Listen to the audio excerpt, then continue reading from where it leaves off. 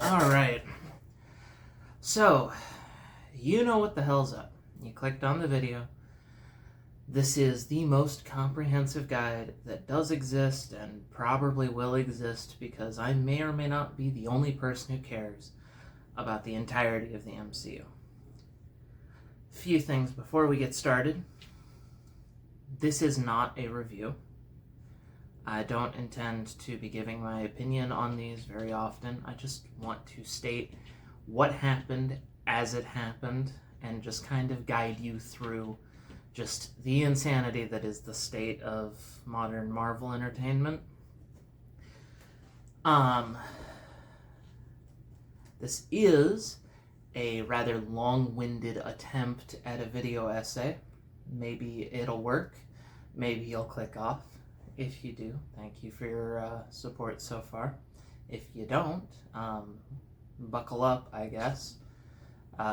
Grab some caffeinated beverage and do whatever you're doing in the background while this is playing. My ugly mug will not be on the video for most of it. I intend to record most of it as sort of an audio diary kind of thing. And before we get into that big old chunk of bullshit, just want to say, I made a schizo board. You probably can't read on the camera, but that's okay.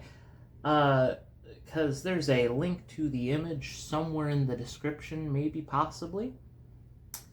And I have a lot of things to get through. You can kind of see how everything goes. The first movie canon to the MCU that came out wasn't canon until Deadpool and Wolverine over here, but it was actually Blade in 1998.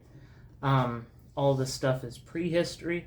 I didn't include Eyes of Wakanda or the I Am Groot shorts because, well, I don't know. Eyes of Wakanda kind of breaks Wakanda's lore, because there are a lot of Wakandan tech adventures they go through before the meteorite was supposed to hit. So it's questionable if it's canon or if it's like an Elseworlds, like children's story thing. I also didn't include I Am Groot because it's really inconsequential. I do have a figure for the total budget, which is $22 billion. And the total runtime of everything on the board here is 482 hours and 13 minutes, which is a fucking lot. I think later in the script I compare it to the runtime of One Piece, which is just ridiculous because One Piece is only 472.5 hours. Granted, 87 of those hours come from the only questionably kinda maybe canon, it's somewhere over here, Agents of S.H.I.E.L.D. But I also forgot to include Hellstrom in my original, count. So, maybe you could add some, subtract some. Maybe it's longer than One Piece. Maybe if you don't count Agents, it's not. That's still ridiculous, the idea that anyone would keep up with all that story. Anywho, we're going to walk through the time travel rules as they do or don't make sense. They change kind of based on everything. We're going to walk through how quantum works. Quantum is a thing that works, or I guess accurately it doesn't. And we're going to go through everything that's even kind of sort of canon and just kind of break down the events. The goal of this video is, well, personally, I don't like where the MCU's at. I haven't for a long time. And I think if you were to just break down sequentially the canon events, the logic of everything really, really fucking breaks down. And so it's my goal to provide sort of an unbiased timeline so that if you're someone who likes where the MCU's at or someone who hates where the MCU's at, you'll have some kind of reference to where what you like and what you didn't like started and stopped, and to how canon some things are, and to when some things happened in this fake timeline that I have constructed. This is probably more effort than the writers of the Ant-Man and the Wasp Quantumania script put into their movie script, but I'm nowhere near professional. You'll notice this is probably the first video on my channel, so if you could be even a little charitable, that would be great. Yeah, without further ado, I'm going to turn off my ugly mug face cam, and we are going to get into it. Grab your caffeinated beverage of choice, grab your 50-page script, and yeah, get ready. $22 billion, 482 hours and 13 minutes. What would you do if you had that much time and money to tell a story? For reference, that's longer than One Piece at 472 and a half hours and about the GDP of Ukraine or New Zealand. How magnificent would that story be? What characters would that story have? What would it mean for you? How would you treat the story? Welcome to a comprehensive guide of that story.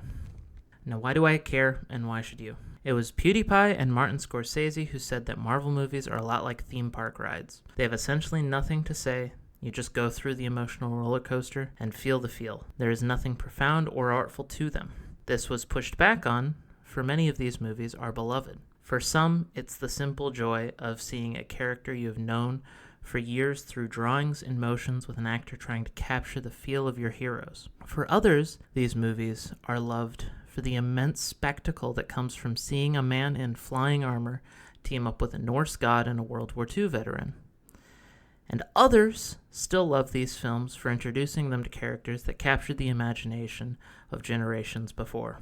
These stories are loved by billions of people, the same way spaghetti westerns were in their day, or mobster movies in their heyday. They are the Zoomer and millennial equivalent to the Shakespeare of the Victorian era. They join the halls of cultural touchstones, of ideas that captured Earth's populations with stories like The Matrix, Harry Potter, and Star Wars. These are movies that defined most of 2 decades of storytelling, and to equate them to cheap emotional thrills ignores something intrinsic to the reason for the thrills, something that matters to so many of these movies' billions of fans. They appeal to heroics, escapism, and exceptionalism. These movies, when looked at charitably, exist to inspire a sense of wonder while appealing to the heroes of our parents and even grandparents. And this marriage of legacy and adventure means something, or at least it used to.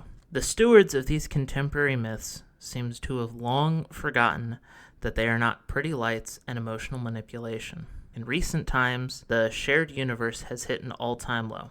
Some will deny it, but there's a reason everyone says that some movie or show is the best since Endgame, not the best since The Marvels, or The Eternals, or Spider-Man No Way Home. Nothing has that staying power. This is not an investigation as to why, but rather a breakdown of all the events thus far in the MCU. MCU defenders, stay tuned. I will try to keep my personal bias out of this. This is a resource and a chronological guide to all the MCU, good, the bad, and the forgotten.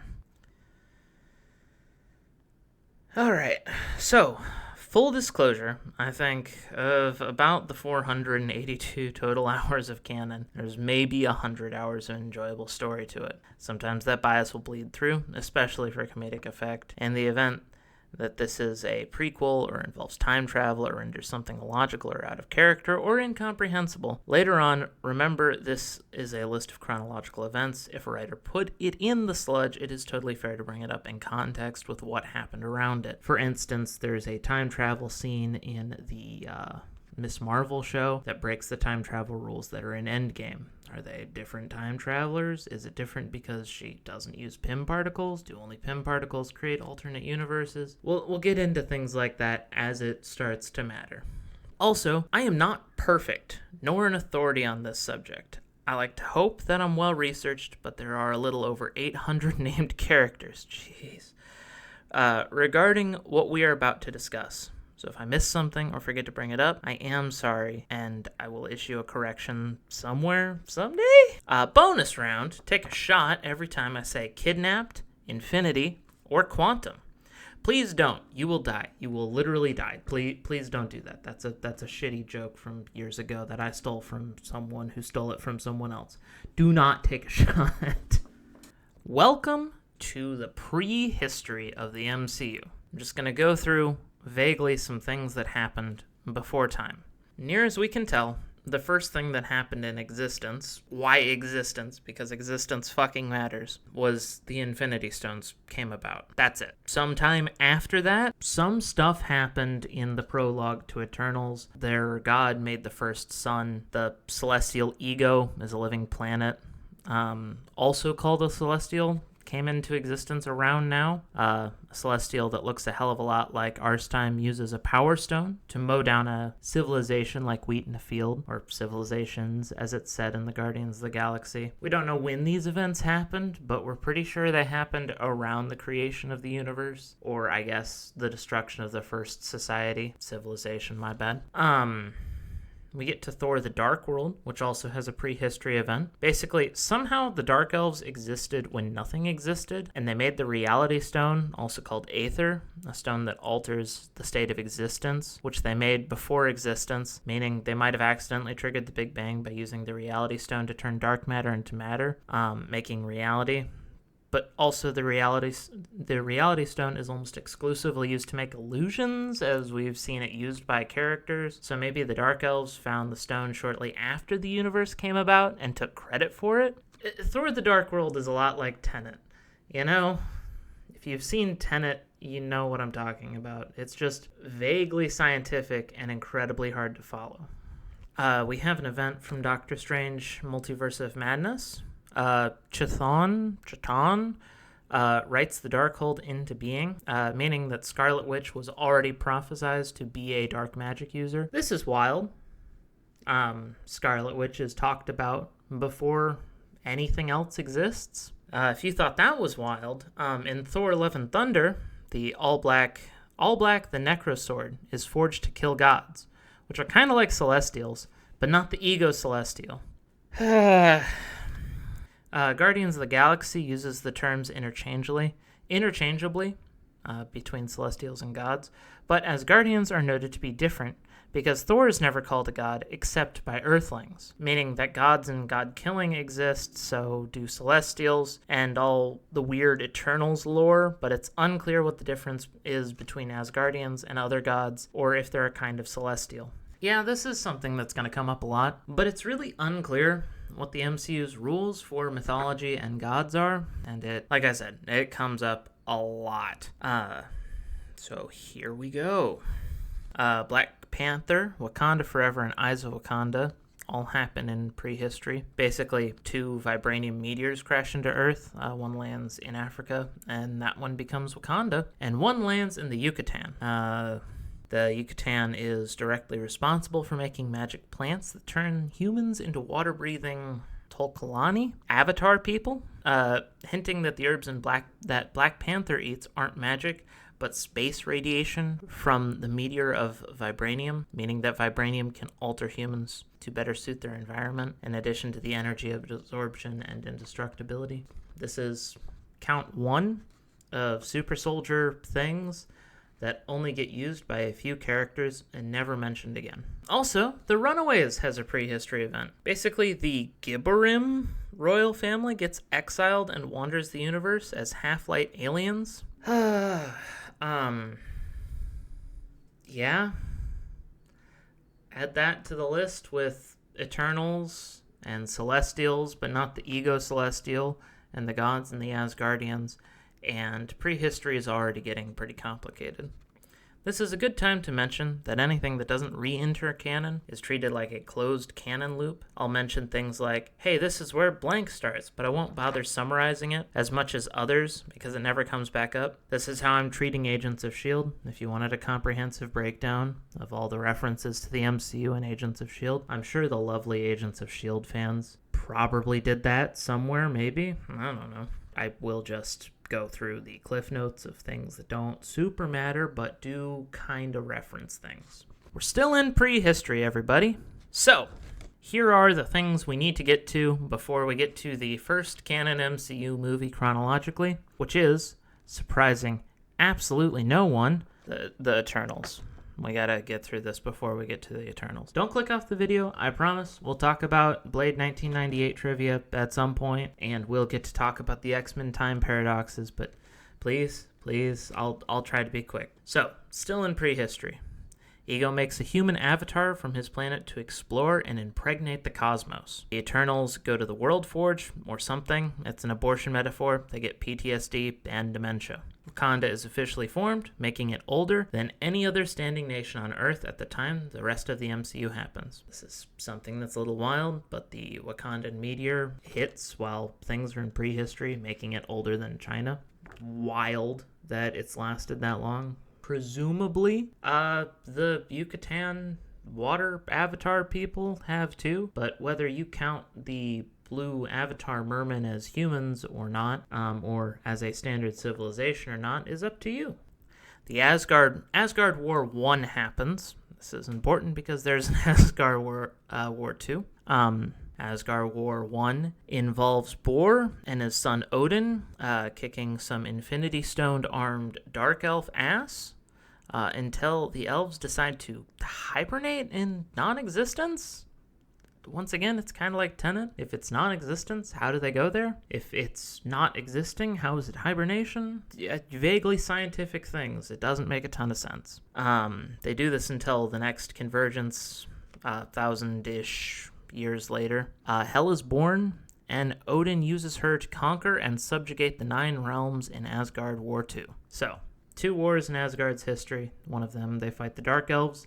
The other one, they fight everyone, and Odin rules over the 9 realms, which are kind of like 9 planets, I think. In Thor 1, they're treated like 9 distinct-ish dimensions. So maybe they're like strangely linked planets. I mean, it's obvious they exist in different solar systems, but we'll talk about it when we get there, if we get there. Okay, welcome to the first movie summary. This movie starts in the year 5000 BC, and it's the Eternals. Honestly, fuck this movie. It is canon, but we're probably never going to hear from them again. I hear the events here are important for Captain America: Brave New Look, so here we go. 10 superpowered immortal humanoids are sent to Earth to exterminate some other alien things called deviants. The last one bites it in the 1500s, and they spend 500 years being a dysfunctional family and waiting for the metal god thing that put them on Earth to tell them they can go home. Plot twist, they are here to make sure the sleeping god Tiamat wakes up and feeds on intelligent life on Earth. This is fucked because this makes Thanos right to have snapped just half the world's population. Wasn't enough to wake up Tiamat, so when he removed half the population from Earth, he did actually keep Tiamat in stasis. Also, if you're a D&D fan, Tiamat is just a big metal dude. He's vaguely red, and not the 5-headed dragon, though that would be much cooler. The Eternals meet and discuss this. Some sit out the fighting because they don't think it's their decision. Some follow the metal god thing's orders, and some plan to link up psychically to suppress Tiamat's emergence. So basically, the dysfunctional family proceeds to be more dysfunctional. They succeed in saving the world, because of course they do.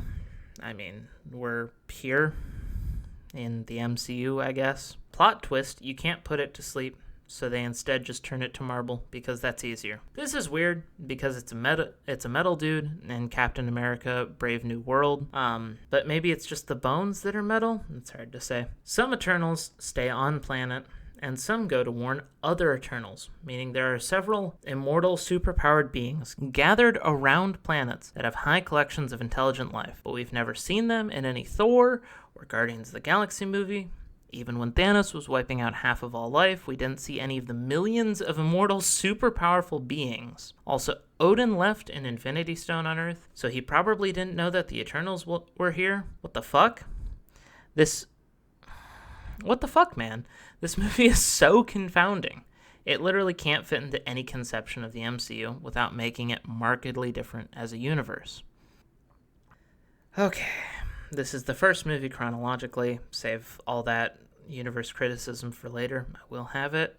This is not a review. It kind of can't work with new characters past a certain point without breaking things. I'm sure if this movie was the X-Men joining the MCU and people loved it, no one would mention how little sense this makes. It's wild because Odin, stashes some of his secret things on Earth, the most notable being the Tesseract. His buddy Heimdall can see everything all at once, so he probably wouldn't have done that if he'd known about the Eternals. Also, the Eternals never interact with any Asgardians or just Guardians of the Galaxy, so it feels very wild to just be told, hey, anywhere there's a concentration of intelligent life, there's somewhere between 1 and 10 just immortal beings that are artificial life that, have wildly powerful superpowers, and we've just never seen them and never will again. If any movie were to be just flat out decanonized by its premise and plot alone, it would definitely be the Eternals. If you're wondering what show would be decanonized because of its plot and premise alone,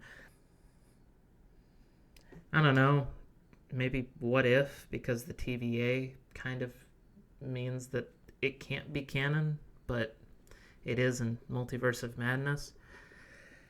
Oh, we're so fucked. Okay. So, in the year 10,024-ish, Zhu Wenwu sets up Shang-Chi by discovering the titular 10 rings. You're not going to remember that. Don't bother keeping it in mind, but this is a timeline, so I'm mentioning things as they happen. In the year 1885, we get to the first MCU movie, other than Eternals, and that is X-Men Origins Wolverine. Oh boy.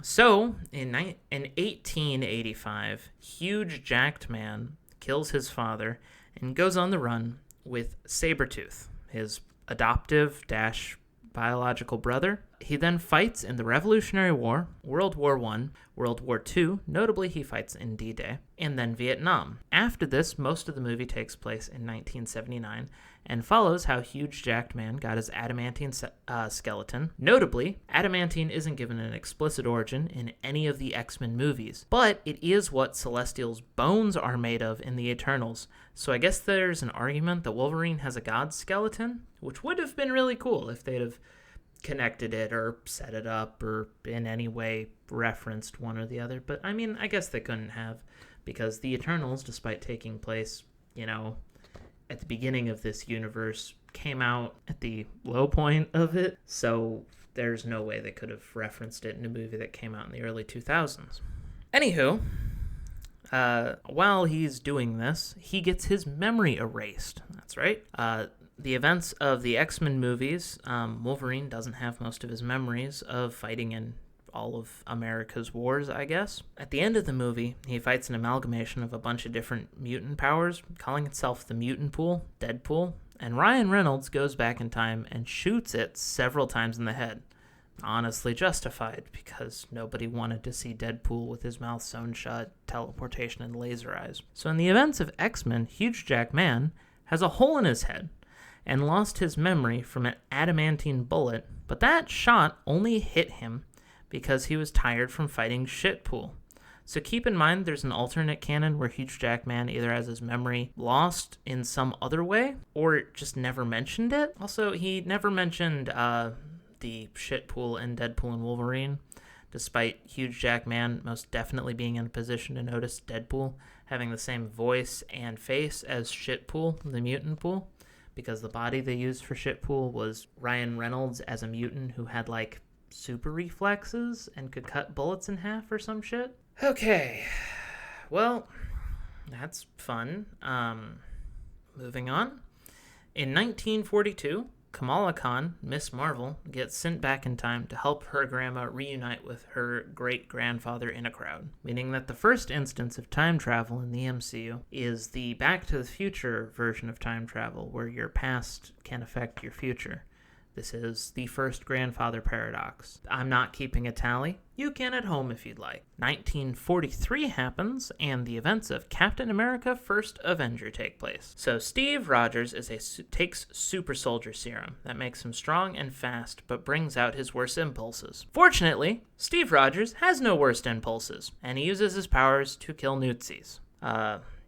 Those red armband enthusiasts arm themselves with the Infinity Stone Odin left here for no reason, making laser beams, and they have a super soldier of their own, whose face melted off, making him the iconic Red Skull. Steve serves first as a mascot, then as a soldier, then he is an agent hunting an Austrian painter's groupies. They call themselves Hydra. So Steve sacrifices himself via an impromptu ice bath to stop a mega nuke from hitting New York City. Also, a friend of his named Bucky dies under dubious circumstances. We probably won't see him again. Also, Steve has a girlfriend named Peggy. She goes by Agent Carter. She's totally not important or potentially canon breaking. Also,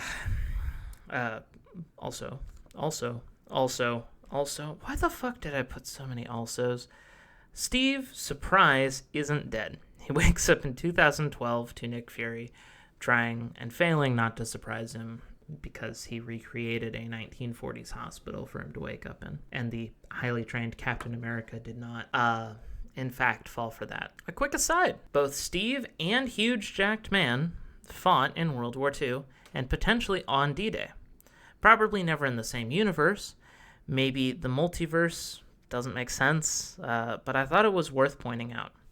Magneto is also a notable survivor of the Holocaust, so his flashback happens here-ish too. Which is wild, because there's some potential that these three characters were, existing in the same vague general point. But also every time we see Magneto, it's important to remember that Wolverine actively, fought in the war that was doing the whole Holocaust thing. Weird how little respect Magneto has for Wolverine, but then again, he couldn't have known. In addition to that, in the Deadpool and Wolverine continuity, all of the Avengers movies, as well as the Logan movie, are canon, which means that in that timeline, there's a non-zero chance that Wolverine and Steve Rogers worked together on some kind of mission, which is just kind of cool to think about. All right, 1937 to 1947, Agent Carter. Fuck shit balls, son of an air-frying, glue-huffing, roaring Hufflepuff. All right, so Agent Carter is dubiously canon. The show was canceled in 2016. It follows Peggy after Steve's air quotes death as she teams up with Howard Stark and Jarvis, the butler who raised Tony, not the AI. That would be weird. They team up to save Stark Sr.'s reputation as he is being framed for some poison gas stuff. Also, zero matter is stuff that causes death and destruction. There's a woman named Whitney who gets possessed by the zero matter somehow. She's a secret badass scientist and gets cured via laser magnetism. A member of the cast gets killed by someone unknown at the end of the show. We never found out who or why killed him. It's unclear. Steve going back in time to live his life with Peggy at the end of Endgame might have affected this show or effectively decanonized it. So it's fucked because the show was canceled before Endgame. So how canon is it? Did Steve go back in time to step in on his friend flirting with his crush Peggy? Because, fun fact, Dum Dum Dugan has a crush on Peggy in the show. Peggy never had any kids, but in Civil War, Steve kisses her niece, which is already weird, but stranger still after Endgame. How did the conversation go? After the events of this show, it's super unclear. Steve goes back in time and lives with Peggy just to assume that from 1948-ish onward, there's a Captain America who knows everything that's going to happen but doesn't do anything. call him Silent Steve. Also, I know that's not how Endgame stated time travel works, but Steve did age to that bench rather than travel to it via Pym particles, so he had to get here via the one slow directional time travel. Fuck. Okay, that's Carter. She's canon. Notably, in Multiverse of Madness later, much later, as well as in like half of the What If episodes, Peggy takes the super soldier serum and Steve remains a worthless nobody. So at some point you have to wonder how canon this show is, because all of her agent stuff is really displayed in this show rather than in the movies. Oh boy. Moving on, in 1945, Logan survives a nuclear bomb in a POW camp, saving a Japanese man from it. Wild because a year ago he was in D-Day with his brother Sabretooth, who is nowhere to be seen in this flashback. In the 1950s-ish, you're going to hear ish a lot after years. I'm sorry. It's just, they have very little care for what year things actually take place. So if it's not affecting anything or not some branching timeline bullshit, it's very easy to just say it happened in this decade. But the official founding of S.H.I.E.L.D. happened then, 1950s. It's really fuzzy because Peggy Carter helped. They don't have a name for S.H.I.E.L.D. in Iron Man 1, despite them having one in Captain Marvel. They call themselves S.H.I.E.L.D. Agents of S.H.I.E.L.D. has the agency being founded now as a grandfather paradox, which is another one already. In part, Agent Carter, Peggy, canonically founded it. Maybe she was helped by Silent Steve? Maybe? The official wiki lists it as being founded in the 1950s, so that's the date I'm going with. Just for those keeping track, there's now 2 time travel shenanigans that fuck with this partially Nazi government organization founding, both of which make it a paradox. Do you think Silent Steve told Peggy about the secret state Nazis? I mean, obviously, he didn't do anything about it, or she didn't do anything about it, but maybe he mentioned it to her when they were growing old together, I guess. Also in the 1950s, Isaiah Bradley, who is the black Captain America, who got a super soldier serum, he's made canon in the Falcon and the Winter Soldier Disney Plus show, as well as in Captain America Brave New World. He's illegally experimented on by Hydra and also by S.H.I.E.L.D., making him a super soldier. He is treated poorly, which is wild because this happened when Hydra was supposed to be inactive and S.H.I.E.L.D. is only being founded. Did Peggy make secret Nazi homeland defense and then immediately go, let's make a black super soldier and treat him poorly? It's wild how little that plot point fits into canon when you really think about it, because Peggy was shown as being really progressive and reasonably nice to kind of everyone, especially for it being the 1950s. There are several black side characters in that show she's nice to, so it's wild that she'd participate in just being incredibly awful to this man who took the Steve serum, I guess. Moving on, in 1962 we have the first branching timeline event. Well, no, because Wolverine. But Wolverine's canon because of because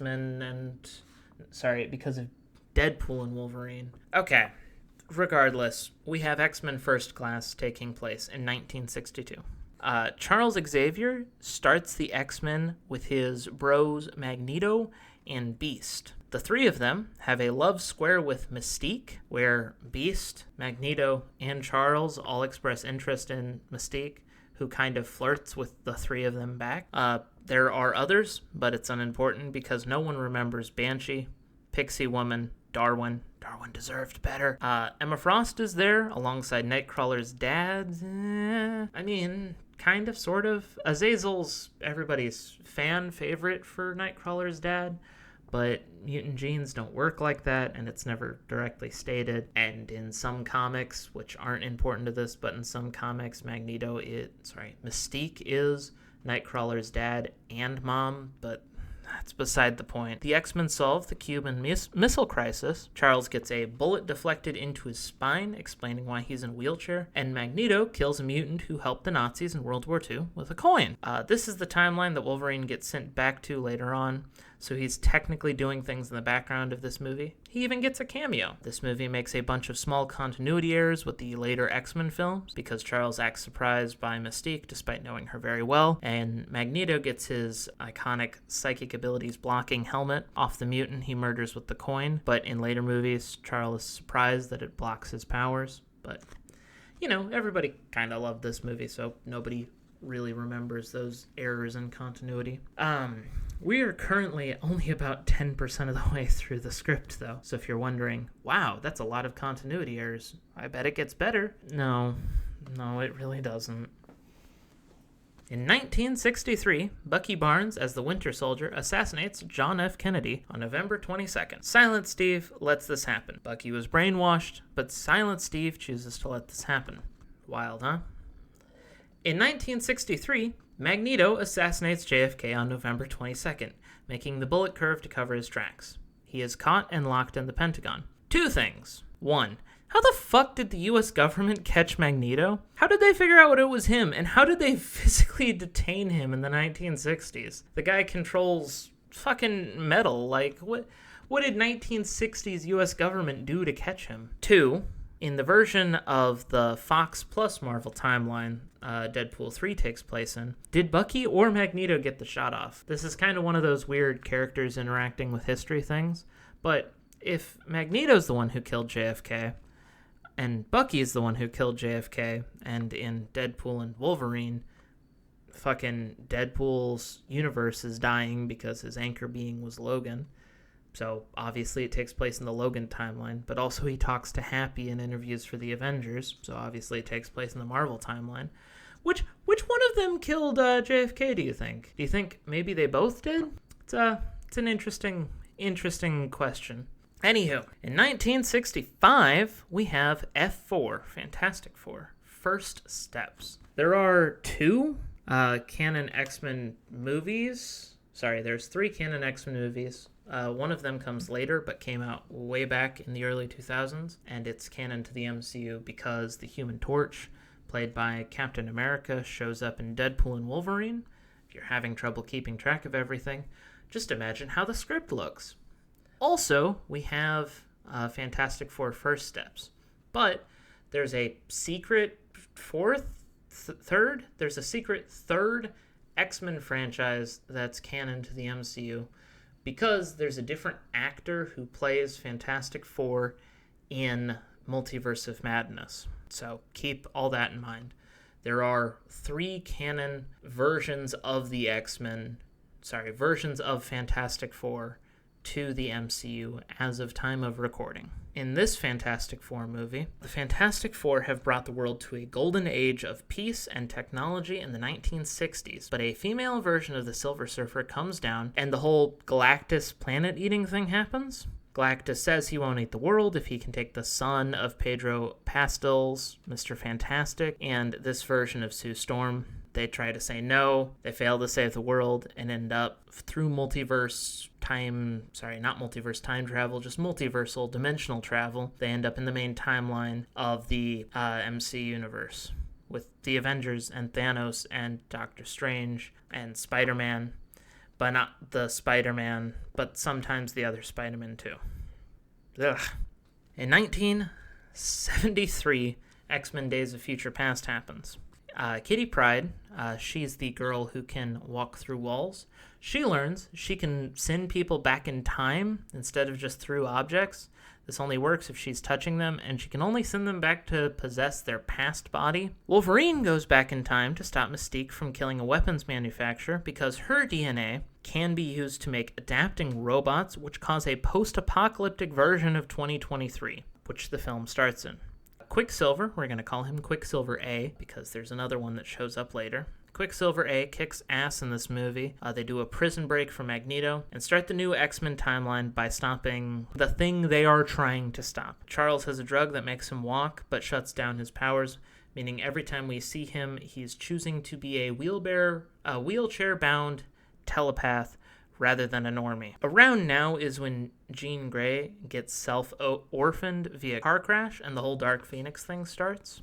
In 1973 as well, while this is presumably happening in the X-Men timeline, Wilson Fisk kills his dad with a hammer. We got Dollar General Thor over here. Also in 1973, Constance Webb, the Webb mom, the mom of Madam Webb, is in the Amazon researching the healing properties of spiders with a bad dude. In the 1980s-ish, Hank Pym and his wife do spy shit like disarming a missile and stopping bootleg Ant-Man tech for Shed. 1983, X-Men Apocalypse. God damn it, speaking of apocalypses, this is a clusterfuck of a movie in the rebooted timeline after the Days of Future Past. It's also maybe serves as kind of an alternative universe prequel to X-Men 1 if you squint really hard at it. To briefly summarize, Magneto becomes one of Apocalypse's 4 horsemen after his family is killed by communists. Apocalypse being a dude from ancient Egypt who used to rule the world but now wants to reset it violently.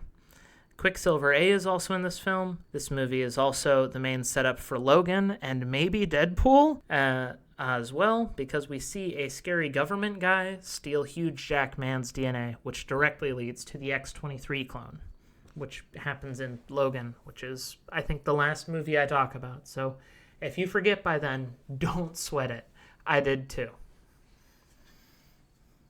In 1988, in 1988, Peter Quill is abducted by, you guessed it, aliens.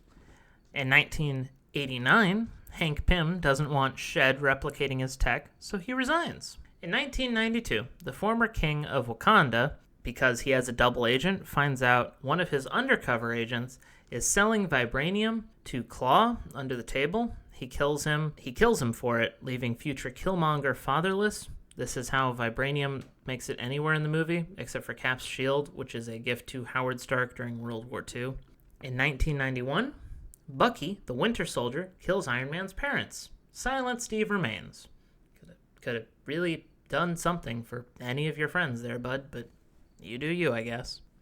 In 1992, X-Men Dark Phoenix happens. Basically, Jean Grey is exposed to a solar flare while rescuing astronauts. And then she remembers she has PTSD and killed her mom with telekinesis. So she freaks out and kills Mystique by accident, teams up with Magneto for a second before he kicks her out, and then she teams up with a shape-shifting race of aliens. Not the Skrull, those come up later. The Dubari, they're different entirely. The Dubari are never mentioned again. Beast teams up with Magneto to kill Jean. They fight, Magnet Man's team loses, and the Dubari try and fail. Maybe the worst double cross ever. Then they save the young X-Men, Charles rebuilds Jean's psyche, and she Thanos snaps the Dubari, then becomes a being of energy and travels the cosmos. Beast takes over the mutant school, and it's renamed after Jean Grey, ending this timeline. In 1998, Matthew Murdock, the one from the Netflix series, not the one from, I think it was Fox?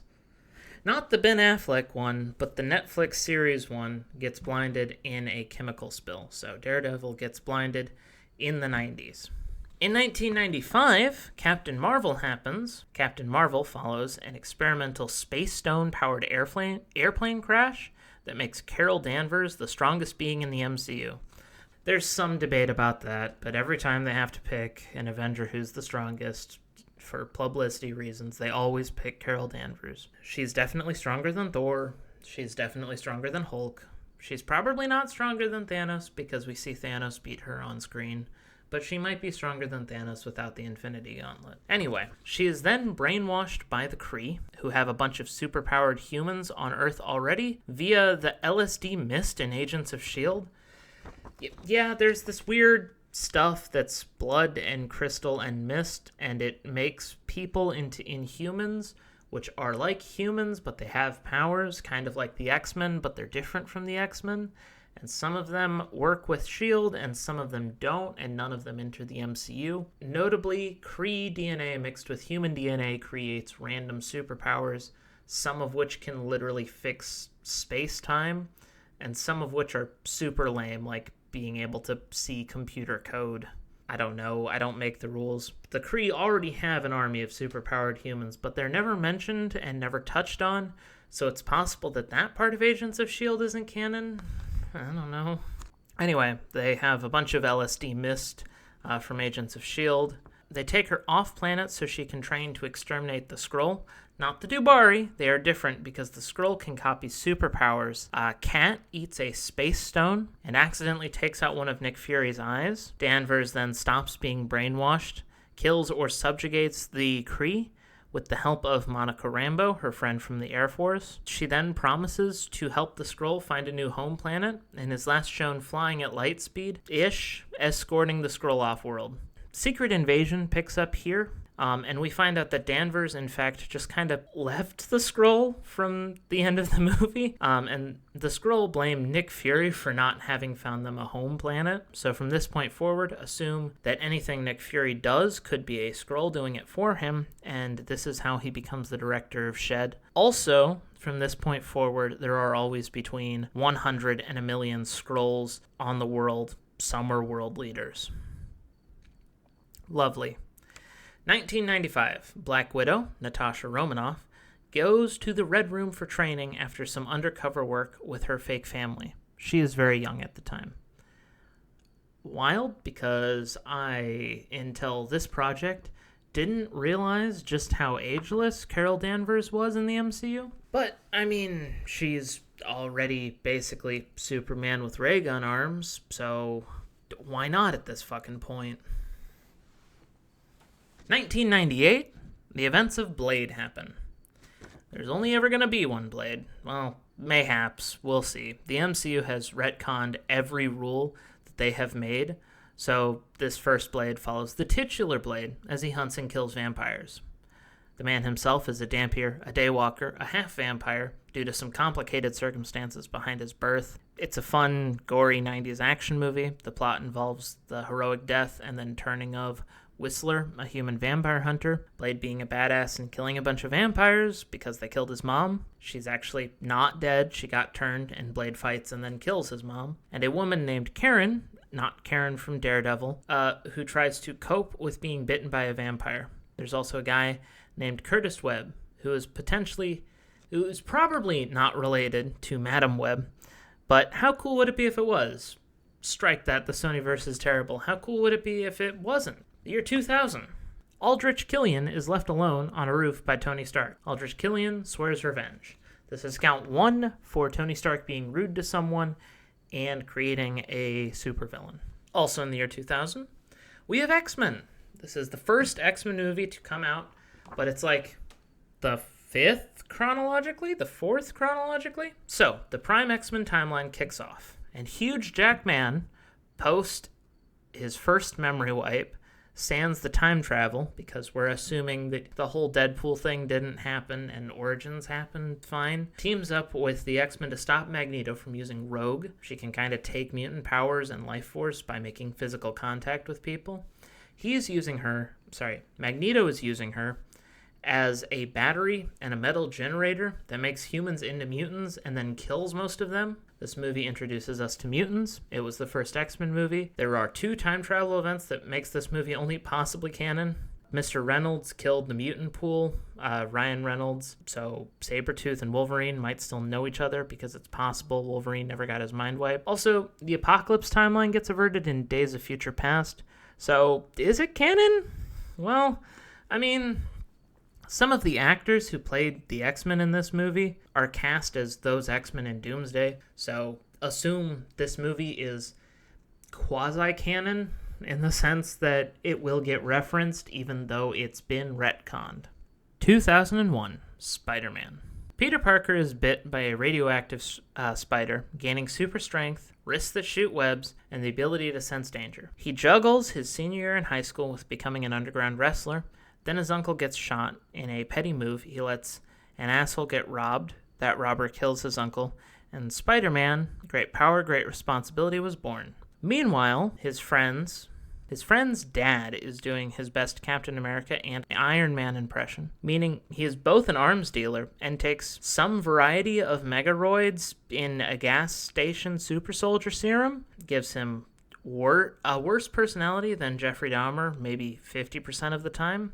This man kills himself by accident trying to kill Spider-Man. His last words were him begging Peter to look out for his son Harry, Peter's best friend. He did this because multiverse time travel happened in Spider-Man No Way Home, but basically his last moments were him after being cured of his disease and after he kills MCU's Aunt May.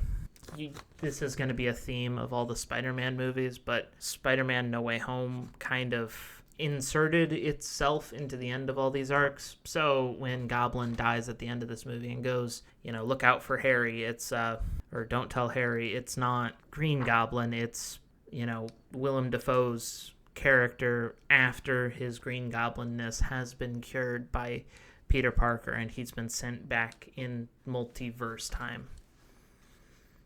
Blade 2, 2002. Blade finds out that Whistler is not quite a vampire who was kept in stasis after the first Blade movie. He tracks down and cures him. Blade begrudgingly leads a team of vampires who are hunting down these new vampires called Reaper vampires, which are like vampires but less chill. They're not vulnerable to the same weaknesses, which in Blade are stake through the heart, silver, and anticoagulant, which is like stuff that makes blood flow faster. These Reaper vampires are also edgier. There's a triple cross where the villains who helped kill the Reaper vampires are actually on their side, while one of Blade's allies, Scud, this other dude, not Whistler, is also working for the Reaper vampires. Something vampire evolution next stage, Blade kills everyone who opposes him because he is just built like that. 2003, Daredevil. Oh, god damn it. It comes time for the Daredevil movie very few people like or remember. So good old Daredevil has the origin story where he gets blinded by radioactive chemicals as a child. And his dad is a boxer who gets murdered because he refuses to take a dive. Happy Hogan, John Five Vowels Favrula, is this Daredevil's Foggy Nelson, which raises funny questions about the multiverse. Because, Happy Hogan is with Iron Man in Iron Man 1 and every subsequent Iron Man, so it's wild that he was first Daredevil's sidekick. But anyway, this movie is a Who Framed Who, or Bullseye, a guy with a target on his head, and Elektra, a ninja lady who fights with Psy, as well as Kingpin, crime boss guy, fight. Elektra dies. Daredevil baits a sequel that never came except in the Elektra spin-off movie.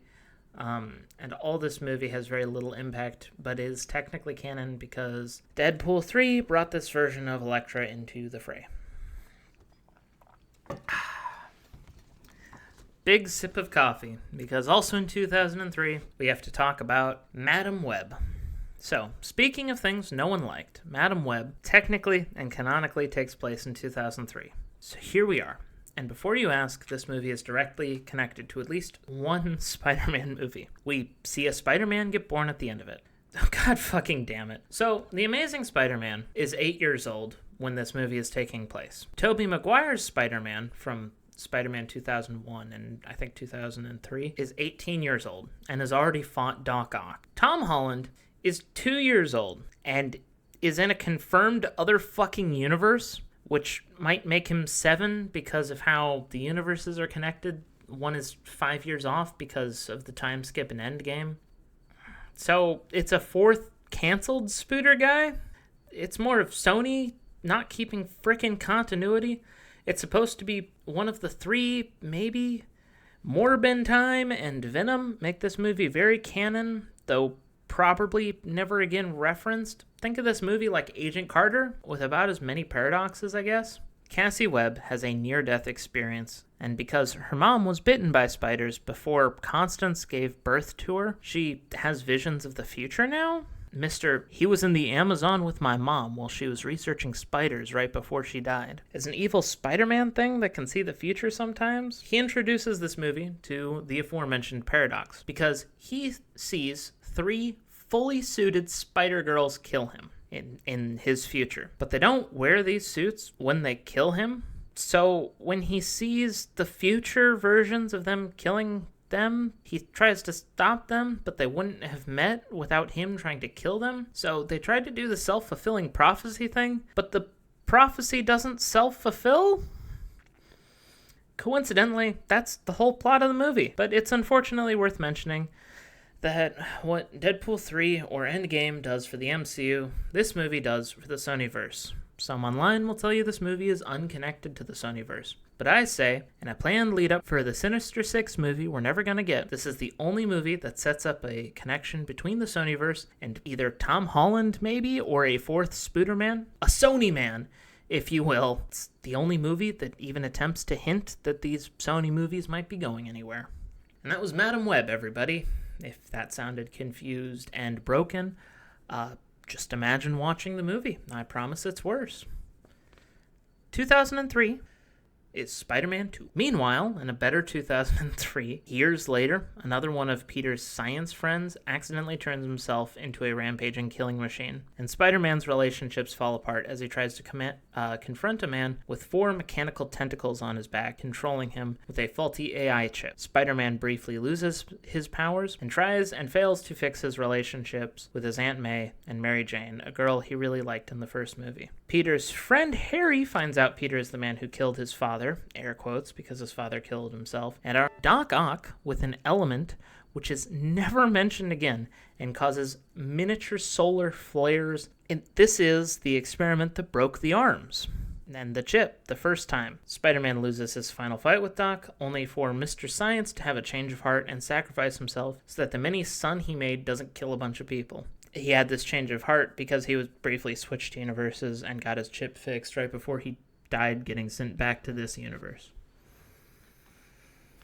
2003, X2, X-Men United.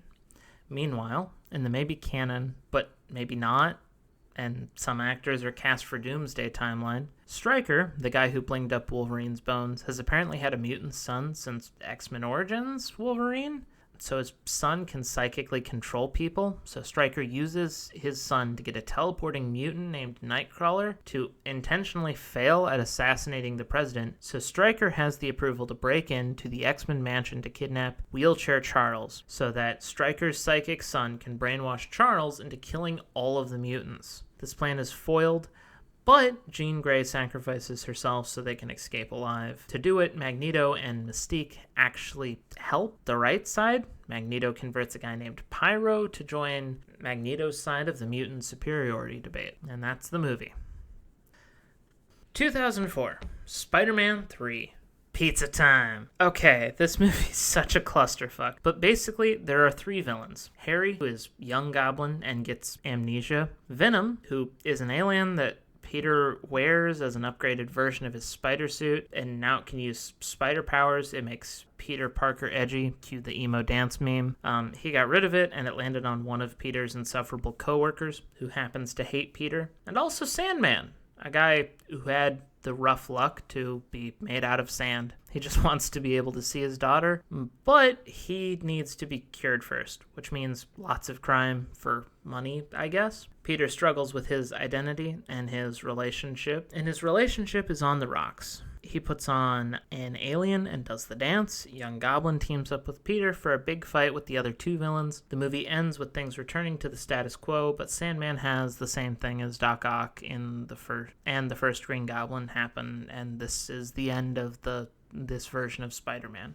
Basically, there are 3 villains, and then there's one twist protagonist, and they fight the other 2 villains. And Sandman was in Spider-Man No Way Home. 2004, Elektra. So, the Elektra that shows up in Deadpool and Wolverine had a notoriously bad movie where she is resurrected by martial arts magic and learns this martial art, which grants the ability to see the future as well as raise the dead and fight goodish. She is banished by the MMA because she is consumed by rage and fear and Yoda quote. So she becomes an assassin for hire and does a poor job of it when she decides not to kill the father and daughter duo she was hired to kill. Action movie ensues. All you need to know is Elektra fight good and is called a treasure because she fights good. 2004, Blade Trinity. There were 3 Blade movies. Blade is killing vampires when a human with a plastic teeth extension gets killed by him intentionally to frame him as a serial killer. Whistler dies, destroying all of his weapons and research to stop the FBI from getting a hold of them in a raid that catches Blade. However, a group of vampire hunters called the Night Stalkers, who who have two people in chairs. One is a blind scientist, one is a dude named Hedges, and two action people, agents, stalkers, knights? No, that doesn't make sense. Two vampire hunters, anyway. A guy named Hannibal, a cured vampire portrayed by Ryan Reynolds. It's very odd how little both Blade and Wolverine have to say to Ryan Reynolds in X-Men and in Wolverine and Deadpool because of how, prolific he was in Blade Trinity and X-Men Origins Wolverine. And Whistler's secret daughter, and there's a team leader named Abigail. They fight vampires. Ryan Reynolds gets captured by Dracula's underling. Dracula's the first vampire and goes by the name Drake. Drake hates what the legacy of vampires has become and kills most of the side characters except the blind scientist's daughter, who gets captured, and the rescue of the blind daughter and the infecting of Drake with a virus that will spread and kill nearby vampires makes up the final act. Two things. I almost forgot, Blade has fake out death. Also, vampire dogs. The final thought of the Blade movies I'm left with is kind of odd. This version of Blade has 4 movies, including Deadpool and Wolverine, and in every movie he is in, except the first movie, he's forced to team up with a team he wants nothing to do with. How fucking funny is that? There's one movie, and it's Blade 1998, where he's not in a group of people he doesn't want to work with. 2005, Fantastic Four. So this movie, yet another alternate timeline. Chris Evans, Mr. America from the first Avenger, plays the Human Torch, which is funny because his thing is fire and Steve Rogers is currently on ice. Anyway, the titular 4 are astronaut researchers when a mysterious solar energy, but not the Phoenix Force from a few movies ago, gives them powers. Mr. Fantastic can stretch, the Thing is strong and made of orange rocks, and the Invisible Woman can do her namesake thing and also make force fields. But also the Human Torch can fly and burn hotter than the sun, and it's confirmed in canon he can just burn the Earth's atmosphere at any moment during this movie. They search for a cure, mostly for the Thing, and beat up Dr. Doom, which is awkward because there's a whole Doomsday movie coming in. Just these guys took care of him, no problem.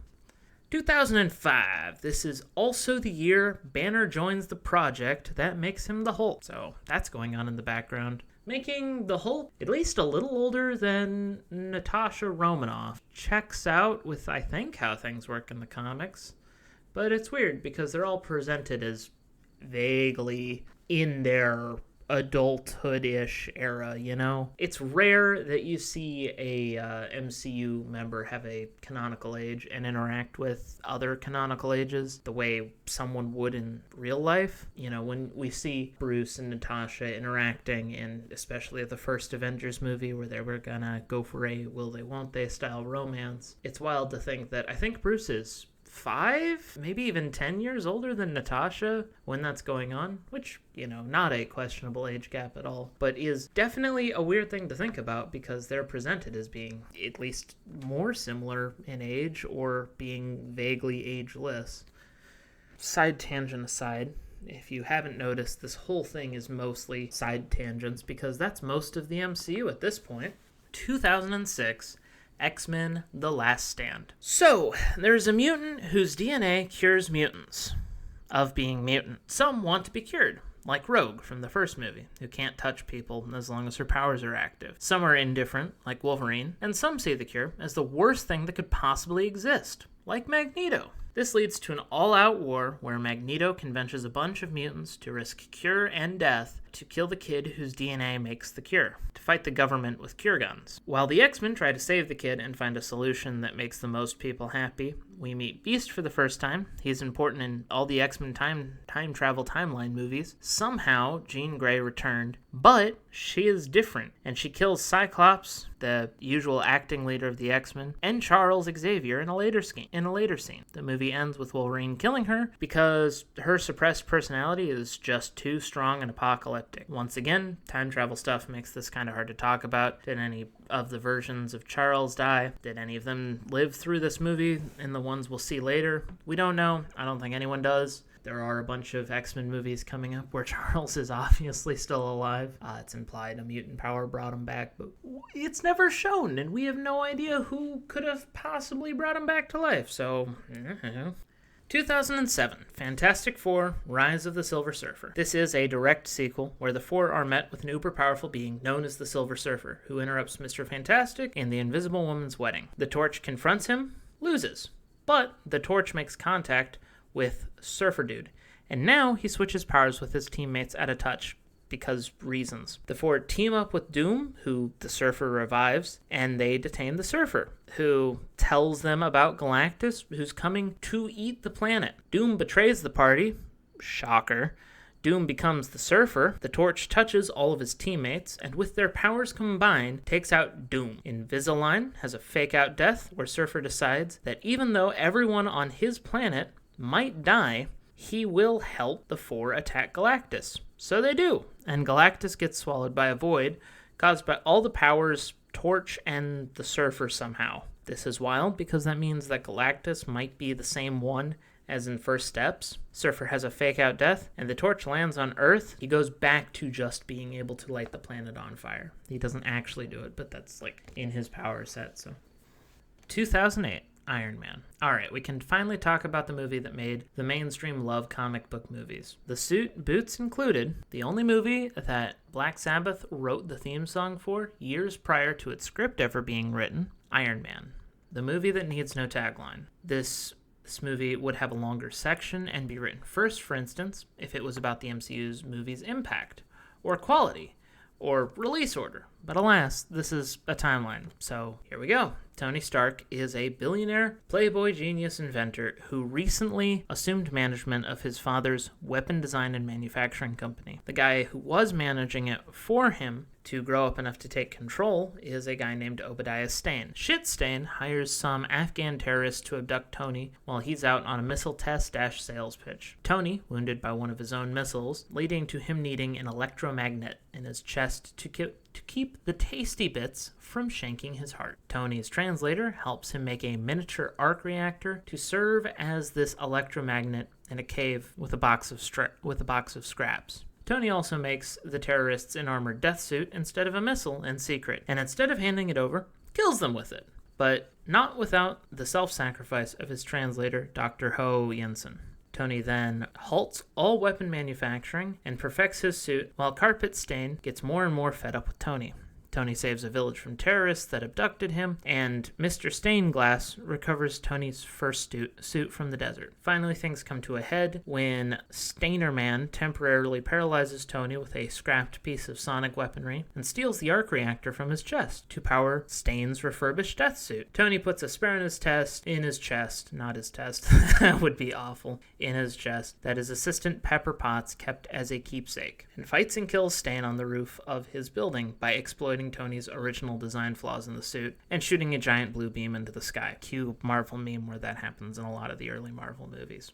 Shed is in this movie, but they pretend that they aren't sure of the name, despite both maybe canon Agents of S.H.I.E.L.D. confirming Shed has been around since maybe World War II, and also Agent Carter helped found it, and both of these shows are only maybe canon, so at the very least we know Shed has been around since the 90s, because Shed is operating in the Captain Marvel movie. Also, War Machine, Rhodey, is introduced in this movie as Tony's good friend in the Air Force. He is recast in the next Iron Man movie. Robert Downey Jr. acknowledges he is Iron Man at the end. Ivan Vankov watches his interview. Also, Shed sends Mr.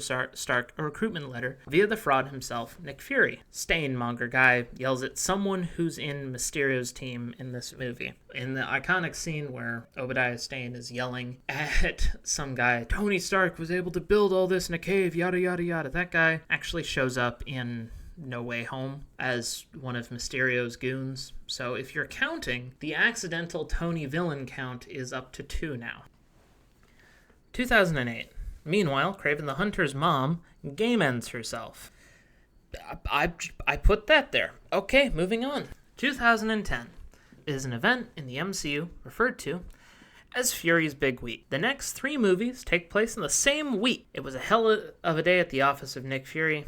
Yeah, that's a bit. I'm treating like it's canon because Marvel says it is, even if it doesn't super make sense with the Hulk movie, but nothing super makes sense with the Hulk movie. Iron Man 2.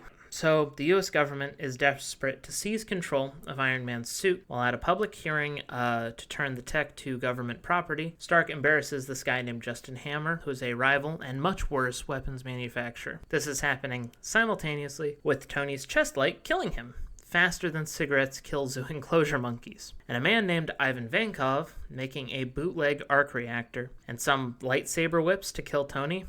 This comes to a head when Tony YOLOs himself into a high-speed car race, and Whiplash, Ivan Vankov, fails at ribboning him. Weapons manufacturer Jolene Mace fakes Ivan Vankov's death in prison so he can use the Russian to make tech to rival Tony's. First they were suits, then drone better. Iron Man develops a brand new element to fix his dying problem because he is motherfucking Iron Man, and recast Rhodey steals one of Stark's suits and adds a bunch of guns and calls himself War Machine. Black Widow first appears in this movie. She first infiltrates Tony's inner circle, using that position to encourage him not to die with a meeting with Nick Fury and house arrest. This works because MCU Tony does his best work trapped and under pressure. Then she beats up 11 private security dudes, then super hacks to help Tony and recast War Machine in the final fight of the film. The Whiplash, Ivan Vankov, uses his drones at a military expo to attack Tony, and then the later recast War Machine, the two Stark suit dudes,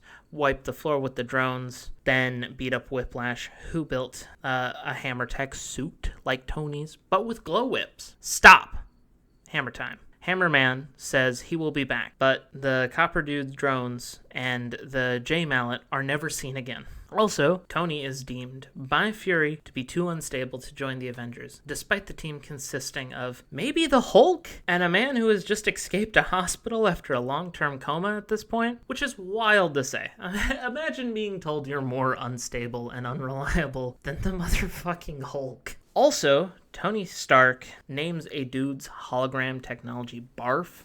That dude later becomes Mysterio in a Spider-Man villain in like 10 years, which is wild because that puts Tony's accidental villain count up to 3 at this point. Crazy work, honestly.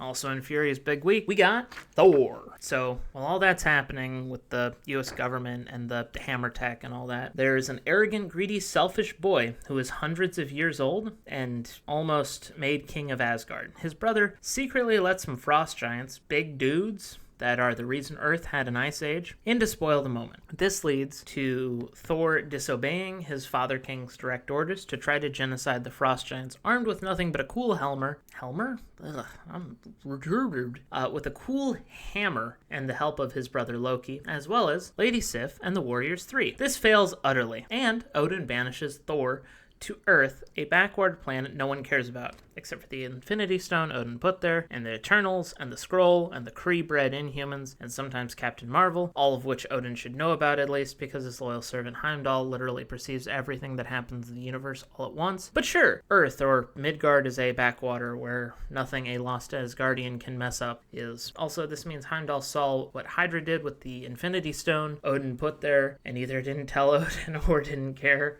which is just hilarious to think about Heimdall just going like, "My lord, the Nazis, they have the Infinity Stone. They're using it to conquer the planet." And Odin just being like, "You are an arrogant, selfish, greedy guardian. Go back to looking at space." It's just so fucking silly to think about. Thor is banished with his hammer to New Mexico. His powers are stripped from him. If he is worthy, he can lift his hammer and be Thor again. The movie follows Thor as he falls in love with Jane Foster and learns humanity, discovers his brother's deadly treachery, and stops Loki from genociding the Frost Giants. Loki is a Frost Giant in this movie, but he never uses his ice powers ever again. When Thor stops his brother, he destroys the Bifrost, a not quite teleportation device that destroys something if it's pointed there for too long, so he can't see Jane again. Loki has a fake-out death at the end of this movie. Get very used to Loki having a fake-out death at the end of every given movie. Hawkeye was here, but really just to look cool and offer to snipe Thor in one scene. A funny thing that happened on the way to Thor's hammer. This was, I should say, a one-shot Blu-ray special where Phil Coulson of Agents of S.H.I.E.L.D. fame stops a gas station robbery while going to Thor's hammer. This is a closed canon loop in the sense that these one-shots are unimportant and will not be mentioned again. Others are The Consultant, Item 47, and All Hail the King. They all add a little bit and are fun watches, probably, but they just don't super matter. They exist to tell fun side stories that don't matter in case you don't want to pay attention, which should have been a hint for Disney Plus, but alas, we don't live in that timeline. The Incredible Hulk, or Teh. Such a stupid fucking joke. Anyway, so there's a lot about this movie that makes it have a hard time fitting in with the MCU films. 1. The dates in this film don't fit with Marvel's official dates or timeline. 2. It was really bad, and almost none of the MCU movies acknowledge this movie's existence. 3. The military uses Stark sonic blast tech to attack Hulk in a scene. Tech that begs the question, what the fuck is Tony doing? If this is post-Iron Man 1 or 2, the military shouldn't have this tech, unless it's years out of date. If it is, it should have been in the first Iron Man movie, somewhere like on Obadiah Stane's suit. But if it's post-Iron Man 1 or 2, fucking where is Iron Man? This question will get asked a lot, but seriously, he makes a 14-hour flight in like 5 hours max in Iron Man 1. He should be helping in Harlem. Okay, now that that's out of the way, Bruce Banner is a man who, whenever he gets angry, turns into a giant green rage monster and breaks shit. Insert traumatic relationship or childhood joke here. Banner Man has a heart monitor to help him not pull a Florida man, and he spends the movie meeting up with his maybe girlfriend Betty Ross and his science bro to try to cure himself, while the government tries to catch him, including Ross Sr., Betty's dad, uses Bruce's DNA to turn a soldier, Hulkman perma-crippled, into a super soldier. Then that anger management reject meets up with Science Bro, and Science Bro turns the man into Abomination, a large green monster who breaks everything he sees. So Bruce the Juice fucking rampages through Harlem with Abomination until Hulkster win.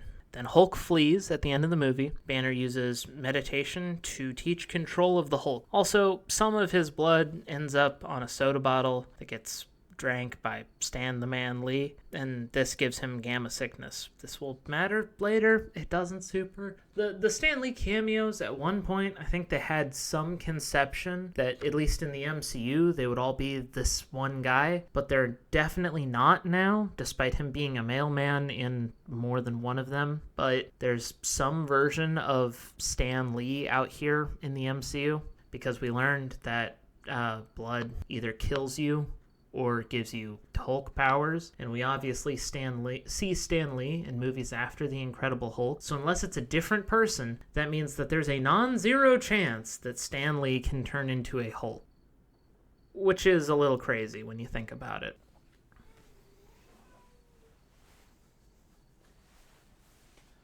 Okay, now that we've dealt with Fury's big week, it's time to go to 2012, The Avengers.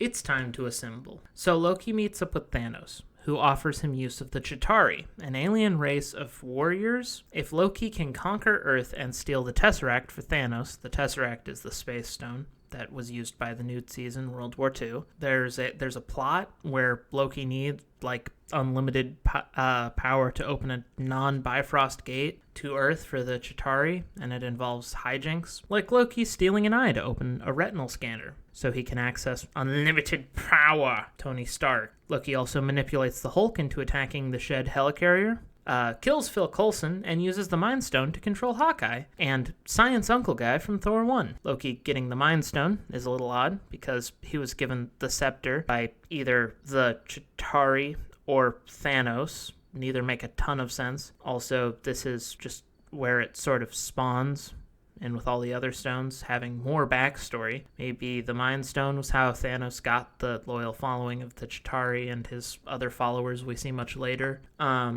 since he had a following now, he just decided to use a stone to get a stone. But it is legitimately cool, despite how little sense it makes, seeing how much damage Loki can cause with the weakest Avenger on his side. This is objectively true at this point because of the members of the Avengers, and Black Widow beats Hawkeye one-on-one, so Hawkeye is for sure the weakest Avenger. Anywho, S.H.I.E.L.D. headquarters, or helicarrier, has fallen, and Stark Tower is being used to port in aliens from space. The Avengers assemble for the first time, and Hulk, Hawkeye, now cured, Black Widow, Iron Man, Thor, and Captain America defeat Loki and the Chitauri fleet. The world government holograms that are Nick Fury's bosses and are never seen again, except maybe they're the same people who signed the Sokovia Accords. Anywho, hologram bosses never seen again. Launch a nuke at New York to try to kill the Chitauri. Iron Man flies it through the portal the Chitauri are coming through, and the Avengers Thor uses the Tesseract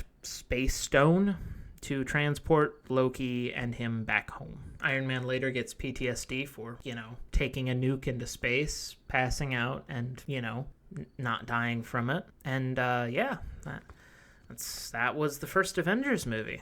Here's a list of people or factions who are totally around and should have helped, but didn't because plot. War Machine. Now, it said War Machine is dealing with the 10 Rings terrorists, but as I previously stated, Iron Man makes a 14-hour flight in 5 hours maximum in the first Iron Man movie, and War Machine is in that mark of Iron Man's suits, so he should totally have been able to fly from the terrorist zone to help with the actual alien invasion. Lady Sif and the Warriors 3. Thor just gets to Earth, so plot can happen. I don't see why he didn't take his buds. They should have just been there. The Eternals.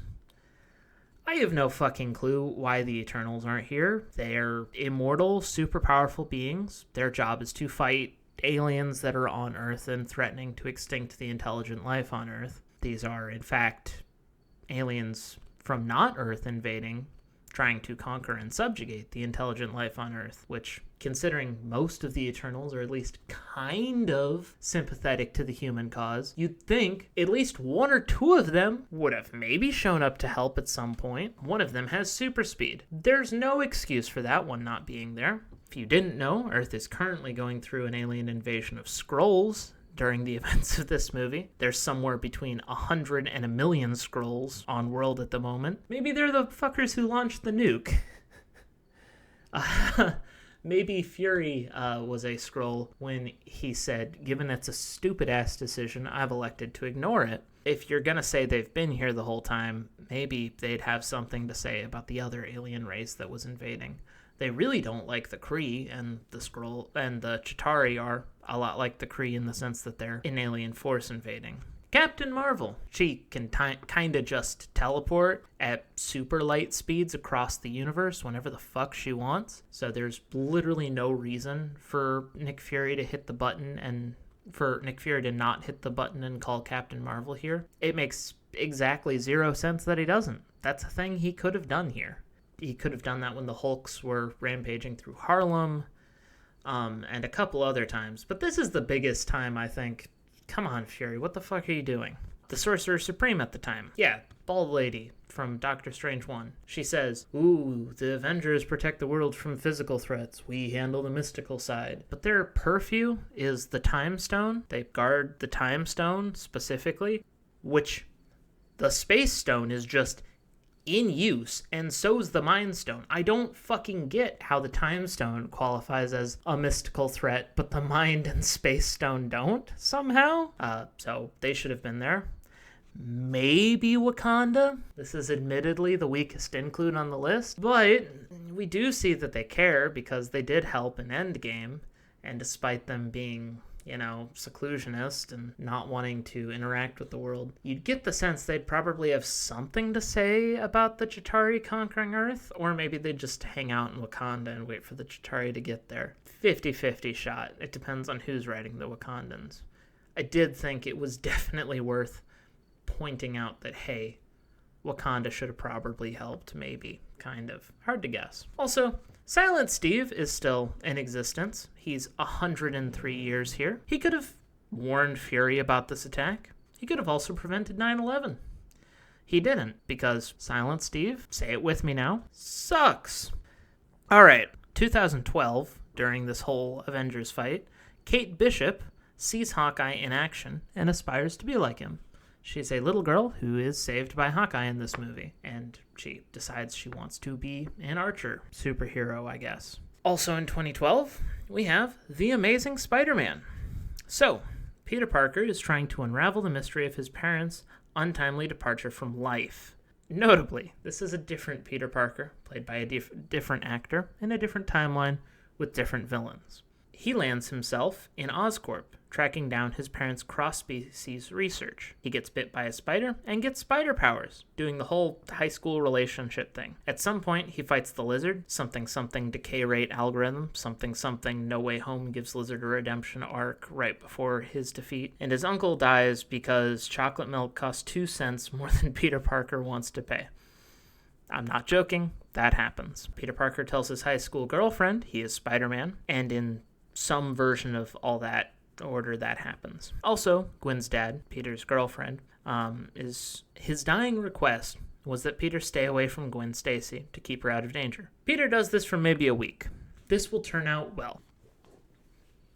2013, The Wolverine. Don't confuse this with other more connected movies. This one takes place partially in Japan and has nukes and bears and katanas.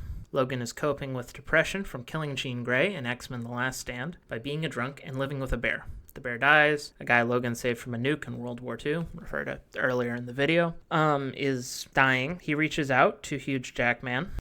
He wants Logan to transfer his healing ability to him. Huge Jackman refuses on the basis that this is a curse and no one should live like this. So the guy dies, and a woman poisons Huge Jackman with her mutant ability, which is Mega Mouth AIDS. Because of Mega Mouth AIDS, Wolverine's healing factor is greatly reduced. Then men with guns and katanas chase Huge Jackman and Yukio through Tokyo. Yukio isn't the same Yukio as in Deadpool, because they are played by different actors and have different powers. Also, because in one timeline, Loki is a crocodile, I guess they might be variants of one another, but regardless, Yukio helps Logan fight off ninjas and extract the Mega AIDS parasite in Wolverine's heart. Her and Wolverine kill AIDS lady, while Logan gets his ass beat by an old man in an adamantine Iron Man suit styled to look like samurai armor, calling himself Silver Samurai. It's the nuke survivor who, plot twist, survived. He removes Huge Jackman claws and gets killed by his daughter using Wolverine's claws like daggers.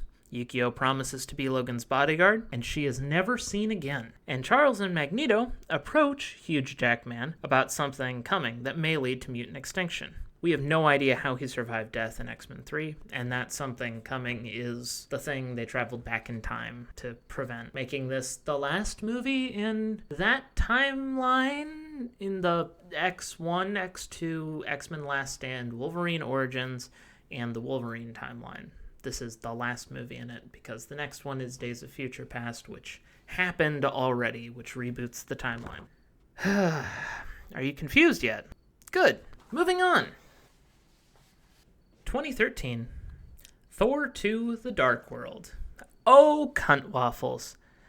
Here we go. The pre-Big Bang Dark Elves are waking up in time for convergence, a time where weird wormholes open up everywhere and the planets align or whatever. And the Dark Elves can use the Reality Stone, which is acting like a gas called Aether in this movie, to reverse the creation of the universe, restoring darkness. I think it's very poorly explained.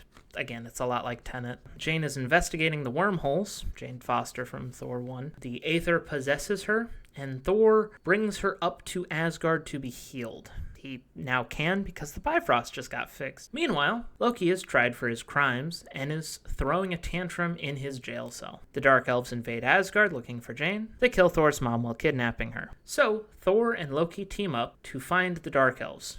Loki dies, not really, and Thor learns he can't destroy the Aether. Thor and Jane go back to Earth. Thor fights Dark Elf leader Malekith, not the Broken Blade, that's in Elden Ring, different universe. And Jane uses science so that when Malekith goes back to his world, his own ship crushes him instead of the convergence happening. The Aether-Reality Stone is given to some dude named the Collector, and Loki assumes the throne of Asgard disguised as Odin, who we can only assume he had tricked into a senior home during the 10 minutes he was off screen. And that's Thor 2, everyone. I know a lot of people skipped this movie when it came out. So, for those of you counting, Loki's fake-out death is at 2 now, and we never have to worry about the Dark Elves who paradoxically existed outside of existence existing, and may or may not have created the universe because they created the Reality Stone, but maybe they just took credit for the Reality Stone's spontaneous creation and the other 5 stones just also created. I don't know, man.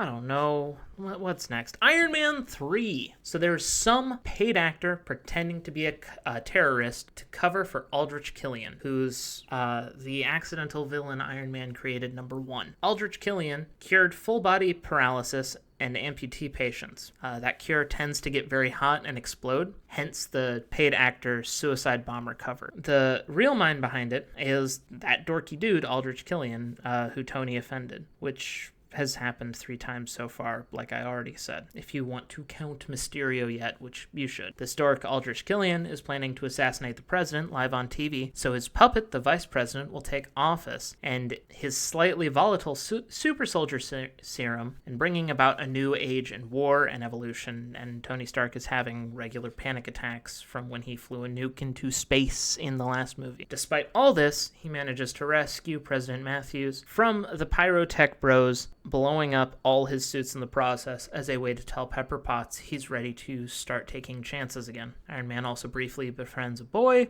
who gives him a Hello Kitty watch and later attends his funeral. This kid, the Ten Rings terrorist group, and the Firepower Cure-All biotech are never mentioned again, except in the case that Shang-Chi and the Ten Rings retcons this group to be some kind of weird, low magic, low-tech, rebel Splinter Cell radical group that no one has cared about to mention until this time thing happened. So we have a fake Mandarin and a real Mandarin, and they're both currently running around in the MCU. You caught up? Cool. Now, some unknown time into some unknown multiverse time travel shenaniganery is Agents of S.H.I.E.L.D. What year do I have this taking place in? I put 6 question marks. I have admittedly put off referencing Agents of S.H.I.E.L.D. till now, but it's necessary to bring up the MCU's answer to the Arrowverse, despite it being a closed canon loop. There are a few things worth mentioning. In the original plans for the MCU, there was going to be this movie called The Inhumans, which was going to add several characters which were in this show to the MCU proper. This never happened. This show follows a resurrected Agent Phil Coulson, because remember he died in Avengers, as he leads the janitors of the MCU all across the timeline. This show adheres to the MCU timeline and things like cleaning up after the Battle of New York, which is something that gets retconned later in Spider-Man Homecoming. But in Agents of S.H.I.E.L.D., the Agents of S.H.I.E.L.D. were, like, on that shit and, like, got all the alien tech out before civilians were allowed to re-enter. Like, a huge number of the episodes of the show are just them being like, oh, this artifact that someone fighting the Avengers left behind has caused this person to behave in this way, and we need to take them down now. Anywho, where was I? Oh, yeah, the Hydra plot in Captain America Winter Soldier happened in this show, too. So about half of the Agents of S.H.I.E.L.D. were Hydra plants, so secret government Nazis. And despite this show caring more about continuity than any Disney Plus show I've seen, the MCU hasn't acknowledged or brought it into the fold yet, and probably never will. This show ends with Phil Coulson, who has been resurrected for the 5th or 6th time, maybe? He's in a robot mind copy and a robot body copy, as the agents adventure through different timelines and ensure that Hydra creates Shed.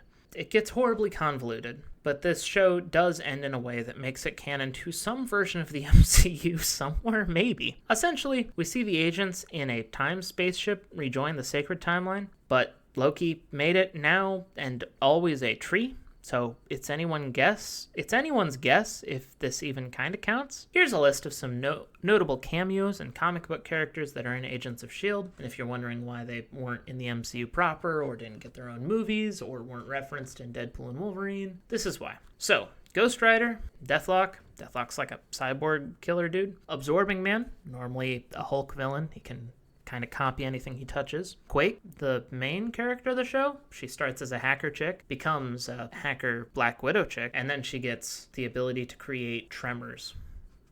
Hence the name Quake. Lady Sif shows up, which is why she's off-world when everybody dies in Thor Ragnarok, and why she doesn't show up in Endgame. But it is also why she's alive and doing things in Thor Love and Thunder. Peggy Carter? I don't fucking know. God, it's so frustrating how all the Peggy stuff works post-Endgame, because she's the founder of S.H.I.E.L.D., or at least one of the big important ones, but we don't know how much of that was Steve. So there's like 2 or 3 grandfather paradoxes, and she's in the show. I don't know if it's the canon version of her or not. Fury is here. Maybe he's in Skrull form for most of it. I don't fucking know. And Matthew Ellis, the president from Iron Man 3, also in this show. All right, 2014, Captain America Winter Soldier, or Cause if you like birds. That's such a stupid fucking joke. So, Heath Stodger's best friend cared extra about being his best friend forever and was recovered and preserved by Nazis. They experimented on him, brainwashed him into becoming a super assassin with the aforementioned metal arm. He did a whole bunch of things that we've talked about earlier, like he killed Iron Man's parents and JFK, and his working name is Winter Soldier, which beats the hell out of other working titles like Autumn Hitman, Summer Mercenary, or Spring Killer. That last one hates couches. After we see Cap trying to adjust to modern life and fight terrorists, unrelated to all the other terrorist groups, he talks to Fury about 3 helicarriers along with some global surveillance satellites. Fury is then attacked by Bucky, who goes full assassin now. Shed is being shady, and Fury dies on the operating table. Also, Hydra has been part of S.H.I.E.L.D. secretly since World War II, which, again, we've talked about before, but it's a big twist in this movie. Thanks, Peggy. Maybe not. Depends on the continuity. Anyway, there is a Nazi in a 1980s computer in a basement in New Jersey, because of course that kind of thing would be in New Jersey, who has been running the show. Cap teams up with Falcon and Black Widow to stop Hydra from using 3 helicarriers and satellites to murder all of Hydra's potential threats. Bucky attacks and is stopped by them. Fury faked his death, probably with the Skrulls' help. Wait, shit, did Fury have a Skrull body double? Well, no, because when they die, they get all wrinkled again. Cap, with the power of friendship, convinces Bucky not to be brainwashed, and the team stops the plot to control the world, or something. Bucky goes MIA, and we see a Hydra base somewhere that has used Loki's Mind Stone to give Wanda and Quicksilver superpowers, which adds another 2 to the count of accidental villains Tony Stark has created, which is 5 now, but who's counting? Also in 2014, we have the first Guardians of the Galaxy movie. So ignore all the prior world building and geopolitical bullshit, because Guardians of the Galaxy takes place in space. It's got very Fifth Element energy. I guess the first one does. Peter Quill, Star-Lord, although no one calls him that, gallivants through space and teams up with Rocket Raccoon, Gamora, Drax, and Groot to retrieve an Infinity Stone. Debate what the hell to do with it. Accidentally let a genocidal maniac get a hold of it and end up in prison. Breakout. Stop the maniac using the power of friendship to use the Infinity Stone to beat Ronan the Accuser. The maniac. His name is Ronan the Accuser. Also a dance battle. All of these events are set to pop music. We meet the Collector, again, who tells us what Infinity Stones are. See what I said in the beginning of all this. Also, there's a giant head people live in, which is cool, but muddles the waters later because it's a celestial head, which does track because it does look strangely metallic enough, but it's not ego celestial, so it's weird that nowhere the head people live in is in more close keeping with Eternals lore than with Guardian of the Galaxy's own lore. Something tells me that not many people know this, but in 2014 also, we had Guardians of the Galaxy 2. They happened years apart in real life, but Guardians of the Galaxy 2 does take place immediately after the first one chronologically. So, it turns out that Peter is half celestial, or half god, as they say a lot in the movie, but so in the Eternals, we see Celestials, which, as I've mentioned before, are the big metallic humanoids. They're close to as big or bigger than planets. And Peter's dad, Ego, is called a Celestial, but he's a living planet who can create an avatar of light, which is how the Grimborns from Runaway do things, and also how Captain Marvel and Monica Rambeau's powers are described, which further muddies the water. And apparently Ego's been going out and he's been boning the universe, which isn't how Celestials work, or also it's not how gods work, because in the gods we see, which we see in Moon Knight as well as in Thor and Thor Love and Thunder, they're either hyper advanced physical aliens or like extra dimensional beings, kind of like Dormammu from Doctor Strange, I guess, that have like avatars of their will in the real world. Anyway, it turns out that Peter's mom died from cancer because his dad was trying to fuck his way across the universe until he found something that was compatible enough to make a space power baby. Peter gets space powers that only work when on Ego. Now Ego wants to use him like a battery to take over the universe, and the Guardians recruit Ego's therapist, a girl named Mantis, to fight him and kill him. This leads them to winning and going back to adventuring through the galaxy. Also, there's stuff with the Ravagers. They exist and scavenge. Yondu dies after his character is recanonized into being a father figure from being a bully that he was in the first movie. I've personally always thought this is just because people really like how cool his arrow is, but, you know, upon rewatch, I guess in Guardians 1, it is kind of sort of foreshadowed that Yondu doesn't hate Peter as much as he says he does. There's also some stuff with the original Guardians. Apparently they're from the comics. They show up in the movie briefly, but so few people care about the comics, and once again, this isn't a review of the comics. Just know there are some super-powered Guardians of the Galaxy that are in this movie that never show up again. Sidebar, in Guardians of the Galaxy, Earth is treated like a backwater planet. But man, fuck that. I don't believe it. We harbor 3 Infinity Stones right now. We are the only place where real magic and not Thor God it's really science magic exists. We're the only race compatible with celestial DNA. We repelled a Kree invasion, something Xandar couldn't do, and we did it in the 90s. We survived a Skrull invasion. We are the planet that beats Thanos later. Honestly, when people act like they haven't heard of Earth, that's so dumb, because everyone should. Especially if in this movie people have heard of the Guardians because of Guardians of the Galaxy 1. I mean, Captain Marvel and pre-Eye Patch Fury repelled a Kree invasion 30 years ago without an Infinity Stone. We're part of the Asgardians' 9 realms, at least. Like, fuck, where else in the universe does anything happen? Okay, mini rant aside, in 2014, we are going to cover another alternate reality thing. It's Amazing Spider-Man 2. So Spider-Man and Gwen Stacy have an on-again, off-again relationship that has them breaking up, then getting back together, and agreeing to go to Oxford together. This guy named Max Dillon is a dork no one likes or respects, and works with electric eels. He falls into a vat, becoming Electro. He hates Spider-Man because Pete forgot his name. So everyone at home, Max Dillon. It'll help you later. In addition to all that, Harry Osborn is dying of a genetic disease that killed his dad at the start of the movie. The same one that his dad was trying to cure while making spider-themed super soldiers. The dad's dying flash drive suggests that a transfusion with Spider-Man's blood would cure him. Spider-Man is pretty sure it would have a longer list of side effects than chemotherapy, so Harry does the logical thing and injects himself with leftover spider venom. He just had because Harry broke it. He just had it. Harry becomes a broken-boned Green Goblin and drops Gwen from a tower. Spider-Man catches her, but the whiplash kills her. He gets into prison. From prison, he arms a crazy Russian man with a rhino-shaped mech suit. The movie ends with Spider-Man beating the shit out of the rhino. Notably, this version of Goblin doesn't get a time travel redemption, but Electro does. Although, when Electro comes back in Spider-Man No Way Home, he's a completely different character and just completely drops the whole dorky people don't like or respect me angle of his character and just becomes Jamie Foxx messing around on a Spider-Man set, which I mean is cool. No one super liked this interpretation of Electro. Once again, not a review, just pointing out the inconsistency.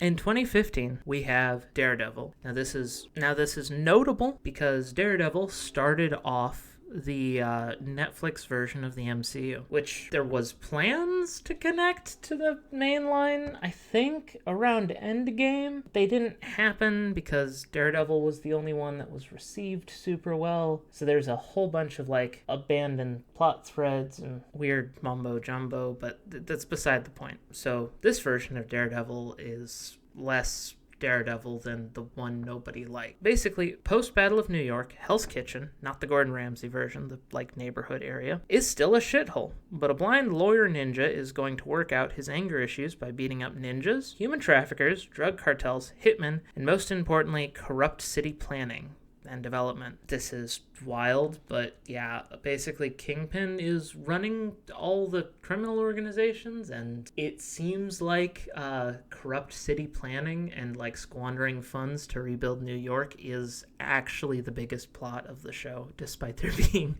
literal ninja terrorists. Anyway, where was I?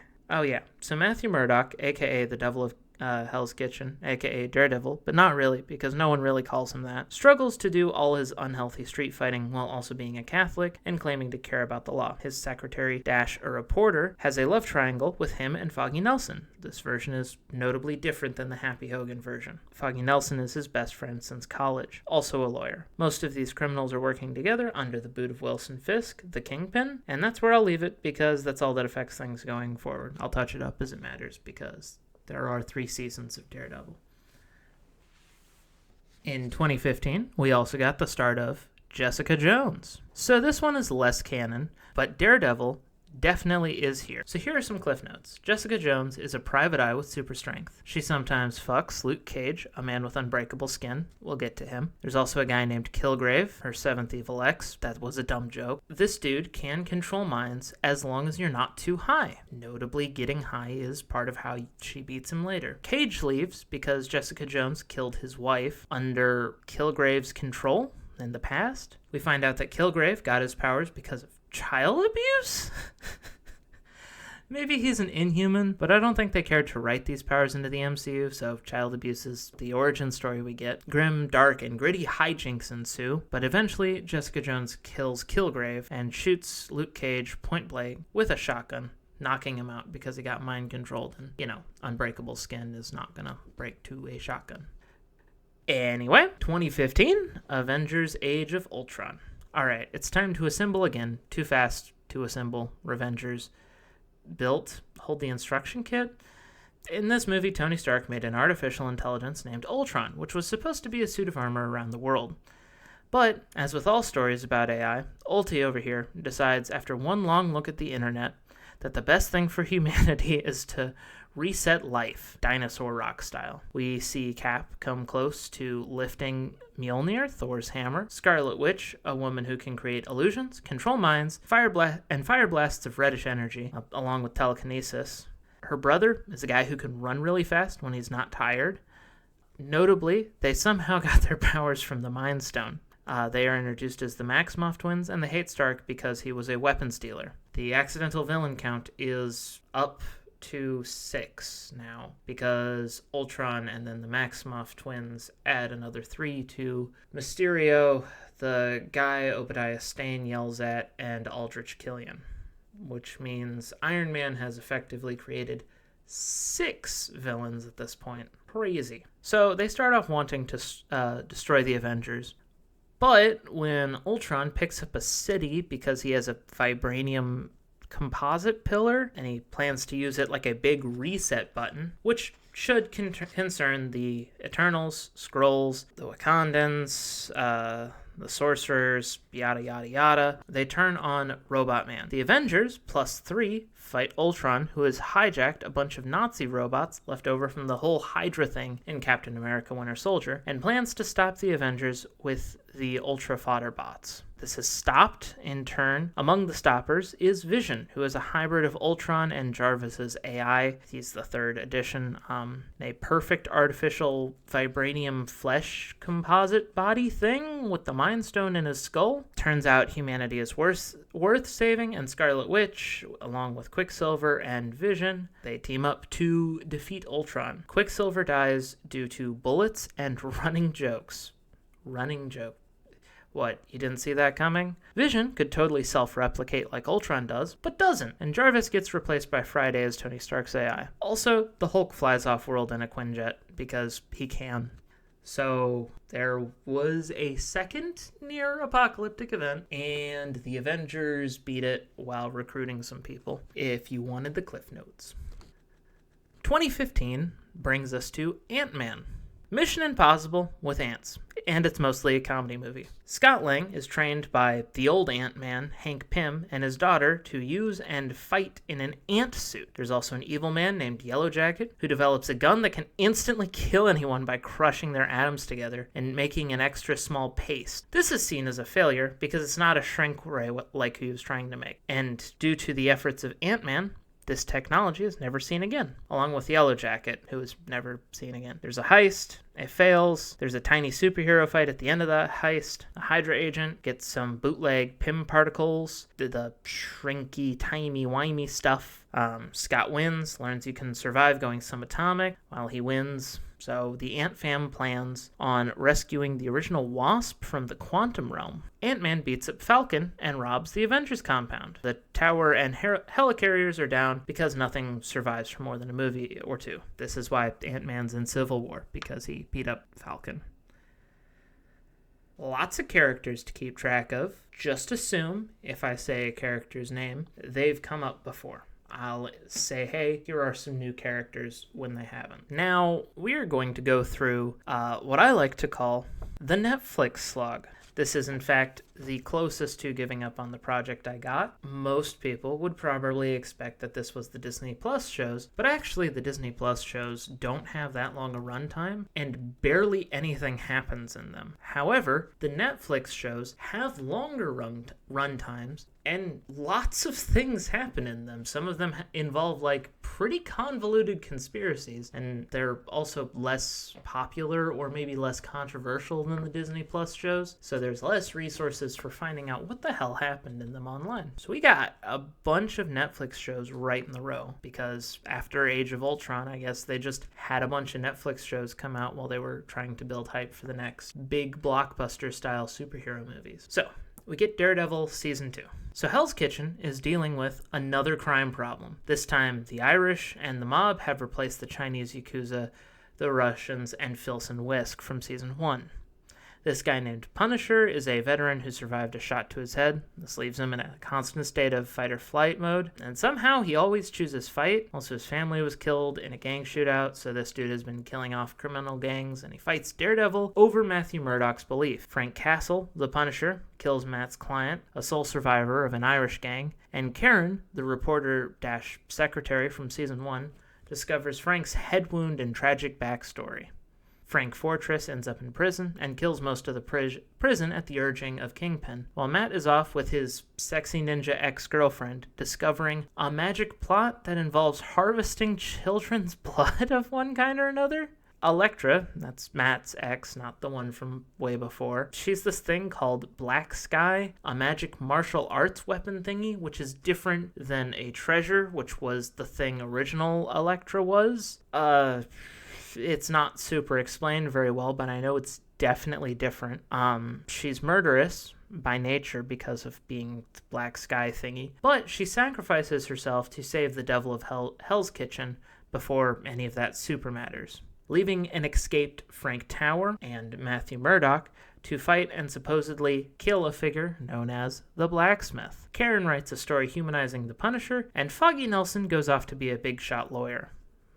Luke Cage, also 2015. Luke Cage is a man who was framed for a crime then he legally experimented on, leaving him with unbreakable skin. He lives in Harlem. It's a huge crime conspiracy with nonsensical stories, but basically there are some criminals running the neighborhood named after snakes. Diamondback and Cottonmouth are the most notable, and Luke Cage's unbreakable skin can be pierced by these things called Judas bullets, which are like roided armor-piercing rounds. Despite several people he cares about dying tragically, Luke kills or stops the criminals. At one point, the nurse from Daredevil, as well as from Jessica Jones, and a science man recreate the experiment that gave Luke Cage's unbreakable skin. Also, a guy, Diamondback, I think, is in a Hammertech suit, but not like a full Hammertech suit, just like cybernetics. He tries and fails utterly to beat up Luke Cage. It's worth mentioning that Hulk's rampage through Harlem, fighting Abomination, is not mentioned in this season, but it does get mentioned in the next, which tells me someone in charge of continuity bugged the Luke Cage writer about it. Yeah, Iron Fist, 2016. Oh boy! So, an heir to a multi-million-dollar company is in a plane crash. His parents die in the crash, he survives, and is trained by monks. eventually inheriting the Iron Fist power. This makes his hands glow, and he can punch through walls. And the Hand, ninjas from Daredevil, are trying to take his company. Danny Rand, Mr. Talk to the Hand, uses his powers to fight the ninja, and he tries to reclaim his family company. It's like the worst parts of CW's Arrow and The Dark Knight Rises. The show wraps up with a conflict with his family, reclaiming his fortune, tangles up with the ninjas, which leads to the Defenders. It's worth noting, Danny teams up with a mall karate teacher who uses a katana and meets the nurse, who is, I guess, the Nick Fury of the Netflix Defenders.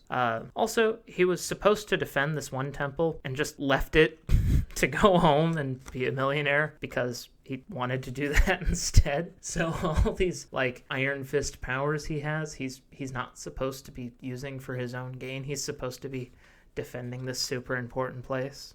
And he just doesn't, because he just doesn't want to.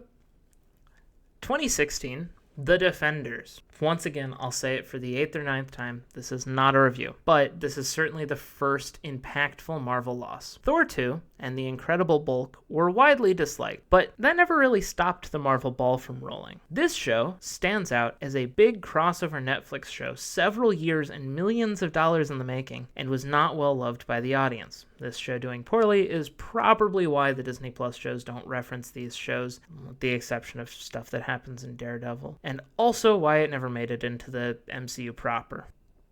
This show follows Danny Rand, the Iron Fist, Luke Cage and Jessica Jones as ex-lovers, and Daredevil as they team up to fight the Hand, the ninjas from Iron Fist and Daredevil 1. Good old Matt Murdock has a fake-out death while he tries to reason with his ex. This timeline's Elektra, who also had a fake-out death. Matt is presumed dead by the end, and the Defenders show ends there. It's worth noting that Matthew Murdock, the Devil of Hell's Kitchen, is not in fact dead there. He is in fact alive and one of the major players in a lot of what's coming up. Maybe major isn't the right word, but he's vaguely important to a Spider-Man movie and a few Disney Plus shows. So he's at least as important as, I don't know,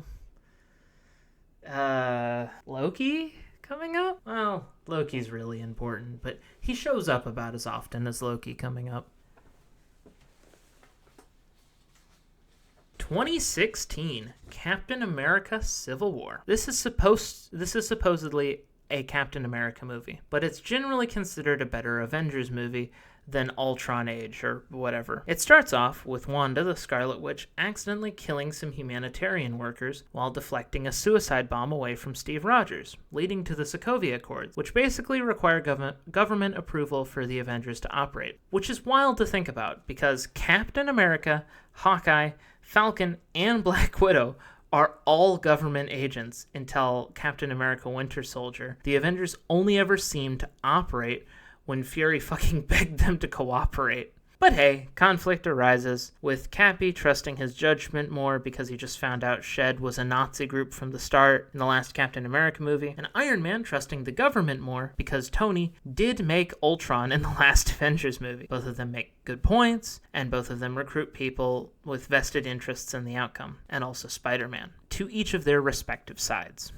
Black Widow, War Machine, Vision, Black Panther, and Spider-Man fight for Iron Man, while Winter Soldier, aka Bucky, Falcon, Scarlet Witch, Hawkeye, and Ant-Man join Steve Rogers' team. This guy named Zemo frames Bucky for killing Black Panther's dad. Bucky is still brainwashed and Cap wants to act rather than wait for world government approval in regards to the bombing that killed the King of Wakanda. So they fight over methods, and over Bucky's guilt, Cap defends him because Cap will always protect his friends until he goes back in time and forgets that that's a thing he does. Eventually, after the fallout of all that nonsense, Iron Man has most of the Avengers locked up except the ones who helped him, and also Thor and Hulk because they're both doing Ragnarok off-world at the moment.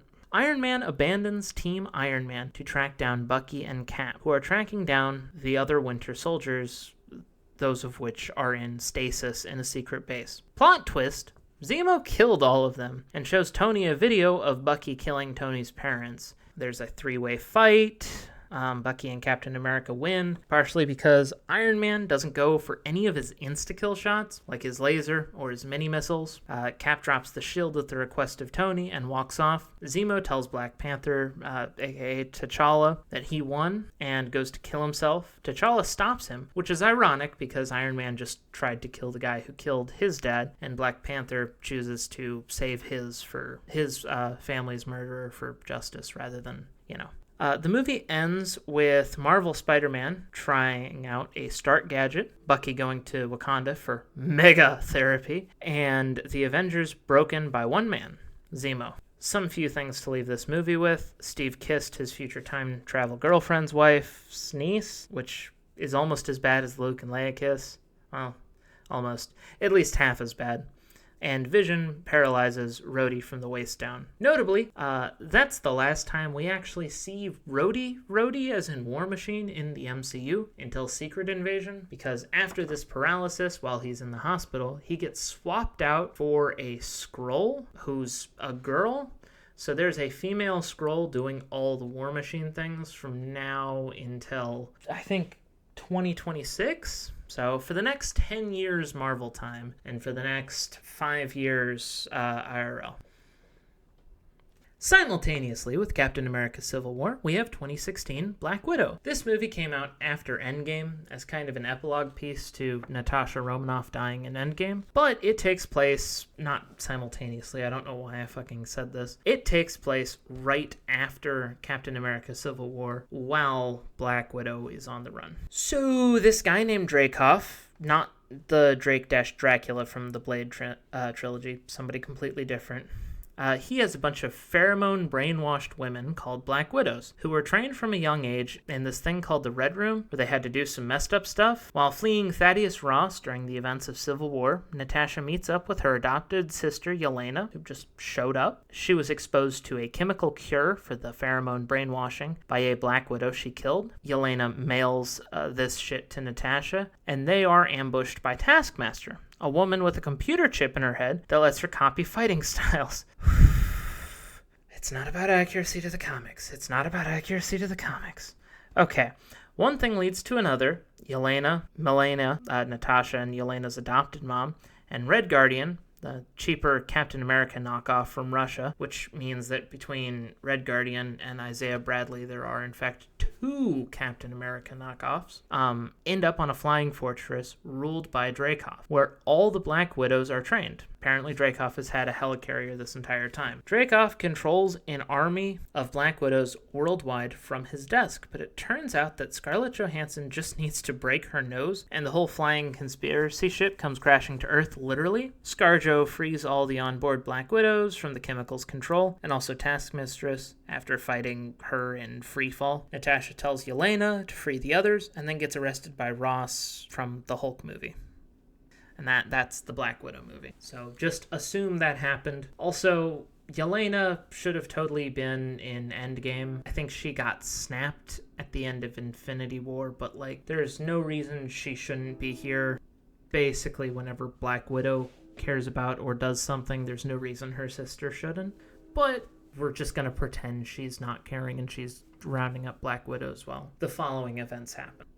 2016 Black Panther. Wakanda for 2 movies and a spin-off show or whatever he said. So Killmonger is upset that his dad was killed for the crime of selling vibranium illegally to Claw, and plans to become king of Wakanda so he can sell vibranium weapons to black people and hopes to fix racial inequity. Okay. T'Challa's dad was also killed by Zemo to incite the last Captain America - Avengers thing. T'Challa is earning his right to rule Wakanda via ritualistic waterfall combat. Immediately after this, he goes after Claw, who is somehow still alive, and tracking down to resell Wakandan artifacts from fine art museums alongside Killmonger. Killmonger also worked for the US Black Ops at some point. Because of his age, that means he might have met Rhodey, Punisher, Fury, or Hawkeye, and probably even used Stark weaponry at some point, which is just a funny thought, because Killmonger is in fact a veteran of the wars that fucking Punisher went to, so there's a non-zero chance that Punisher and Killmonger were,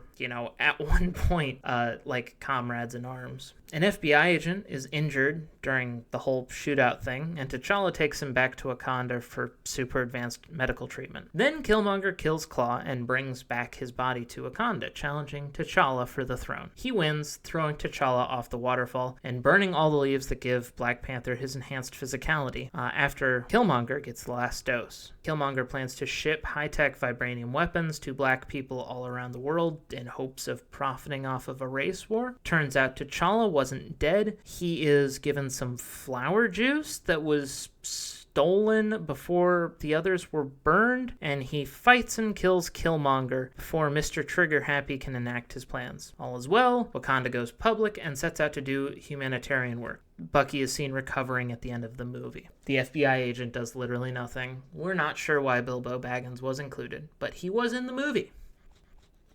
2016, Deadpool. Alright, so this mercenary hitman type falls in love with a hooker who loves him back because he has money, a sense of humor. They match each other's crazy, a tale as old as time, song as old as rhyme, yada yada yada. Then Wade Wilson starts dying of cancer. He signs up for experimental treatment that was supposed to give him superpowers, but instead he just has cancer forever now and can't die. So he looks like an avocado head hates sex with an older, uglier avocado. Insert joke here. Ryan Reynolds - Wade Wilson - Deadpool sets out for revenge, utterly destroying the fourth wall along the way. He's joined by Colossus, the Russian one, which I assume is more accurate to the comics, but don't know for sure. Not the teen guy from X3. Negasonic Teenage Warhead, who has Cannonball from the comics' powers, because apparently Negasonic Warhead's a telepath in the comics. I did actually look this up. They show up to teach him that there are better ways of being a hero. Then Wade kills everyone he wants to, including Ajax Francis, a guy who has a better version of Wade's powers where he can't feel pain, but he can't regenerate, so better is in heavy air quotes there. He reconciles with the love of his life in a paper Hugh Jackman mask she rips off and kisses pruny Ryan Reynolds. And the movie ends with Wade learning nothing, but everyone having had a good laugh for seeing the movie. Deadpool's supposed to have a nonsensical plot, and it's supposed to be kind of a joke about the superhero genre. So, you could point out, it's weird that he didn't have an arc. He just kind of killed everyone he wanted to, and then he just kind of killed everyone he wanted to. And I would say yes. And I'd say that's definitely a much better criticism for Deadpool 2 or Deadpool and Wolverine. But in this first one, he does just kind of do vaguely Deadpool thing. Originally, it was standalone and not canon to any universe, which we will get to. 2016, Spider-Man Homecoming. All right, one more time. From the top, Peter Parker is struggling to juggle high school while being a superhero. Currently, there are T'Chari tech weapons in the street, making run-of-the-mill thugs way more dangerous. And Pete finds out that his crush's dad is the one who's been selling them under the table. These Chitauri tech weapons give one dude has shocker powers and gives the crush's dad flight. He is the Vulture. There's a daring rescue at a Washington monument. The Washington Monument. My bad. A Washington Monument. I'm sure there are a lot, but it's the one that looks like the platinum penis. A boat gets cut in half, and Peter's best friend Ned finds out about Spider-Man. Pete takes his crush Liz to Homecoming. That's where her dad and Pete figure out each other's secret identities. The Vulture tries to steal an Avengers cargo plane and make more black market weapons with the cargo. Spider-Man stops him, and the Vulture has a menacing scene where this guy who might be Scorpion one day, maybe, confers with Vulture in a prison cell asking if Toomes knows who Spider-Man is. They were never seen again, except Vulture was seen again in Morbius. The Vulture denies this because Pete did save his life at the end of their fight, and voila, Pete came home, or whatever. 2016, The Punisher. After Frank Castle shoots up some criminals, as you can imagine in Daredevil, he teams up with this guy who goes by Micro. It's not a penis joke, I'm sure. He goes by Micro because microchip and computers.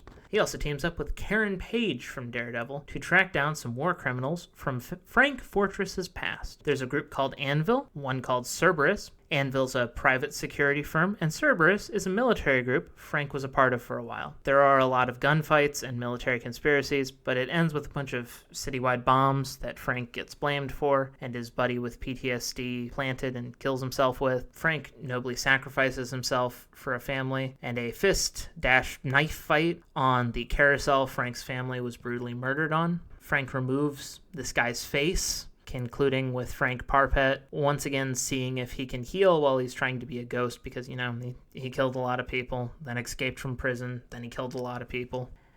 2017 brings us to Doctor Strange. Dr. Stephen Strange is a cocky, arrogant man, but an amazing surgeon. Then, a car accident he is in takes the use of his hands, so now he's just bitter and self-pitying. There's already too many Peters. We can't do more Steves. We'll call him Doc Odd.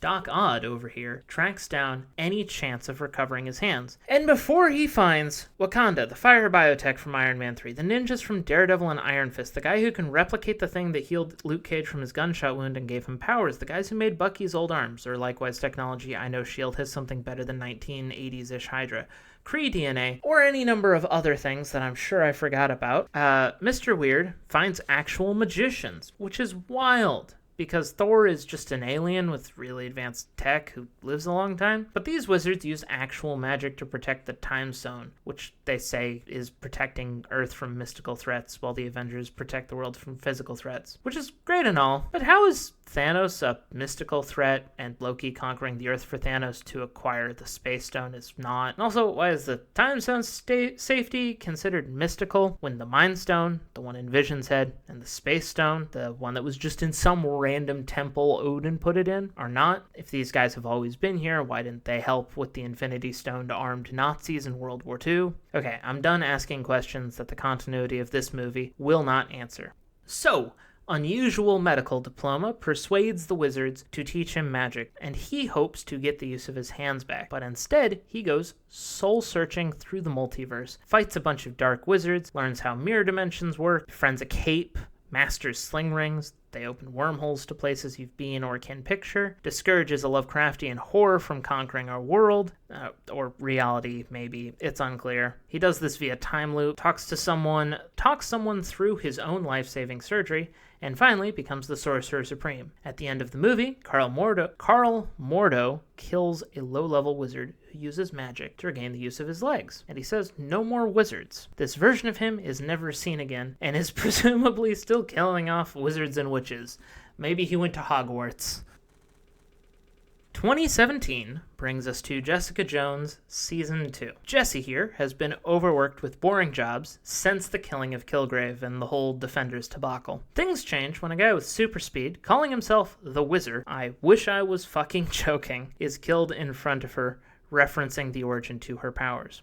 Most of the show is about the IGH, super drug procedures that gave Jess's mom super strength and the craving to kill people at the drop of a hat, and also gave Jess's adopted sister a superpower granting inhaler. Once again, I wish I was joking. Everyone sleeps with everyone, and the show ends with Trish, who's the inhaler addict, killing Jess's mom, and Jess taking the fall for it. Add IGH to the growing list of ways people can get superpowers. I guess it's not as strange as Kilgrave developing his powers from being abused as a kid in Season 1. I guess you can add IGH, the super drug stuff, to the list of things that I'm sure Doctor Strange could have found before finding wizards, but, we wouldn't have a movie if he didn't find wizards, so here we are. Iron Fist Season 2 takes place in 2017. In this least liked of the only maybe canon Netflix series, Mr. Fister is living his life post-Defenders. He knows a cop with a metal arm and a woman with a split personality, as well as a guy who's trying to take Danny's powers because Danny is potentially the worst Iron Fist ever in the Netflix MCU, and also maybe generally, but like I said, not a review. Because the Iron Fist is supposed to guard this temple, Danny wants to bang a katana-wielding karate teacher from the mall instead, and his family's fortune and shit. The dude almost takes Danny's powers back, but Danny regains them by channeling chi through 2 pistols. And then the show ends. Thank you, Netflix. Iron Fist, very cool. Very cool. 2017, Luke Cage Season 2. Remember, we are in the Netflix slog. Despite the brief break, Doctor Strange, we do need to catch up with these characters before their shows end, respectively. So, in Luke Cage Season 2, Foggy Nelson from Daredevil clears Luke Cage's name. Luke, hold the cage now, does Defenders things. Then he goes back to Harlem. In Harlem, he's an open hero to the community, which is a choice. It's super odd since he doesn't have a secret identity or anything. The S.H.I.E.L.D. just kind of lets him be a bulletproof crime fighter. Also, this is post-Black Panther, so you would think there would be at least a throwaway line about the Wakandan community outreach programs that are supposed to be helping out. But no, they are never mentioned. Luke is boning the nurse from Daredevil, so I guess she really is Netflix's Nick Fury. This guy named Bushmaster kicks Luke Cage's ass barehanded and in public. The nurse lady leaves him, and this woman named Mariah takes over the crime in Harlem. Luke subdues Bushmaster, who got super strength and bulletproof skin from a nightshade compound and voodoo, which is different than Doctor Strange magic because... And Mariah dies via her daughter's poisoned lipstick, and Luke takes over the criminal underground, calling himself the Sheriff of Harlem and saying he's going to make Harlem great again. His friend compares him to Trump, then the show ends. It was canceled. This brings us to a really interesting point. Who the fuck is the president? Is it Trump? Did Biden get elected? Luke Cage has, so near as I can tell, based on what I found online, made it canon that Trump was president because the writer really wanted to talk about Trump getting elected in his show. Which is wild because the MCU technically retconned Barack Obama out of existence, but then they put him back in Iron Man 3, which is wild because that means that Barack Obama's 8-year term was a year off in one direction so that the 1999 thing at the beginning of Iron Man 3 could work. I'm gonna run through exactly what we know about the presidents in the MCU. So, Barack Obama was president before Matthew Ellis. Matthew Ellis was president from January 2013 to January 2017. This requires both Iron Man 3's 1999 thing to work, not as well, but I already talked about it. MCU designates it as canon. We can just hand wave away a year or so. Matthew Ellis was also president during Captain America's Civil War. Donald Trump ran for president. Hillary Clinton ran for president and lost. No one explicitly stated Trump has ever won or was president, but DW and Luke Cage references Trump disparagingly, so... I don't know, it feels like some writers wanted to tell stories without the real world baggage associated with modern politics, but somewhere along the way, some writers realized that they accidentally wrote the first black president out of U.S. history, and some writers wanted to make Trump jokes. So here we are. Ritson was president in Secret Invasion for one term. Thaddeus Ross from the first Hulk movie is president in Brave New World, and we have no idea if the president was blipped in Endgame or not. Isn't that lovely? Isn't that exactly what you wanted from your superhero media? A weird meta discussion about who should or shouldn't be included as fictional presidents in a fictional parallel time Earth thing. 2017 also brought us Daredevil Season 3. So Matt had a building dropped on him and recovered in a church, but chose to cut off his contact with Karen and Foggy. He chooses to go off and fight crime after a few months recovering, during which time he was without his heightened senses because, he got a building dropped on him and stuff.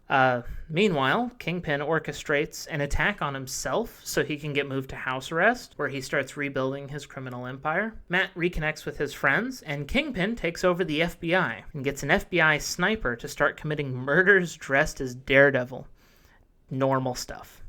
Matt fights fake Daredevil, who I think wears the supersuit more than Matt in this season, and maybe more than Matt ever. Matt barely survives. We find out a nun named Sister Maggie is Matt's mom. Karen almost gets Kingpin to kill her. I'm not sure what her goal was there. Maybe she was hoping he'll get caught. The FBI stops him from killing her. This guy records all of Kingpin's doings before getting shot. This will matter. Matt turns fake Daredevil against Kingpin because Kingpin killed fake Devil's crush, and Matt, Kingpin, and fake Devil all fight. Fake Devil gets paralyzed from the waist down by Wilson Fisk, It's hinted at that fake Daredevil might become Bullseye in the future. Matt beats Kingpin to within an inch of his life and says that if he ever does anything criminal again, he will go after Kingpin's wife, Vanessa, which was, I think, the deal at the end of season 2 as well, or at least the end of season 1 maybe. But, we're going to try it again. So Wilson Fisk goes back to prison. Matt and Foggy and Karen reopen their law firm together. And that's the end of Daredevil. We never see Daredevil again. Ignore the Born Again part of the timeline I showed you an hour and a half ago. It happens. We'll get to it. Meanwhile, in space, 2017, Thor Ragnarok. So, friendly reminder, this movie is a comedy, as opposed to the past 2 Thor movies, which were sort of like, drama, fantasy, sci-fi.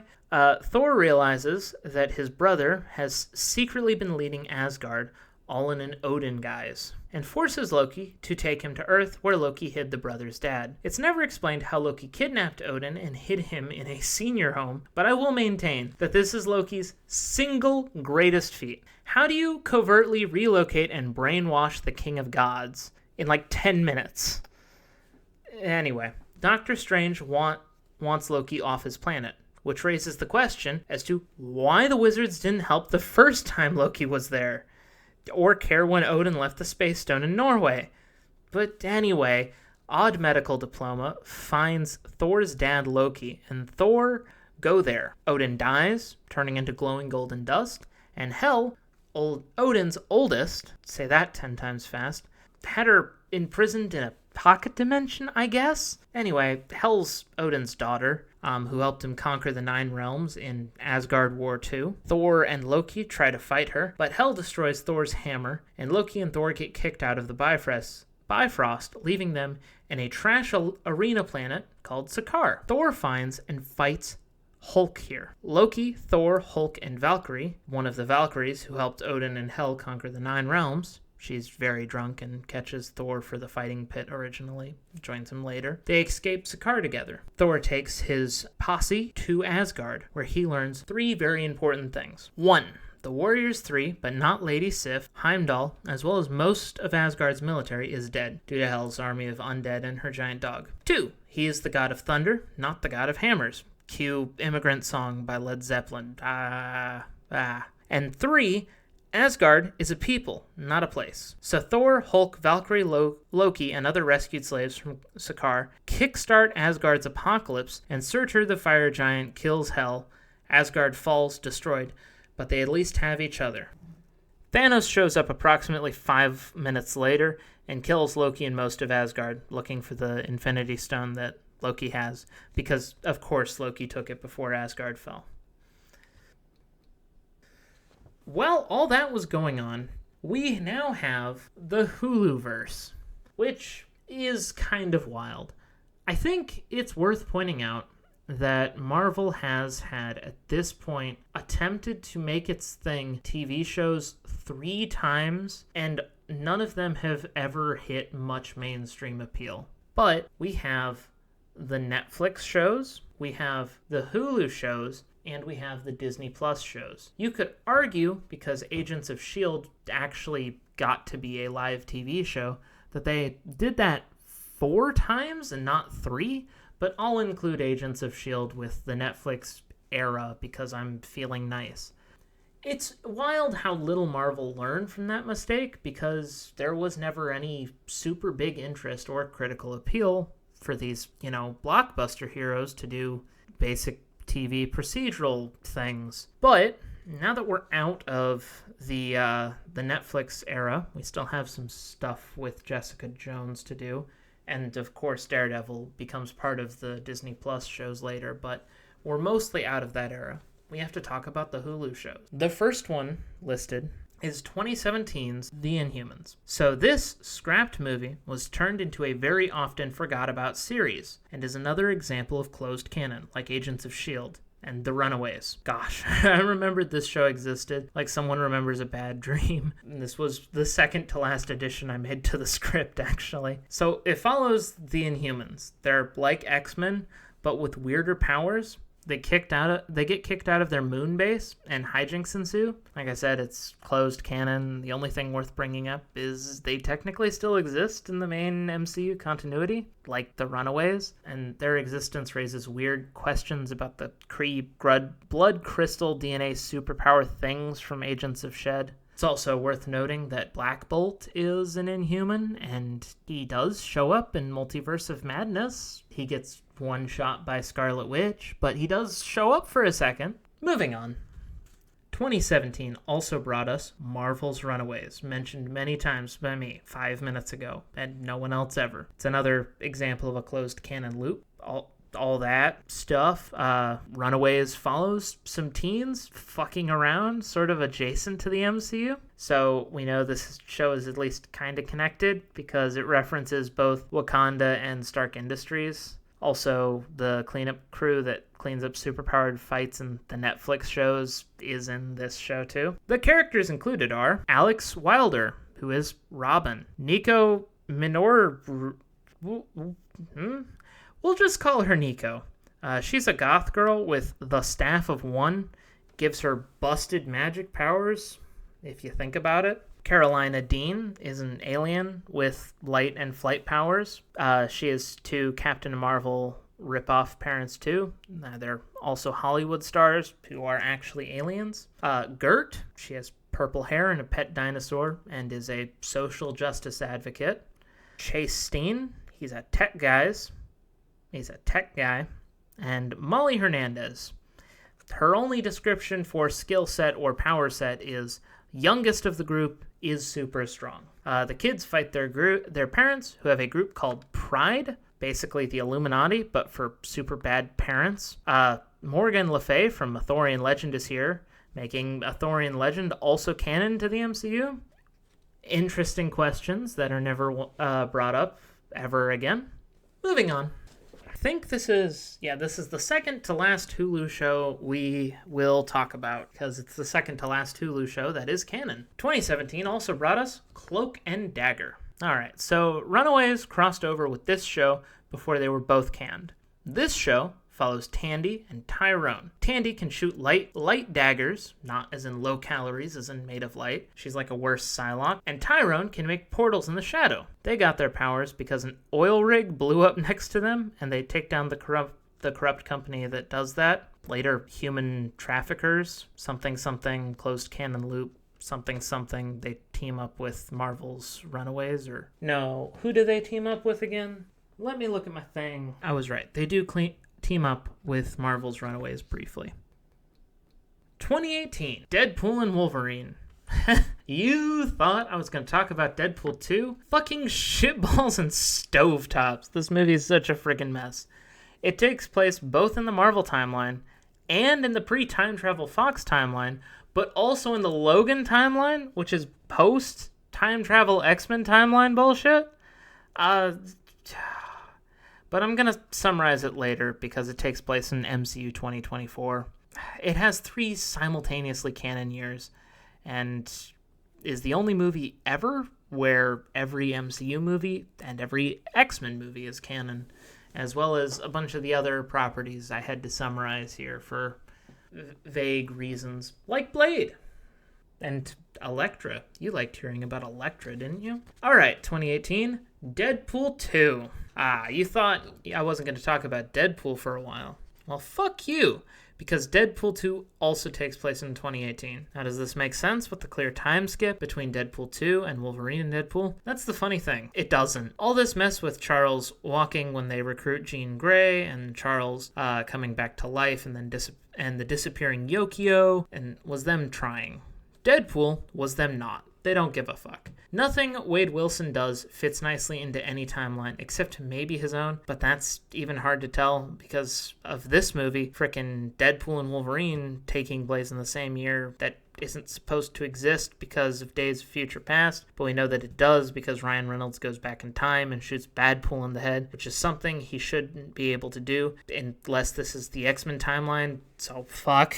Anyway, this movie follows Wade Wilson trying to kill himself because his hooker wife is shot by Wade's enemies. This doesn't work because he's Deadpool. So he joins the X-Men with something Sonic, Teenage Warhead, and Yokio, not the Yokio from Wolverine, and Colossus. There's a joke about the other X-Men not being there, but in a cutaway gag, we find out that they have been there the whole time. Wade fails at doing anything right and goes to prison with a child with fire powers. Not Pyro, and no, not Wacky Loud Teenage Warhead. He's Fire Fist and is no way related to Iron Fist, who also has energy hand-related powers. Fire Fist, or Russell Collins, is the target of Cable, a time-traveling mutant from the future who is trying to prevent a dystopian future where Russell, the kid, kills Cable's family. Wade founds X-Force. X-Force dies, except a mutant named Domino, who is really lucky. Russell teams up with Juggernaut, but not Juggernaut from X3. Different Juggernaut. They team up to kill a guy who abused Russell. Stuff happens. The kid is saved from being a murderer, mostly by coincidence. This is either shitty writing or the butterfly effect from Cable's time travel. Cable gets stuck in the future because he uses his last time charge to save Wade. Wade goes back in time because Sonic Drive-Thru, Teenage Warhead, and her girlfriend Yukio fix the time travel thing and saves Peter. He's just a guy named Peter. He's important in Deadpool and Wolverine. And kills Badpool. He does a bunch of other shit. Cable is still stuck somewhere in the future and is never seen again. I like to think he's vaguely wandering around, just like, yeah, I'm here. But that's questionable because we have no idea how much of Deadpool 2 is affected by the time travel Deadpool does at the end of the movie. So, fucking who knows, man. There's so many grandfather paradoxes. And this would be totally fine if it was just a Deadpool movie. But alas, it's canon to the whole MCU. So when they talk about, how traveling back in time causes a alternate universe instead of a grandfather paradox in Endgame, I want you to think, wait, they've already traveled back in time and changed things Back to the Future style in Deadpool 2, which is canon to the MCU, and in Miss Marvel, which is super canon to the MCU as a Disney Plus show.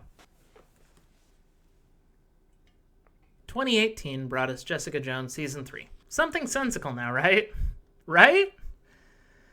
So, Jessica Jones was canceled, so this show's third season had to serve as its ending. It follows as Jess is working as a private investigator, and her mother's killer Trish considers herself a superhero. Jess bangs this guy whose psychic power is that something bad someone has done at a touch, he can just kind of see. Jess gets stabbed by Trish, and Jess beat each other up and steal from one another as they work together to unravel another conspiracy. This season, it's an unpowered serial killer named Fool Killer, who has victims going back 10 or more years. Jess and Trish don't get along because, the whole dead mom thing. Jess's boy toy, the super guilt detector, gets kidnapped by Salinger, the Fool Killer. Jess catches him, but the cops let him walk despite a train full of body parts. Literally a train full of body parts. Something about Jess not being a credible witness and the DNA evidence corruption. So naturally, Jess tracks down an older body, which the cops won't look at because they are busy with other vigilante cases, one of which is Trish. Fool Killer, who could just be Killer in this show, kills Trish's mom, and Trish tries to kill him. Jess stops Trish. Fool Killer goes to the hospital where he blackmails Jess into erasing the evidence that links him to the old case by threatening to expose that Trish is the masked vigilante Hellcat. Trish goes on a murder rampage, and Empathy Man uses his powers to determine that if Trish kills the serial killer, that would be the last straw before she turns evil. So naturally, Jess stops Trish with violence. Trish gets tased and kidnapped. Jess gets drugged and kidnapped by Killer Man. Fool Killer has Jess strapped to a chair and photographs and questions her, which is his MO. He does this while he confesses to the crimes. Then, Jess breaks out, revealing that she'd recorded the whole thing under duress as a non-credible witness, but the show treats this like it's a smoking gun of evidence, so here we go. Killer Man goes to prison. Jess rescues Trish. Trish fucks the whole thing up by killing Fool Killer. Luke Cage shows up briefly Empathy Man reveals that Trish is in fact evil, because that's how his power works. No, we have no idea how he got it. Maybe it was child abuse. I don't know. The last psychic in this show got his powers from child abuse. Maybe Empathy Man got his powers from a loving family because it's empathy instead of mind control. Trish runs off. The B-plot that follows an older female bisexual lawyer who's dying from a chronic illness baits Trish into attacking the ex. Jess gets shot in the leg. Trish runs. Jess exposes Hellcat's identity to the world. Trish tries to go to Thailand in a coffin, not in the dead way, Elden Ring reference, but Jess beats her up and goes to a maximum security prison instead. Trish does anyway. While Trish is being interrogated, it finally dawns on her that she might actually be a villain. Jess gives her business to the C-plot, breaks up with Empathy Man, and almost leaves, but decides to stay in New York helping people, thus ending the Netflix Marvel shows. Oh boy, this is such a mess. Notice how the other Jessica Jones seasons didn't need this much fucking explanation, but this one did. I guess dud works too. It's crazy to me. So the whole thing follows Jess having a, spite match with Trish while there's a serial killer who's completely unpowered. Everybody's incompetent, and nobody makes a smart decision in the entirety of the show. Oh boy, not a review. Just so you know, it's a very messy plot when you break it down. Moving on. 2018 also brought us The Punisher. You thought. So, chronologically, this is the last Netflix Marvel show. After this, it's just the high-quality Disney Plus slot. But The Punisher Season 2 did get released before Jessica Jones Season 3. This show starts with Frank Castle's bar hookup post-drifting after Season 1. The hookup leads him to saving a different girl named Amy from some specially trained goons on orders from a guy named John Pilgrim, a violent Christian fundamentalist. Frank and Amy road trip and do a Last of Us dynamic. The guy who lost his face in Season 1 is in this show, but he has amnesia. Frank and Amy get arrested in a small town, leading to a jail getting shot up by John the Pilgrim's people. Frank hold them off because, of course, Frank Wall is the Punisher. Mr. No-Face is sleeping with his therapist. That can't go well. Goes nuts. Oh, it didn't go well. And starts to commit robberies to lure out the Punisher. Amy and Frank fly to New York, the mystical center of the universe, and they're trying to figure out who's controlling John Pilgrim and why Amy. Because, why would he be hunting Amy? No-Face and Frank have a shootout. No-Face gets his memories back. Pilgrim's boss beats up Pilgrim, that is. No-Face and his goons beat Frank the Tank up by jumping him with things like crowbars and lead pipes. But this leads to the murder of everyone except Frank and No-Face. Funny, because after the shootout, this is the second time that happened in the show. Frank gets arrested by SWAT, but then Karen Page from Daredevil shows up acting as his attorney, and Frank busts out. Well, there's a convenient car crash after a rearrest. Then Frank busts out. No-Face loses a fight to a Homeland Security agent, the girl who was shot in the head last season. Goes to a doctor for help, gets left in the trash. Tries to go to Frank's buddy for help, but Frank shoots No-Face while No-Face is apologizing. Frank shoots Pilgrim and Pilgrim's boss's wife, but lets the boss kill himself. Guns, guns, guns, guns. The Punisher will return in the yet-to-be-released, at time of recording, Spider-Man Brand New Day.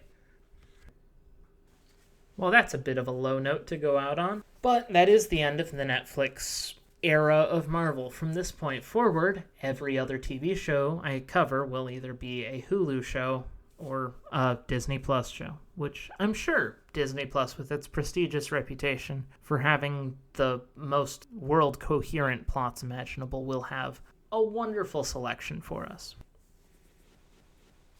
2018 brought us Ant-Man and the Wasp. Well, tone shift. Behold, Ant-Man 2, Ant Harder. Scott Lang is on house arrest and got a magic message from Pym's, the original Ant-Man that is, Pym's wife. Quantum entanglement, but we'll call it magic because it's more unpredictable than Doctor Strange's magic, and something sufficiently advanced magic, something indistinguishable from technology, or whatever the quote from Patrick Bateman is. So, one magic Skype call and kidnapping later, Scott Lang is ready to help. Hope, that's Pym's daughter, tries to buy an important tech thingy, but is double-crossed and ambushed by Ghost, a woman in constant pain because she has become quantum entangled, giving her the ability to phase through objects and just kind of lag and no-clip her way into winning fights.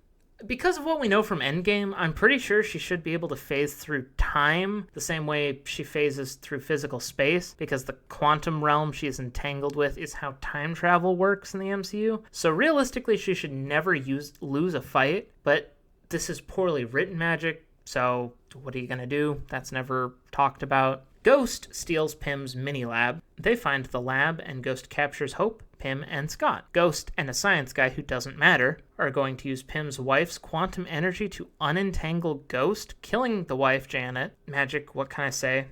In the first movie, it was just grow and shrink. Now it's everything if you say the word quantum in front of it. Next, it will be time travel. Ants show up and release the crew. There's an arbitrary time set for how long they have to rescue Janet, because quantum, I think. Hope and Pym get arrested. Scott pretends he didn't leave his home for house arrest reasons, then busts Hope and Pym out of jail. Scott uses cars as a scooter for a scooter car chase giant man scene. Pym goes to the quantum realm, retrieves Janet. Janet uses her quantum powers to temporarily relieve Ghost, who goes into hiding with science guy who doesn't matter. And Scott Lang makes it home in time to not get caught breaking house arrest. Scott, Hope, Janet, and Pym are all set up to explore the quantum realm. Scott goes in, and the others die due to the snap, which was heard around theaters.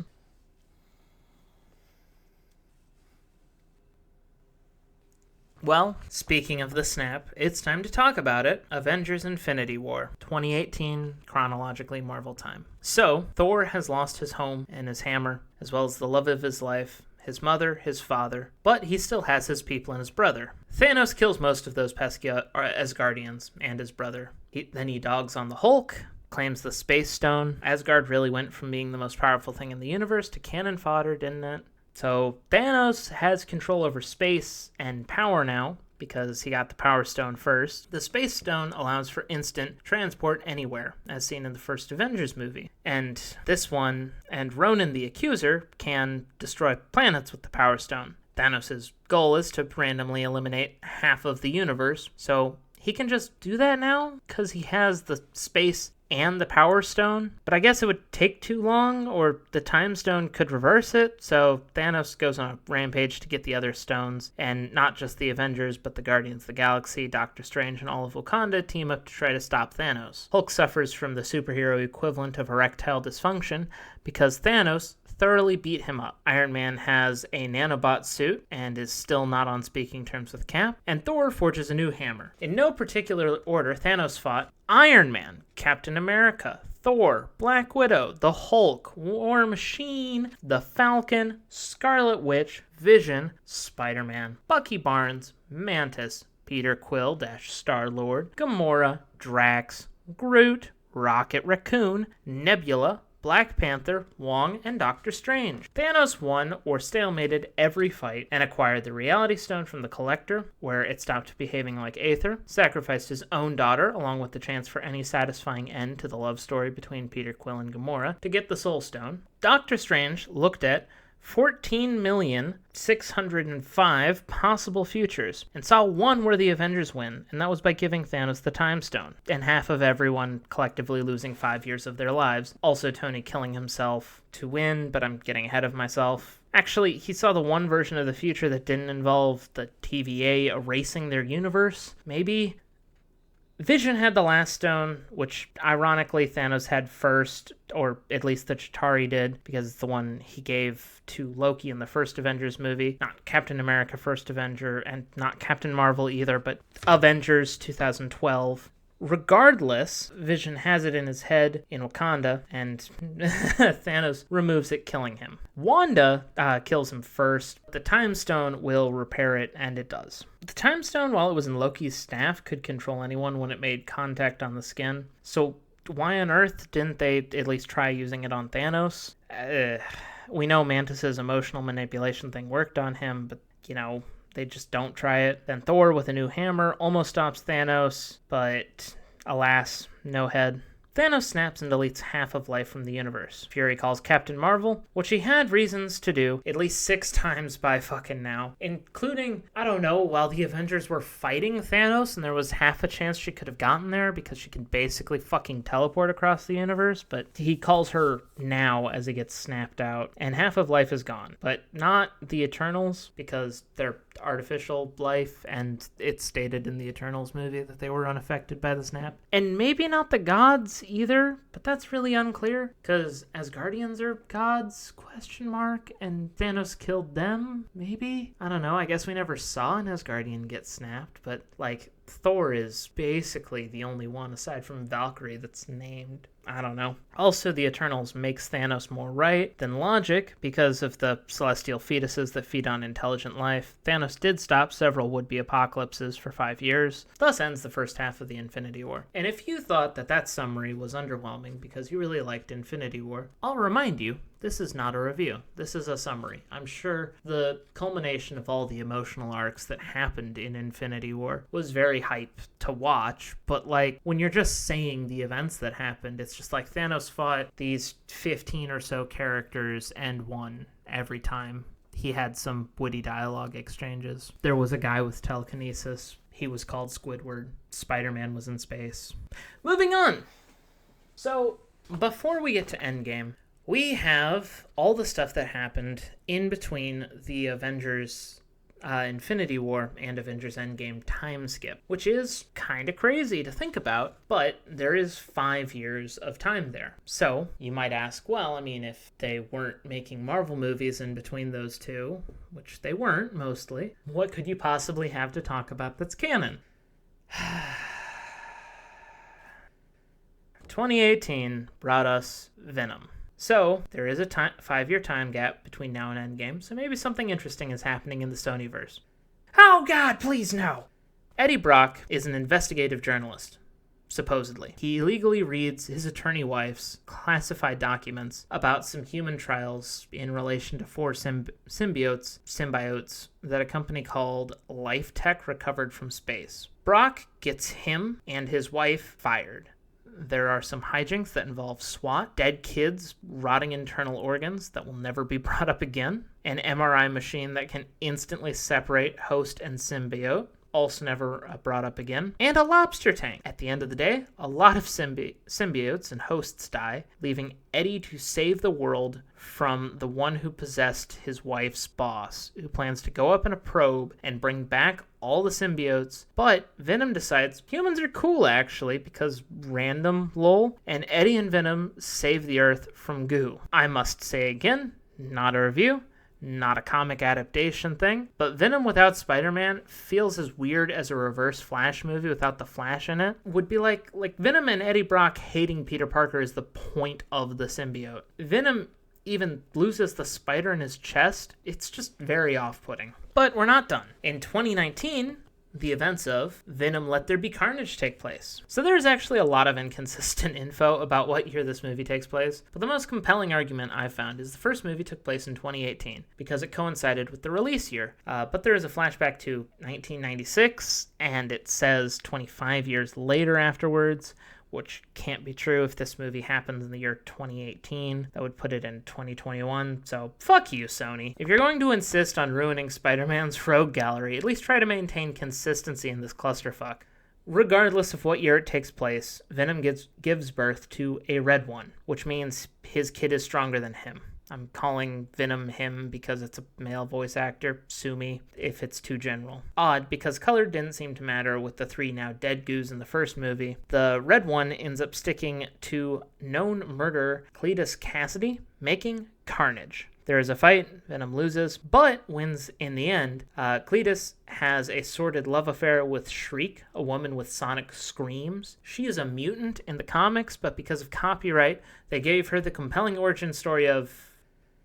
Well, okay, she doesn't have an origin to her powers, but she wasn't a home for troubled use, so maybe it was child abuse, like in the case of Kilgrave from Jessica Jones. So you would think a stronger version of Venom and a woman with his weakness on speed dial would make this a hard fight for our hero. Venom does just straight up murder people. Like, he is more morally questionable than Fox's Deadpool. I guess anti-hero Venom. Eddie just aims the girlfriend at the psycho killer, and Carnage dies via Venom eating his head. Wild how we'll never get to see any of the 3.3 maybe Spider-Man that exist in the MCU fight Carnage now. But on the bright side, the movie is over. Oh, by the way, Eddie goes to MCU Prime's Hawaii? Mexico? I think Mexico. Gets drunk, marvels, pun intended, about the differences between the universes, and leaves some symbiote in the main MCU, which fucking has to be the worst possible way for Spider-Man to interact with this Venom.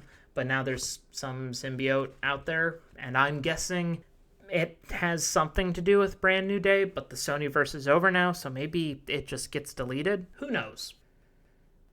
2019 also brought us Venom Last Dance. Fuck, we have another Venom movie to get through. Wild how the blip and COVID lined up, so all the Venom movies happen right after another. So this movie follows its predecessor's post-credit scene immediately. So we'll say it's the same year, because I honestly couldn't guess what other year it could be. There's this thing named Null who made all the symbiotes, and he's trying to get this thing called the Codex so he can escape his captivity and rule the universe or destroy it or whatever. Well, the duo of crazy journalist and his slightly more parasitic parasite, Eddie and Venom, are off gallivanting through Mexico. It was Mexico. Murdering criminals, they resolve to fly to New York to blackmail some dude to clear Eddie's name, but are hunted by xenophages because Null, the Void God, needs the Codex, which is something unique about Eddie's life force because the symbiote brought him back to life in Venom 1. This works as a key to release Null, but the key doesn't work if either Venom or Eddie dies. So they jump off a plane and are hunted by the government and aliens around Area 51, I guess. Venom and Eddie end up in Vegas, where they physically assault people, go on a gambling spree, and dance with an old Asian lady. This dance is The Last Dance. Roll credits. Venom dancing like this actually attracts the xenophage, which risks the end of the world. And the phage attracts the government, getting Eddie caught. Venom risks the whole universe for a dance. Lovely movie. There's a big fight at Area 51. A portal is opened. The Null dimension leading a bunch of xenophages through. Eddie saves a conspiracy theorist and his family. And Venom sacrifices himself. Sad that he won't get to see the real Statue of Liberty. He saw the tiny Vegas one. Eddie gets a pardon from the U.S. for all his crimes. But all but a cockroach in the post-credits scene of Venom is dead. Also, this movie threatens us with a sequel because Null is still out there menacing. Fuck. 2019, Morbin time. Sonyverse stuff. Anyway, Michael Morbius is a genius kid with a rare blood disease that needs constant transfusions of fresh blood or he will die. He meets a kid with the same rare disease and promises he will fix it. Then he leaves for a special school. Mike develops a synthetic blood and is nominated for a Nobel Peace Prize, but rejects it and learns that the secret to curing his blood disease is bat DNA. So he injected himself with bat genes, and instead of getting COVID-19, he contracted legitimate vampirism. He morbs all over the place, cures his friend, who has the only dance scene in a superhero film cringier than Spider-Man 3, where the friend confirms he has sex. He is in fact off his meds. The two vampires morb all over the place until Mike says it's Morbin time and kills his friend, who has illegitimately gone off the deep end and is psychotic. In a post-credits scene, family man the Vulture goes from conspiring with maybe Scorpion, but not really because he doesn't hate Peter, appearing randomly in another universe. And calling Morbius, saying they should team up, which no. There is no reason this version of the Vulture would do this, because he's just a family man. Maybe he's evil because he's willing to steal and sell highly dangerous tech to kill goons for crime, and all that. But, like, his first duty is to his family, and he should be begging for someone to find him a way home. Also, Mike is such a fucking edgelord, but he did cure his disease, and he had to put his evil friend down, so now he's just a rich, superpowered vampire with no real reason to do anything villainous. So, in summary, the Vulture vanishes from the MCU in a way that makes no sense to join up with another supervillain, but neither he nor Mike Morbin have any reason to do anything villainous. then we can assume the anchor being for the Sonyverse was Venom, because the whole universe stops existing immediately after that point. Well, not immediately. We still have Kraven the Hunter, but immediately after that point. 2020 brought us The New Mutants. We have yet another X-Men reboot, making it the most rebooted franchise. This movie is dubiously canon to Fox X-Men, but where or when is... It's odd. We don't know. It follows 5 mutants who never show up again. All of them either caused or survived a tragedy. We have solar-powered Human Torch, a guy who can fly fast, hold the wings, a woman with actual magic, but it's blue, so I'm going to call her Cyan Sorceress instead of Scarlet Witch, I guess, another woman who's just a werewolf, and finally, the camp counselor to the New Mutants, a woman who can make force fields, but can't turn invisible. I feel I need to specify, as one power normally comes with the other, but no, she just has strong force fields, no invisibility. Cyan Sorceress bullies the new girl, we're going to call her Moonstar, into almost killing herself. But the new girl becomes romantically involved with the wolf chick. One thing turns into another. Turns out Moonstar can make tangible dreams from people's worst fears, and does so accidentally injuring and traumatizing her fellow edgy young adults. Stuff happens, plot happens, force field lady tries and fails to kill them. Cyan Sorceress retrieves a magic sword and a tiny dragon, and they fight the bear spirit living nightmare thing that killed Moonstar's parents, but it doesn't work. But Moonstar meets her dad's force ghost in her own subconscious, which lets her turn her powers off. And then the 5 kids, after murdering yet another abuser, the camp counselor with the force field, set off to be seen, never to be seen again. Maybe this is the Logan timeline? I don't know. It's like the X-Men version of the Eternals. Very few people know what happened in the New Mutants or really care how it affects things going forward. 2020 brought us our last Hulu show, too, taking place in 2020. We have the MCU's answer to Supernatural, or Constantine, or Lucifer. Hellstrom. Siblings Damien and Anna star as children of a serial killer who may or may not be a demon. He definitely is. The comic is called Son of Satan. He definitely is. As they deal with a rise of demonic possessions. This is the last Jeff Loeb MCU TV property. Jeff Loeb was the Kevin Feige for all the TV shows mentioned up until this point, and might be the least canon and least well-known. It ends on a cliffhanger. We'll never see a season 2. This show is basically a bleaker Supernatural. And yeah, there's like fire and demon possessions and some brother and sister who try to fix things, I guess. This brings us to 2023. It's okay, we only have 6 years of MCU time left. I promise it'll go faster than the last 6 did, because there's legitimately slightly less to talk about. Slightly. So, 2023, X-Men Days of Future Past. Kitty sends Hugh Jackman back in time to stop the apocalypse. Also, Charles comes back to life, implying a mutant did it, but it's never explained. Once again, this is a timeline thing. It's kind of like bringing up how Bucky killed JFK. It's weird how both big time travel event movies happen in the same place, because while the post-apocalyptic X-Men timeline is happening, Avengers Endgame is having its own post-apocalyptic let's travel back in time to fix it story. How fucking neat is that? I didn't know they both took place in 2023, but they do. Buckle your seatbelts, because this is probably going to be the longest section if Deadpool and Wolverine doesn't top it, which it might. So, 2023 brought us to Avengers Endgame. This movie is such a confusing, convoluted mess, but it also comprised the hype of 10 years in the making. We're in the swan song of the MCU.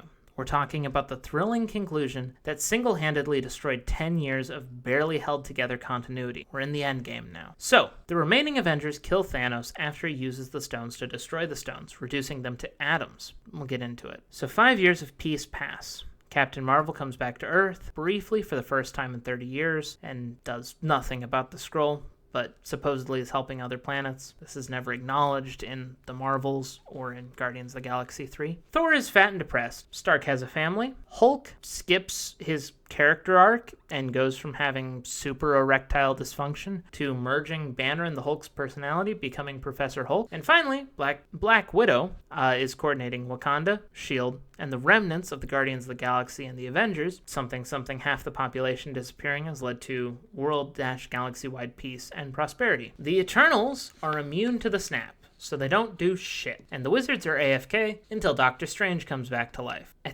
Until Doctor Strange comes back to life at the end of the movie. That's what I meant to say. A rat walks over some buttons that are attached to a van from Ant-Man 2, making the quantum portal open. You would think this is convenient, almost plot-breakingly so. But I'll remind you that we are witnessing Doctor Strange's timeline. So he knew that rat would do that. And also every version of events where the rat doesn't do this, the TVA shows up and removes that reality from existence. So there were probably millions of rats killed by Time HR before this happens. Apparently Ant-Man didn't experience time in the same way, so those 5 years outside was 5 hours in. This just doesn't make any sense on the basis of how things were presented in Ant-Man 2, because Janet aged and should have aged 30 hours instead of 30 years. This is chalked up to inconsistent time flow in different regions of the quantum realm, but they were exploring that realm because they wanted to learn about how Janet survived that long in that place. So why would they not send Scott to the place that fundamentally followed the same rule? This one is just completely different. It's a completely different part of the quantum realm than the place Janet survived. Also, Ant-Man was in it and able to communicate both ways with Hope Pym and Janet, but how the hell does that work if he's experiencing time hundreds of times faster than them? So this discovery about the quantum realm gives Scott the idea that the science guys should figure out a way to make time travel with this time discrepancy so that they can stop Thanos, which, two things.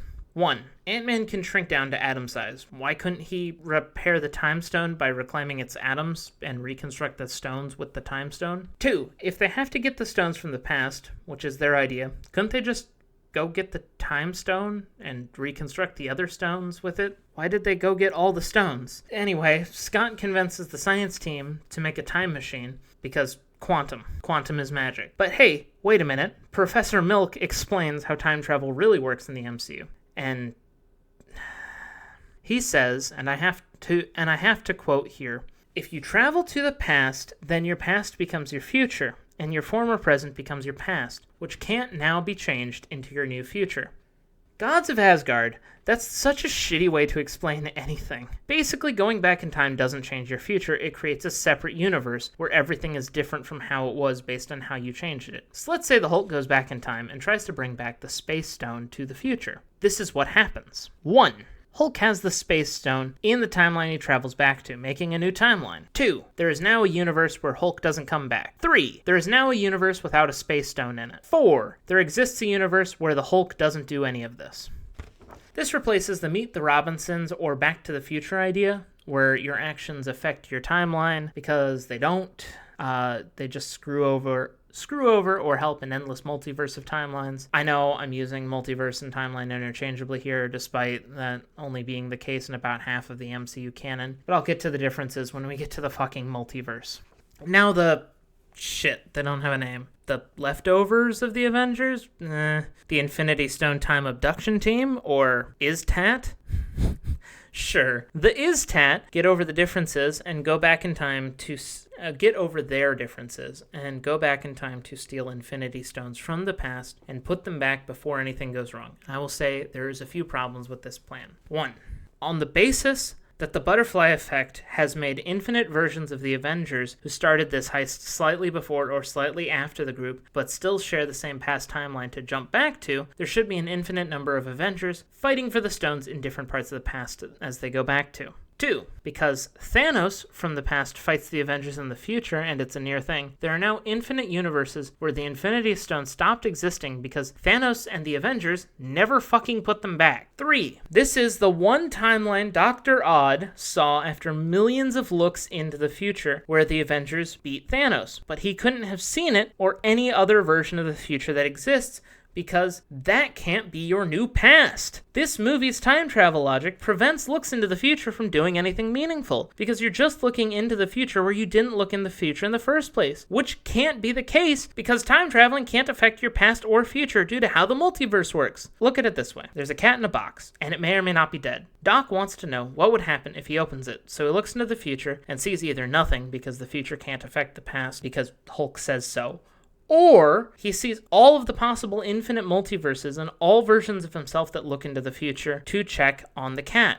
None can explicitly help him because he's not in the same timeline as any of his futures, and he can't ever be, because if he was, then it would be in a different universe. So how the hell did his looks in Infinity War help unless he saw Time HR murdering everyone and just picked the version of reality where that wasn't the case? But that just causes more problems, because now there are at least 2, but probably infinite universes where Strange looked into the future and guessed, or he just got it right without guessing, which means the Time HR department has more than 2 timelines acting like the sacred timeline simultaneously. Fuck! My head hurts. Time HR kills all of the non-canon universes, so this is the one where Doc McCosmic looked into the multiverse. How did it help him, and how many of the infinite universes he saw and looked at did he see? God, this breaks down when you think about it. I can't think anymore. We're just fucking moving on. Just know, Doctor Strange looking into the future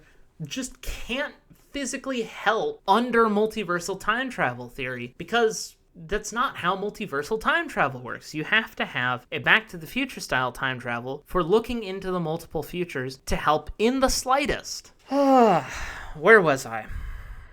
Right. Tat goes about stealing the Infinity Stones from better movies. Sorry, not a review. Creating branching timelines where they go back and put them back, and don't. There are also infinite timelines where Tat never forms and does the time heist. Fat Thor meets his mom before she dies in Thor 2, who inspires him to do better. He takes his hammer from the past. There are now infinite millions of hammerless Thors in the multiverse before Thor Ragnarok. Also, Loki gets the Space Stone and escapes Avengers custody. Stark meets his dad. Captain America says Hail Hydra, convincing a bunch of Hydra agents from Captain America Winter Soldier, or KAZ if you like birds, still stupid joke, that Steve Rogers has been a Hydra agent the whole time. Also, he fights himself from the past and tries to make himself forget about it via concussion. This means that among the timelines, there exists brain damaged Steve universes, there exists brain damaged Steve universes, dead Steve universes, and Steve that remembers fighting his past self universes, which is just wild. Black Widow kills herself. Sorry. Black Widow game ends herself. So Hawkeye will get the Soul Stone. They could always go back and get a new Black Widow from a different timeline, though. Why, if going back in time doesn't affect your future at all, the Avengers don't warn or work with their past selves? I don't know. The old Sorceress Supreme seems to think it'll damage the integrity of the timeline. There are infinite timelines and universes, so there's already a universe where they worked with their past selves, so how would it collapse the multiverse? Also, Gamora and Steve later both break this rule by living out of time. Pain, head. I guess we should talk about Nebula, Gamora, and Thanos, and then I think we can move on. So, Nebula, if you don't remember her, she's the blue clanker sister to Gamora, had a redemption arc, but she gets captured by past Thanos, who downloads her memories and sends her past self ahead to let Thanos' army travel to the future. So, there are now infinite universes without a Thanos, but the TVA properly kills off all of them. Also, there are infinite universes that the rescued Avengers beat up Thanos, but what happens in the timeline that the writers decided to show us is that past Gamora comes with future Gamora to the future and kills past Nebula together with past Gamora staying in the future. Odd as fuck, because they can't do that with anyone else, like Black Widow, or Steve, or Loki, or Thor's mom, because that would destabilize the timeline or whatever. But Gamora gets the past live in the wrong timeline. Fuck. Alright. Jolly Green PhD Hulk sacrifices the use of his arm to snap everyone back into being after the time heist goes off with several hitches, and Thanos and his whole army shows up. Doctor, I'd have 2 nickels, which isn't a lot, comes back to life when he is snapped back and uses the sling ring to portal everyone to help Captain America, wielding Thor's old hammer, fight Thanos. They fight the Mad Titan, gets his jewelry back, but Tony uses Nanomachine's son to get them back and sacrifices himself to say one more Iron Man before killing Thanos. Steve, after the fight, volunteers to take the stones and hammer back. I don't see why, there's no rush, they literally have all of time to do it. But Steve stays in the past and breaks every rule of time travel established in this movie to age into the future, where he confesses he risked destabilizing the timeline to live his life with Peggy. How did he get here then and not just start a new universe? It's never explained. He gives Falcon his shield and attends Iron Man's funeral. Also, he lived to 112 years old, thus ends the Infinity Saga and begins the Disney Plus era of the MCU. Like I said, not a review. Not a review. Absolutely not a review. But I will say Endgame is a messy movie. Many people look back on it fondly because it did have a lot of very strong emotional climaxes and scenes. But of the characters that the MCU had built up, there's like barely any that survive the climax of the movie. Like, Captain America is a senior citizen by the end of it. Hulk is Professor Hulk and can't do standalone movies because of contracts with Universal. Thor is fat and depressed and has literally no stakes as a character because everyone he's ever loved or cared about has died except Jane Foster, who, spoiler alert, dies in the next movie. And then, like, who's left? Black Widow kills herself, so we have, what, Hawkeye and Spider-Man as the remaining Avengers with Black Panther, but plot twist, Black Panther dies because his actor died of prostate cancer. So, like, there's just no one left. Many people pointed this out after the initial hype of Endgame wore off. Hey, after Iron Man sacrifices himself and everything happens in Endgame, who's left? Which brings us to the Disney Plus era of the MCU, where they constantly try to answer who's left by presenting a new hero, and none of the heroes have power sets that really work as well as the originals, or likable scripts, or sensible stories. Not a review. Promise, I'm trying to keep my opinion out of it. Many people love parts of this next arc of the MCU. To those people, I will say, I absolutely wish you the best, and I don't want to take anything away from you. But I will say, you have a lot of headcanoning you have to do to make any of these upcoming shows make sense. Let's move on. Oh, fucking... Okay. In the year, outside of time, good golly gee, whatever happened to Loki?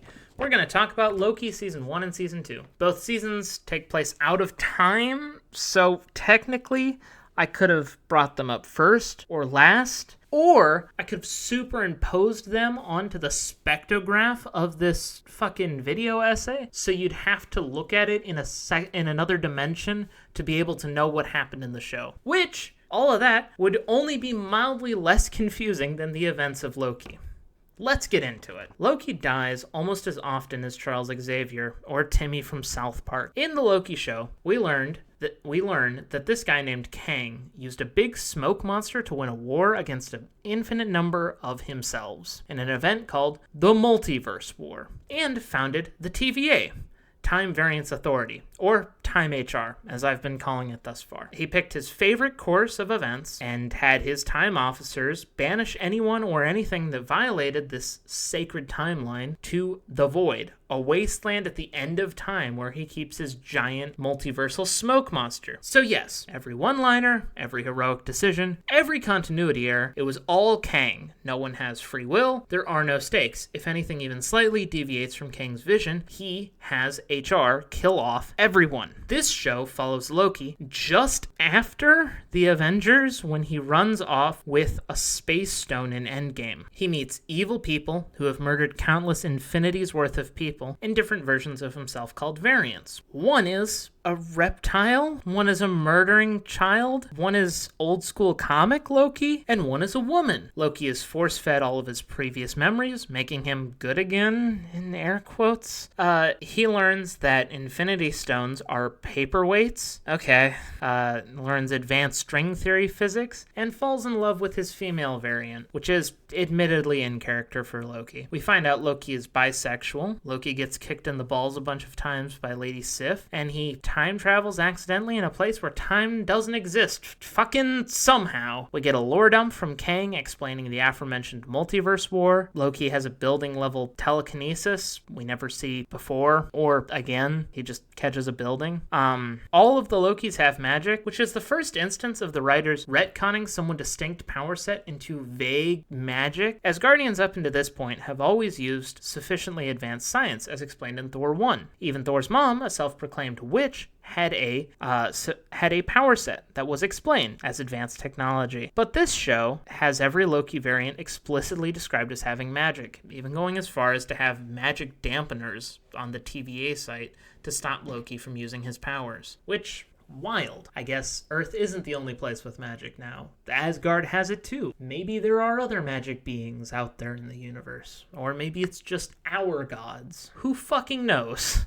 If you think this summary is a long and confusing mess, I dare you to watch the show. Rapid fire, because gods, this show has a lot and nothing. At one point, female Loki sends up several time bombs to different points in the sacred timeline, which means she has killed more people than Thanos. Kang has these clankers on thrones called timekeepers, who rule the TVA in his stead as decoys, I guess? A member of TVA goes on a quest for free will. She doesn't find it. Loki starts uncontrollably warping through time in a place outside of time, which just can't be true because things happen in a linear way that we can understand. Not possible with no time. I guess they happen in a vaguely linear way we can understand. There is a woman unironically named General Docs. Be careful, she will leak your home address. Female Loki works at McDonald's. There is a living cartoon, artificial intelligence, that can interact with the real world, has MCU godlike power, and falls in love with Kang from the past. We're introduced to the idea of temporal aura, which isn't like strong vibes. It is, in fact, basically, you have an easier time traveling to an event you've previously experienced or will experience in the future, which raises the free will question, because how does your timey-wimey aura stuff know that you will experience something if you don't have the will to set your own destiny? I guess this show is saying you don't. There's this thing called the temporal loom, which creates the sacred timeline via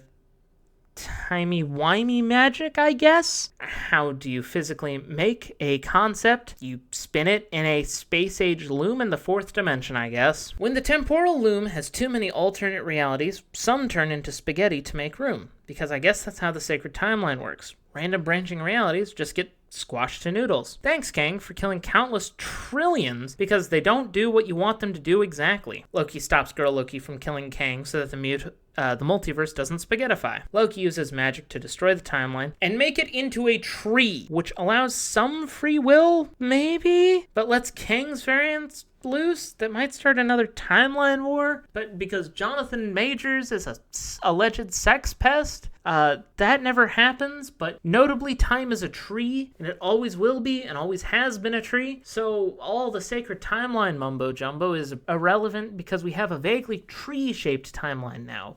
Why is time a tree? How is this better or worse? We don't fucking know. I guess it allows slightly more branching realities than a line. Time HR exists post-tree, but they're gonna try to manage Kang, stop this one guy from fucking with the multiverse to try to preemptively stop the multiverse war, which you'd think would be what Kang would try first before, murdering infinity's worth of people, but I don't fucking know. There's also an Ant-Man Quantumania reference that makes less sense the more you think about it, and I won't burden you with it. That's all for now, folks.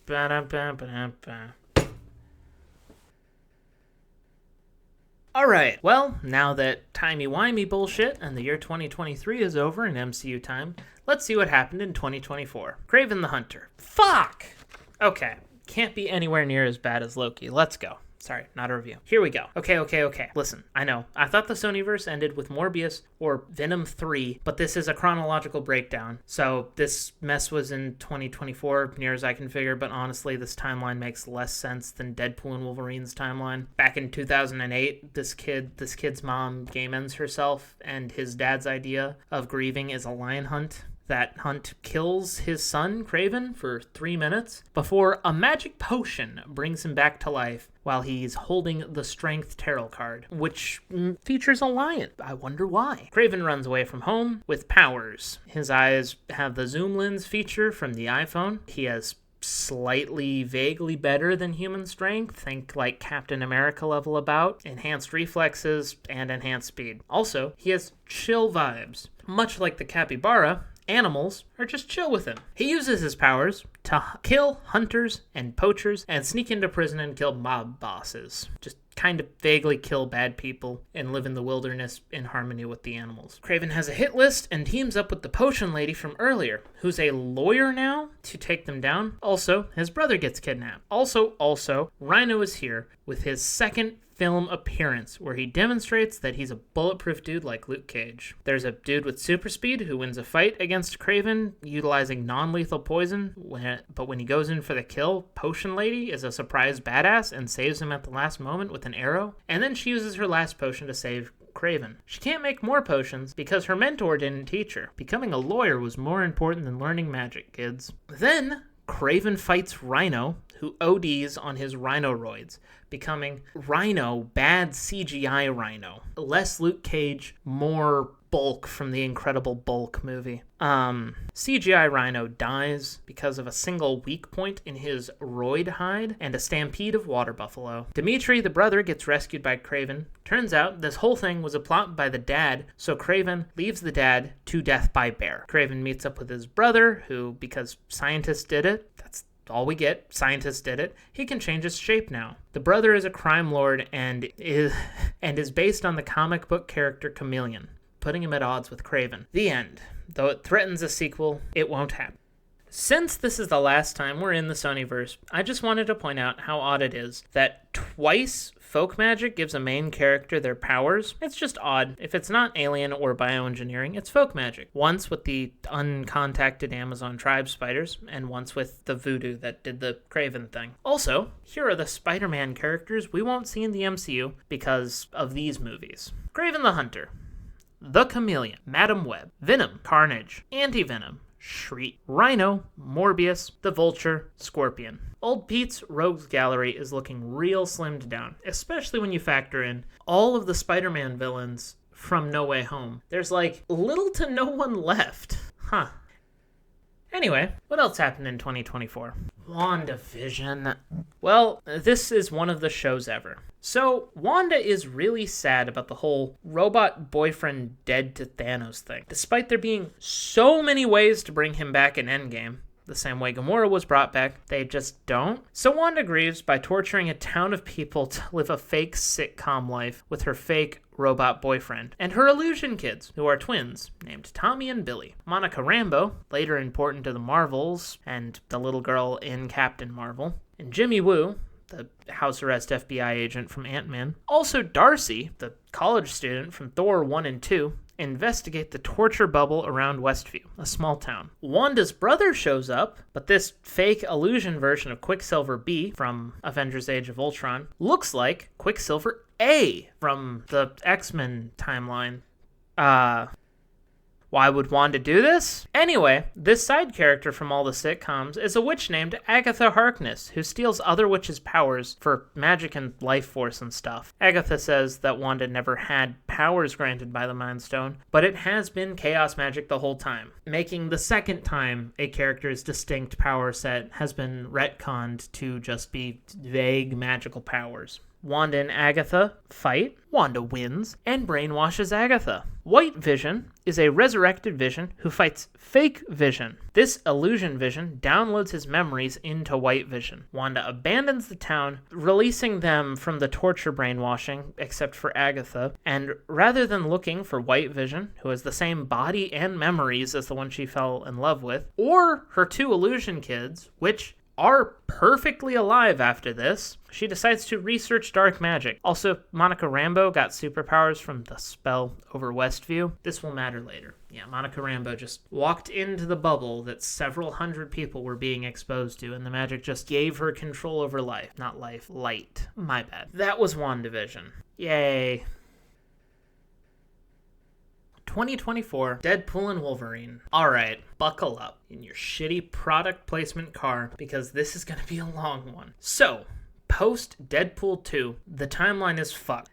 Basically, essentially, things don't work out with the hooker wife Ryan Reynolds moved heaven and earth and the timeline for in the last movie. So he joins up with Peter, the regular unpowered guy from X-Force, to sell cars. Turns out, Cancer Man is really bad at selling cars. He tries out for the Avengers, but Happy Hogan, that's the guy from Iron Man and Spider-Man movies, and also the guy who was in Daredevil, but his appearance in Daredevil isn't canon, even though in this movie it is, tells Wade that he is not Avengers material, which, since when is that Happy's job? I thought that was a Shed thing. Also, why would Happy or Shed turn anyone down at this point? The alive and operating Avengers are Ant-Man, Hulk, Falcon, Bucky, Doctor Strange, and Hawkeye. With Doc doing his own thing, Bucky and Falcon are AWOL, Professor Hulk is in space like half the time, and Hawkeye is retired and only counts as operating because he's about to get his own show and would probably show up if you called. Also, Ant-Man is on book tour. Fucking, what do you mean Deadpool can't join the ranks of such esteemed and always missing heroes? So, unable to join the Avengers, he still does the car thing until Time HR kidnaps him and tells him that this universe is being pruned because it lost its anchor being and will fade in a few hundred years or so, but Ryan Wilson has been selected to join the sacred timeline. So, what? That's not how the Force works. Wait, that's not how quantum temporal Time HR works. Time HR prunes specific timelines because they are not the sacred timeline. What do you mean anchor being? What do you mean selected to join the sacred timeline? The TVA exists outside of time. Loki treeified it now, so it's always been and has been a time tree. There is no sacred timeline because there cannot be now and never was. This movie even references Loki Season 2 specifically in dialogue. It says Loki Season 2. Where that happens? So, how? What the hell is Time HR doing pruning timelines at all post-Loki Season 2? Further confusing things, there's this dude named Paradox who's pruning this timeline to prove that the old ways of doing things are better, but then why did he try to put Wade Reynolds in the main MCU timeline? None of these questions are answered, but we do find out Deadpool can kill about 30 TVA agents without stopping, which begs the question, what the hell did they do when Thanos or a Celestial or Captain Marvel did something against the sacred timeline? Blade is in the void. How did they prune Blade? He's at least as skilled as Deadpool, and there are powered individuals in there, like a literal teleporter in the void. How did the TVA ever catch him? Sleeping, maybe? Anyway, so Ryan Reynolds finds Logan's grave, because he's pretty sure Logan didn't die in Logan. But Logan did die in Logan. He will in 5 or 11 years anyway. But the movie Logan happened before this movie somehow, so Ryan Poole goes through the multiverse looking for a helpful Wolverine to serve as his universe's anchor being. He uses Time HR tech to do this, which should prove at least a little bit that the multiverse is mostly different timelines rather than dimensions, because how else would Time HR get there? Don't pay attention to this rule. Wanda breaks it in Multiverse of Madness. So, Dead Reynolds finds the worst Wolverine in the multiverse, who he kidnaps drunk. There is so much kidnapping in the MCU, and it just gets worse from here. And it is made canon that the only MCU in every dimension across all of time that is willing to wear the iconic Wolverine comic book suit is the worst one in every timeline and dimension, and is stated by several people who know. Lovely. Deadpool and Wolverine are sent to the Void, a place at the end of time with a big smoke monster. Which, hold on.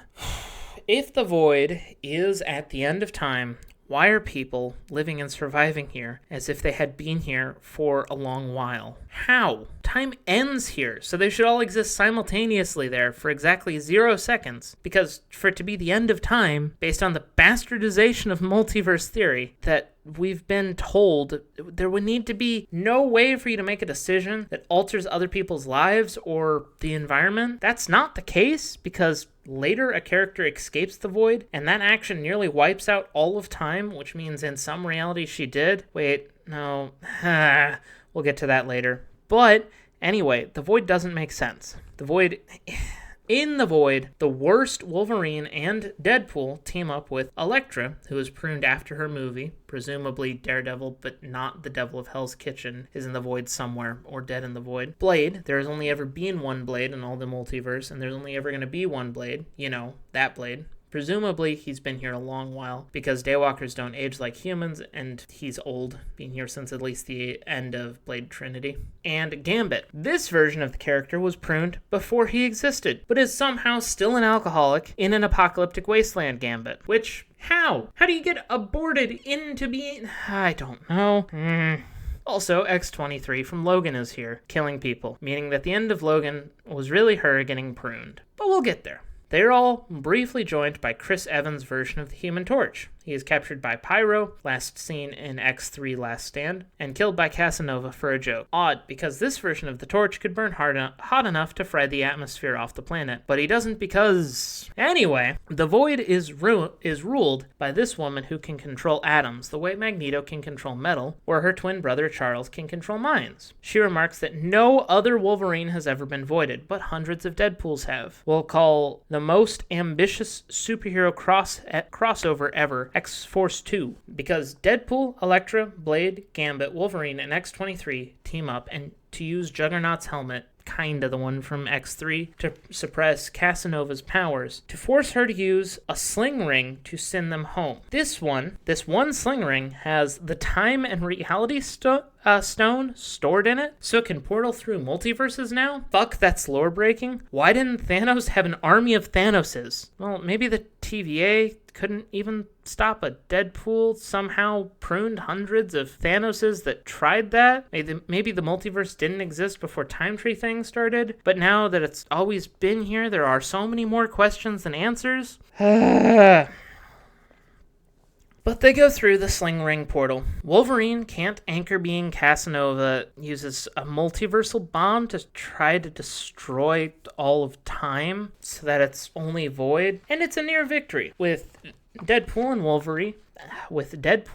Wolvie. That means that she did it in one timeline, destroy all the timelines. Which means everything should have been voided regardless, as long as there is any possibility that she won. That means that according to this movie's logic, after the year 2018, maybe 2024, maybe 2029-ish, there is no more time. But the titular duo stopped the combination of matter and antimatter necessary to complete a series reboot or destruction. So Ryan gets his pretend family back, and huge jacked man walks off into the sunset, promising that he will be doing this until he's 90 years old. Time HR agrees not to kill countless billions on this timeline yet.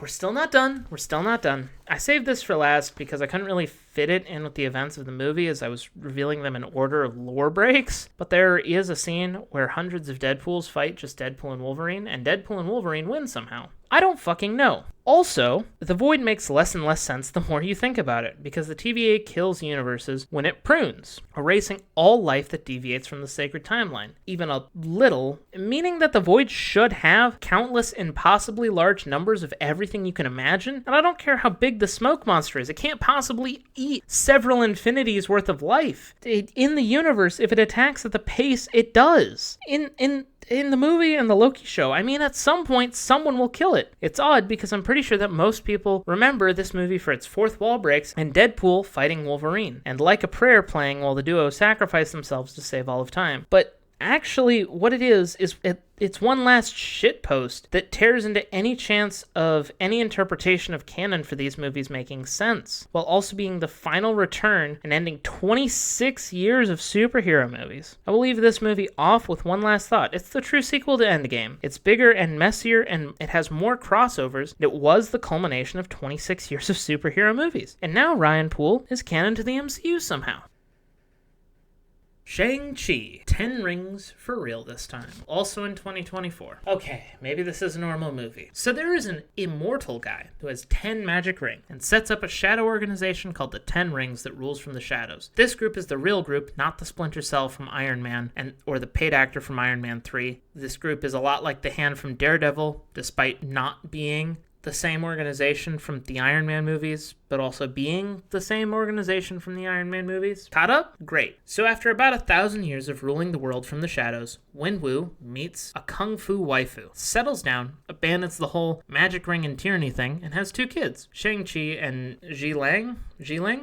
This gang, called the Iron Gang, more secret ninjas, unrelated to the Hand, kills the mom, so Wenwu goes back to magic and trains Shang-Chi in the martial arts movie magic, while his sister teaches herself in secret, because Wenwu doesn't want to teach the little girl martial arts. Shang-Chi goes on an assassination run at 14, decides, nah, killing isn't for me, and becomes Sean, the parking valet from San Francisco. He has a love interest named Katie, but not the Katie from Hawkeye, who goes along with him. The 10 Rings attack Sean, starting off the main plot of the movie. Sean's sister has an underground fight club where Wong and Abomination have a cage match. Wild, because Wong is the Sorcerer Supreme at this point, and he's just having random cave fights with monsters underground. Then the main cast are all captured by Wenwu, who uses a matching set of amulets that Sean and his sister had to determine that their mom is alive and being held captive.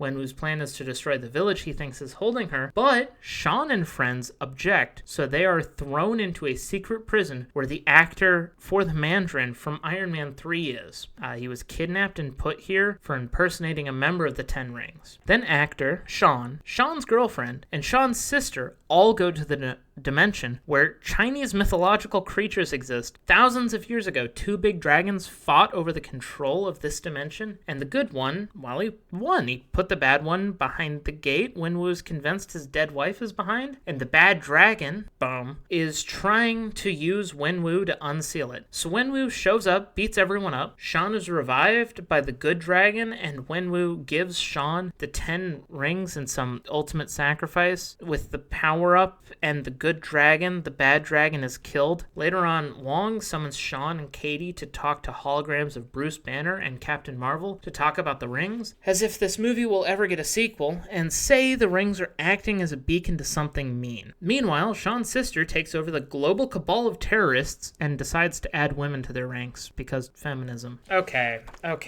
So, thoughts. I have just one final thing I'd like to say about Shang-Chi and the 10 Ring. 2 things, actually. The objective morality in the movie is very odd, because crime is bad when the dad does it, but presented as good, or at least morally gray, when the daughter does it, which is an inconsistent standard and leads to a kind of confusing, sanitized interpretation of what crime is in that movie. But that's not the important thing. The important thing is, 2, the rings are supposed to be beacons for one of 3 things. I think they were supposed to originally be attracting Kang, but because Jonathan Majors is an alleged sex pest, Kang isn't showing back up until we get to Ant-Man Quantumania. So maybe it's the reason the Bangle chick from Marvel's is coming to Earth, but that can't be right, because she's just trying to save her Kree brethren from not dying of extinction because their planet is dying. Which brings us to 3. Are the 10 Rings calling Doctor Doom through the multiverse? How and why? It's unlikely we'll ever get an answer to that, but it's wild to me. Absolutely wild. It's got to be the biggest abandoned plot hook since, Carl Mordo is killing people and being like, no more wizards. 2024, Falcon and the Winter Soldier. So Sam Wilson, no relation to Wade Wilson, aka the Falcon, refuses to be Captain America, and despite being a United States Air Force parachute airman, and later a veteran peer support specialist, both of which make about $50K a year, has a sister in Delacroix, Louisiana, who is losing money with her fishing business. Not sure how that's possible, because a boat her size costs $30K a year to operate, so you would need to assume Sam isn't or didn't get paid any extra for his high-risk, high-specialty job involving the Falcon suit, and is spending more than $20K a year on his living expenses, or just not helping his sister with the business. Well, that, frankly, very minor and small nitpick is going on, Bucky gets a pardon for his crimes, including the assassination of the president, under condition that he attends therapy. That's such a fucking sweet deal. I hope he remembers to attend therapy. There's this guy named Walker, John Walker, no relation to the Texas Ranger, who offers to help Bucky and Sam twice, but they refuse. He's the replacement for Captain America. He has a sidekick, don't get attached to Lamar the Battlestar. Help with what, you may ask? Well, guess what? There's yet another separate group of terrorists called the Flag Smashers. They are comprised of radicals whose life was destroyed or greatly displaced by the people who came back to life from the blip. Some of them are super soldiers, like Captain America, which means, if I understand this right, they might have the same downside, where the serum brings out their worst impulses. Great, mega terrorists. So rather than work with Lamar and Walker, Bucky and Sam release Zemo, the guy who killed Black Panther's dad and started Captain America's Civil War, to help them track down the super soldier serum used by the Flag Smashers. This takes them to an island called Madripoor, where, since this guy is just making copies of Steve's serum, which, I mean, fuck, why is anyone not on it at this point? Like, the juice isn't hard to make, inject, or find. Every first responder, athlete, and active military personnel should just be on the serum at this point. Why not? There's no lowered inhibitions like there was in Captain America, the first Captain America movie. Anyway, remember the girl Steve kissed, forgot about, and then went back in time to live secretly with her aunt? She's here! And she's been living on Criminal Island since Civil War. Zemo kills the serum guy, but I mean, he's just a random Hydra scientist. One dude, surely we could mass produce the stuff because it doesn't seem to have any downsides now. So the group finds the leader of the Flag Smashers, with the Dora Milaje making it clear that they want Zemo for his crimes against Wakanda. Sure, T'Challa was fine with whatever justice he got from S.H.I.E.L.D., but the Dora Milaje are apparently allowed to do whatever they want, and they want to take Zemo in. Walker and Lamar catch up with Zemo and company, makes negotiations break down with Sam and the terrorists, who flee. Then the Dora Milaje beat up and humiliate Walker, letting Zemo escape. So, the leader of the Flag Smashers threatens Sam's sister so she can talk with and try and persuade Sam to join the Smashers. Walker kills one of the super soldier terrorists with Captain America's shield because Lamar the Battlestar was killed by a punch. So Bucky, the ex-assassin, and Sam, the veteran peer support specialist, decide the best thing to do is to corner Walker, break his arm, and take his shield. This loses Sam his wingsuit. Bucky turns Zemo over to the Dora Milaje. Walker stands trial and is stripped of any accolades or authority. So Sam and Bucky fix the boat and train with the shield. Walker makes his own shield with his war medals and scrap metal. Also, he has had the Flag Smasher flavor super serum at this point. Sam got a Wakandan Captain America suit with wings. I was unaware Wakandan tech could make wing suits, but hey, I'm sure they can. They do have spaceships. Also, if I had a nickel for every time a Wakandan gave an American soldier something decorated like an American flag, I'd have 2 nickels. Sharon Carter, Cap's ex, kills the B-plot villain, also kills the woman who led the Flag Smashers, while Walker ignores his want for revenge and rescues a van of hostages. Sam yells at a senator to do better and dedicates a statue in a museum to Isaiah Bradley, a dude who was Black Captain America without the accolades, sometime in the 50s. Meanwhile, Walker works for a shady politician and starts going by U.S. agent. Meanwhile, Carter gets a pardon for her crimes and starts working with the CIA with the intention of stealing and selling government secrets. Dodged a bullet there, Steve. Also happening in 2024 is Spider-Man Far From Home. By sheer luck, Spider-Man, Ned, and his new crush, MJ, all got snapped together. So they all get to go on a senior trip together, and are all the same age still. Stark leaves Peter some Google glasses that control an army of killer drones that can hack into any system on Earth in his will. Peter nearly kills some dude who's sitting on MJ with them by accident. Fury, who's a dumbass Skrull for the whole movie, enlists Peter and hijacks his senior trip so that Peter can help this dude fight the extra-dimensional force of elementals, creatures made of water, air, and earth. But plot twist? It's drones, guns, and holograms being controlled by disgruntled Stark employees. Remember the guy who made Barf and the guy who got yelled at? Peter works his stuff out with MJ. They become a proper couple while she finds out that he is Spider-Man. Peter doesn't like responsibility, so he gives the Skynet goggles to Mysterio, the guy who invented Barf from earlier. Way earlier. He's also a gifted actor, and he's trying to become an international hero like Iron Man so he can get rich. He has a whole team team of people who worked for and were fed up with Stark's bullshit. You'd think they'd forgive the guy for being a bad narcissistic boss with the sacrificing himself to save half the universe thing. But some people are petty, and because of the Flag Smashers, I guess saving half of life is a divisive political issue in the MCU. So Spider-Man uncovers the plot. Mysterio almost kills Pete twice, but Peter does the hero thing, gets the girl, beats the bad guy. Mysterio accidentally shoots himself with one of the drones he was controlling, and his team leaks this as a tape, as well as the declaration that Spider-Man is a villain to the world. Sidebar, Fake Fury states that there are no acting Avengers that can help, but we have Falcon, Bucky, Captain Marvel. This movie acknowledges her, but Fake Fury just tells Pete not to bring her up.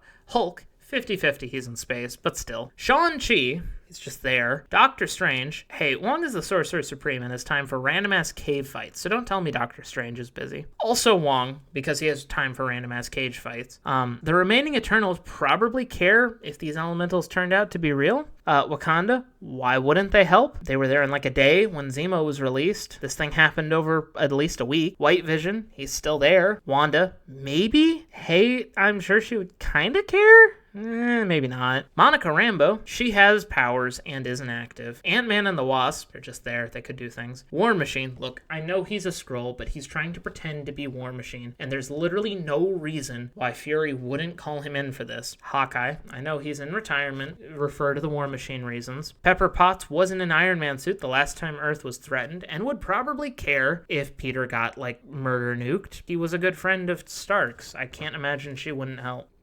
Spider-Man No Way Home. So, immediately following the last Spider-Man movie, Peter Parker is now public enemy number 1. Daredevil is his lawyer. That's about as much as it matters to the plot. But Daredevil's canon to the post-Snap MCU and is Pete's lawyer. His friends don't make it into college because of their association with Spider-Man. So he goes to Dr. Weird to ask if he can rewrite the memory of everyone on Earth so that no one knows that he's Spider-Man. Strange agrees, and because Strange is an idiot, rewrites the spell several times.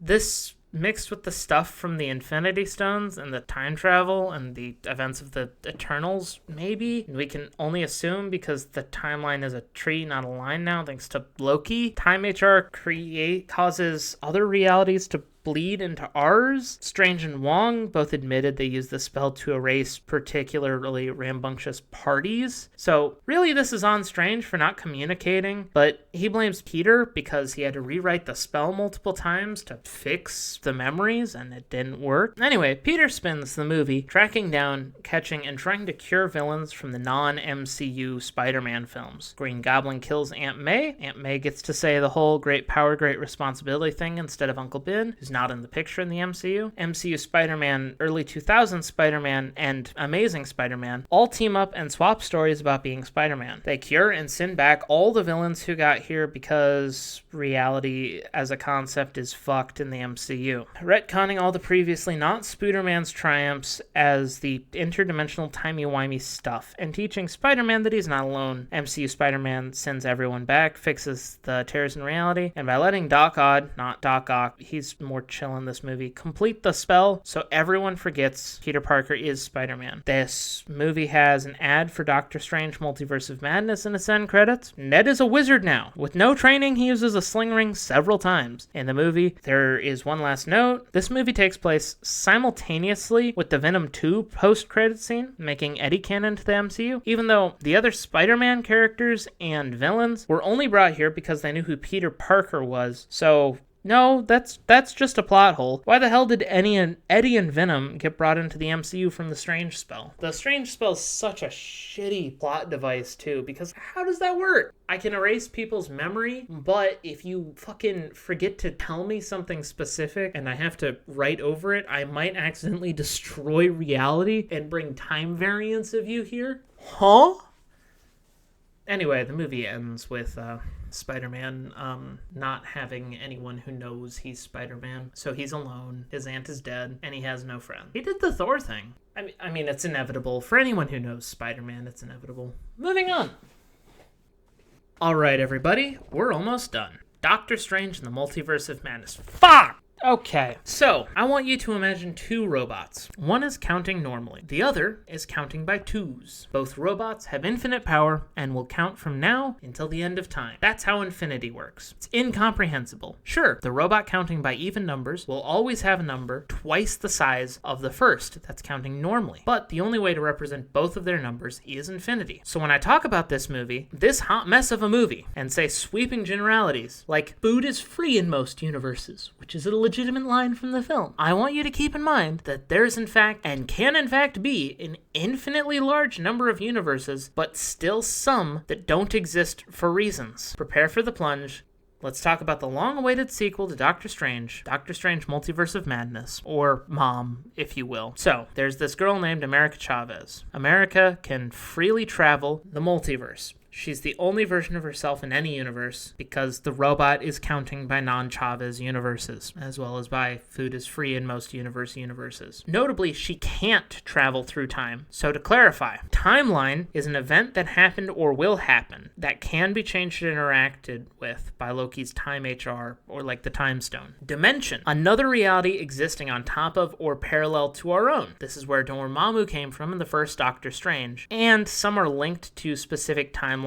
Some exist outside of time, like the Void or the TVA station. Some link universes, like later on, the Book of Vishanti is in its own dimension that links all the universes. Universe, something that both is and isn't a timeline and a dimension, but can't be accessed by time travel the way a timeline is and functions like. It's its own timeline, with hypothetically its own rules for time travel, and with some universes being caused by branching timelines that are not pruned by the TVA. Though, because they exist in a different way that is never explained.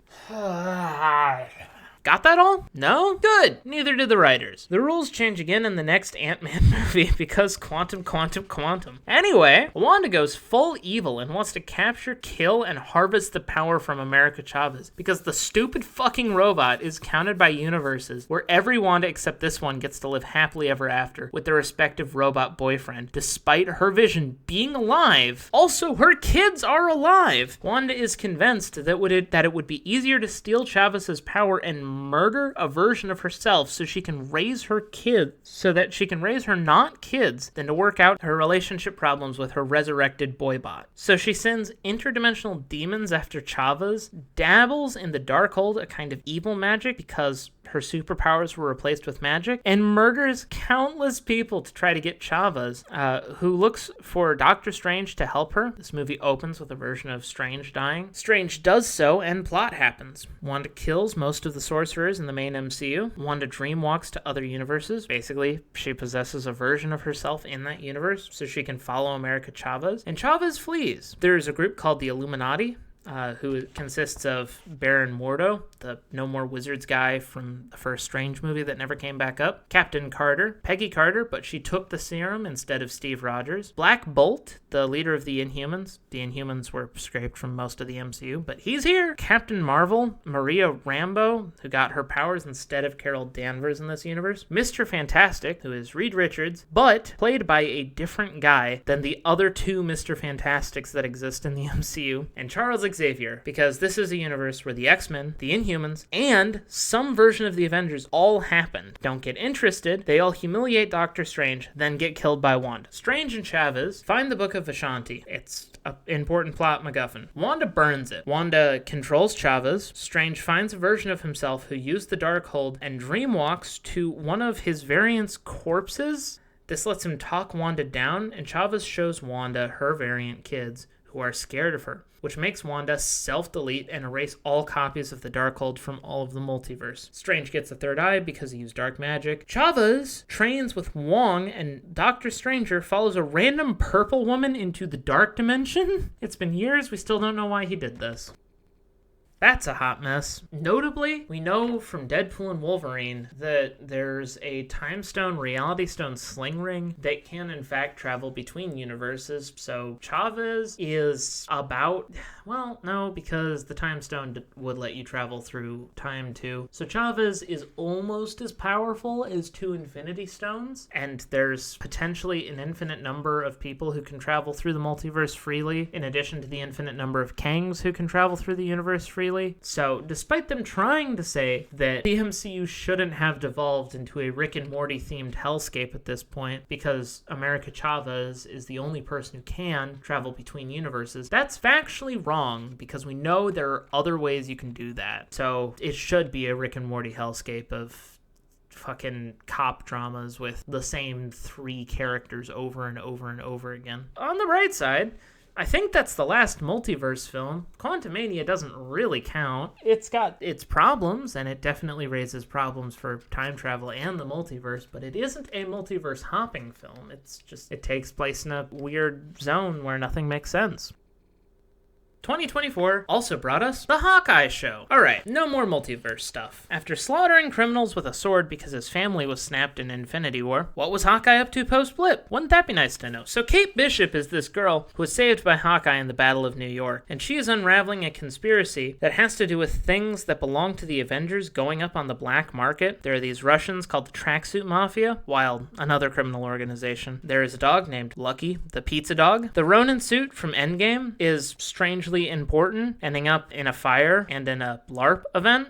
Kate's mom is dating a mobster, but Kate can't convince her. Kate and Hawkeye get kidnapped. This woman named Mayaz breaks Hawkeye's hearing aid. They escape. Yelena, the blonde, bad Russian accent version of Black Widow, got blipped, apparently, and beats up Hawkeye. She wants to kill Hawkeye because Black Widow killed herself to get the Soul Stone, and Yelena thinks Hawkeye killed her. Hawkeye reconciles with some of the people he hurt while he was killing criminals as Ronin, and talks Yelena down. Meanwhile, Kate finds out her uncle is Kingpin from Daredevil and knocks him out with an explosion arrow before Maya confronts him and shoots him. Hawkeye adopts Kate and Pizza Dog. The end, I guess. I mean, for a show called Hawkeye, he really does very, very, very little in it. It's mostly about Kate Bishop, who's replacing Hawkeye in the MCU. Mayaz and Kingpin do become important, and Yelena might be the most important post-Endgame character if you don't count Bucky and Falcon. 2024, T'Challa dies from an unknown illness. Also, Chadwick Boseman dies from cancer IRL. This is why it happens in the MCU. 2025, She-Hulk. So this lawyer woman is Hulk's cousin, and they get in a car wreck together because a spaceship blocked the road. She saves Bruce from the car and becomes a better Hulk than him due to him bleeding on her because she is supposedly better at controlling her anger than she is. She represents Abomination Court, sleeps with Daredevil, twerks with Megan A. Stallion, deals with a reject from Doctor Strange's School for Wizards, refuses not to be Hulk at a wedding, deals with an immortal guy who fakes his death to get out of paying for divorce. Am I right, boys? Gets a sex tape leaked, assaults several men, about half were actual criminals, and finally dislikes the end of her own show so much she forces the writers and an AI called Kevin, Kevin Feige joke, to rewrite it so she likes her place in the universe better. The show ends after She-Hulk demands her own rewrite, with her being cleared of all wrongdoing because there was some doubt, I guess. Hulk shows up with his son, Scar from Sakaar, who he presumably conceived while he was the reigning champion prior to Thor 3. Also, Wong breaks Abomination out of prison. Oh boy. Well, that's all she hulked. Moving on.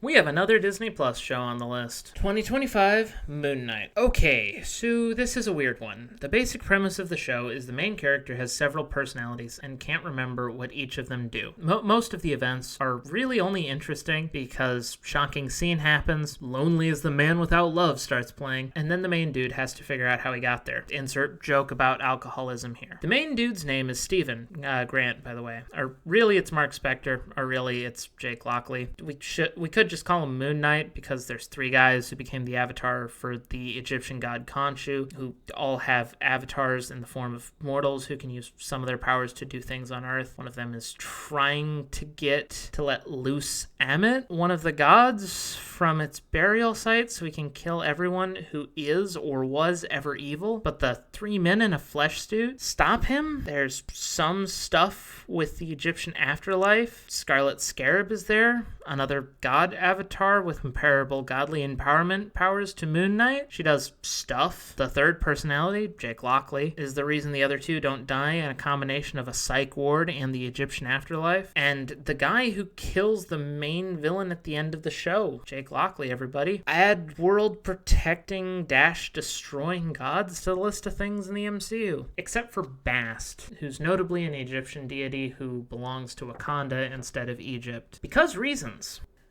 Yeah, the plot's really simple when you take out the three personalities bit, but that's Moon Knight.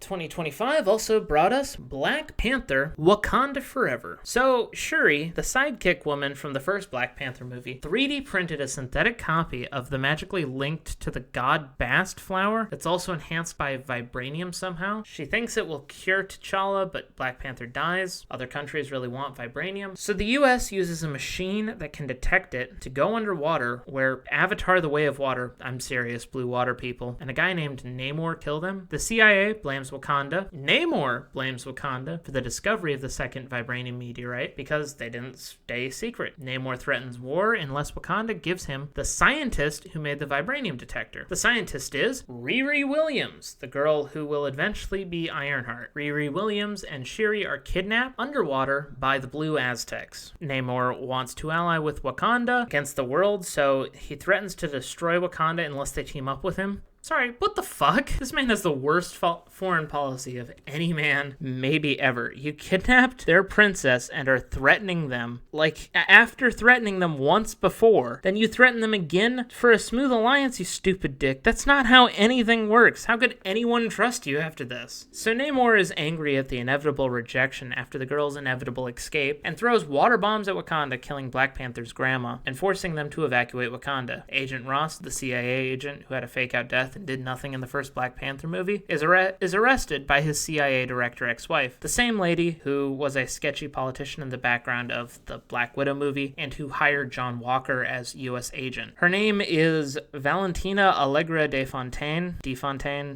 which is a mouthful. I'd call her Val. That's also short for Valkyrie, and we have a Valkyrie in the Thor movies. So she's VAF. V-A-F now. So, VAF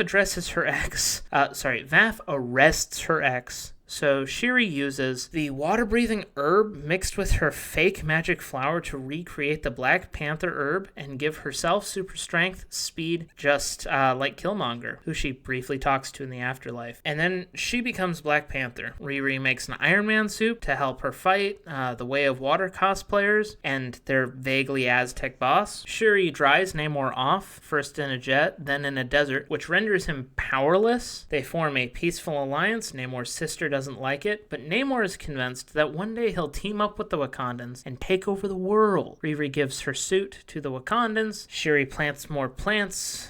T'Challa had a secret son named T'Challa. The end. We did it, guys. We had a Black Panther movie without Black Panther. Blue Aztecs. I didn't see that coming, but let's add that to the list of powerful, potentially criminal threats that will never be brought up again. Okay, 2025 also brought us Echo. So, this little deaf girl wants some hot chocolate, and she loses her leg and her mom dies in the resulting car accident. Maya, aka Echo, in the modern day, has Kingpin for an uncle. Her actual uncle was part of the Russian tracksuit mafia, despite being a Choctaw Indian, and Hawkeye killed him, so Kingpin stepped in and really cares about her. If I had a nickel for every female superhero who had Kingpin for an uncle in the MCU, I'd have 2 nickels, which isn't a lot, but it's weird that it happened twice. Maya fights Daredevil on a mission from Kingpin, Wilson Fisk. Really the deaf fighting the blind here. She fights him to a stalemate. She finds out in the Hawkeye show that Kingpin probably set her dead uncle up, so she shoots him in the head at the end of Hawkeye. There are several flashbacks to Maya's female ancestors using Choctaw magic in the past. Now that we're caught up on events in the vague past, let's get into the show. So, somehow Kingpin survived. And Echo, Maya, is trying to dismantle his operations. Which Daredevil? ? I thought after season 3, if Fisk started acting up, Mr. Double D was gonna go snitch on Fisk's art gallery wife, Vanessa. But no, we're gonna forget he exists for the next few years, except when he needs to be Pete's lawyer, or sleep with She-Hulk, or fight Echo to a stalemate. Anyway, Echo is trying to take down Kingpin, and is joined by her family, who do and don't help off and on. That's where all the drama in the show comes from. Maya and her not-dead Uncle Henry get caught by Fisk's men after Maya did some light arson, and then they're let go. Fisk meets up with Maya and offers to give her his entire criminal empire, communicating to her with an ASL, that's American Sign Language for the uninitiated, an ASL contact lens. Maya decides to kill Fisk, which she is chill with, even offering her the hammer he used on his dad. Echo says no and flees. This enrages Kingpin for some reason, who kidnaps Echo's family and threatens to kill them for Echo's perceived betrayal. Maya and her family use Choctaw magic to overpower and beat up Fisk's goons, and then Maya uses her vague power set to heal Fisk's childhood trauma, and then he decides to run for mayor in New York. Maya just kind of leaves to do things, I guess. The end! It's wild. I don't know what to say about Echo, man. The one-legged deaf girl with Indian magic did kind of jump the shark for a lot of people. Maybe self-included. It's hard to say. I will say, this is not a review. It is worth noting it's vaguely damaging to the canon that Daredevil doesn't do anything about Kingpin doing crime here, and also vaguely damaging to the canon that Echo is just a person who can cure childhood trauma, which is strangely relevant. Strangely very relevant. For instance, if she was around during Jessica Jones Season 1, she could just remove Kilgrave's powers. His powers are a manifestation of his childhood trauma. You know who else has powers that are a manifestation of their childhood trauma? Fucking Sentry from Thunderbolts. His whole thing is he gets depressed and he just turns people into shadow stains. She could literally show up and fix him, and then we have this unstoppable being. Anyway, 2025 also brought us Miss Marvel. Alright, we have another one. Kamal Khan is a 16-year-old fangirl of the Avengers, particularly Captain Marvel, who she knows from the 2-ish times Carol Danvers has been in the Avengers. Kamala sneaks out to go to AvengerCon, a place where people dress up as Avengers, and accidentally uses her grandma's bangle, it's like a bracelet thingy, to make hard-light constructs, saving a classmate from a fall. Side character Bruno somehow uses an iPad to determine that Kamala always had light-based powers, but the bangle activated them? Government agents try to track down Kamala. They fail. Kamala meets some Djinn from the Noor dimension who call themselves the Clandestine. They want to use Kamala's bangle to get home, and they get pushy with her. There's a group called the Red Daggers who fight with the Clandestine. Plot twist, the Clandestine are really trying to expand their dimensions into ours, ending the world. I am sure that the Chinese spirit dragons, Egyptian gods, Eternals, remaining Avengers, sorcerers and witches, Choctaw with magic, world governments somewhere between 100 and 1 million Skrull, Wakandans, Asgardians, and miscellaneous gone-wrong experiments that resulted in superpowers would probably have something to say about that. There are some time-traveling grandfather paradox, breaks Endgame's rules for time travel, where Kamala goes back in time to help her grandma find her great-grandfather in a crowd. What's one more contradiction to the heap? There's time shenanigans. They happen when the bangle gets damaged, so time travel is in Kamala's future power set. Yay. Her and America Chavez could rip the entire idea of this fiction apart. Fuck the Infinity Stones. We have two girls who can just do shit because they can. The mom Djinn dies, giving her powers to Carmen, half of the friends-love interest triangle, while the government hunts Kamala and her friends and family and arrests everyone. Kamala fights off, their boss gets fired, and Kamala is Miss Marvel now. Hopefully she never marries a Harris, or that would make things really confusing. Carmen goes into hiding in Pakistan at the end of the show, and it picks up with a midway scene in the Marvels months later. That was a mouthful. Miss Marvel, everybody. She has hard light, a bangle that when it gets vaguely damaged lets her go back in time, and that's that.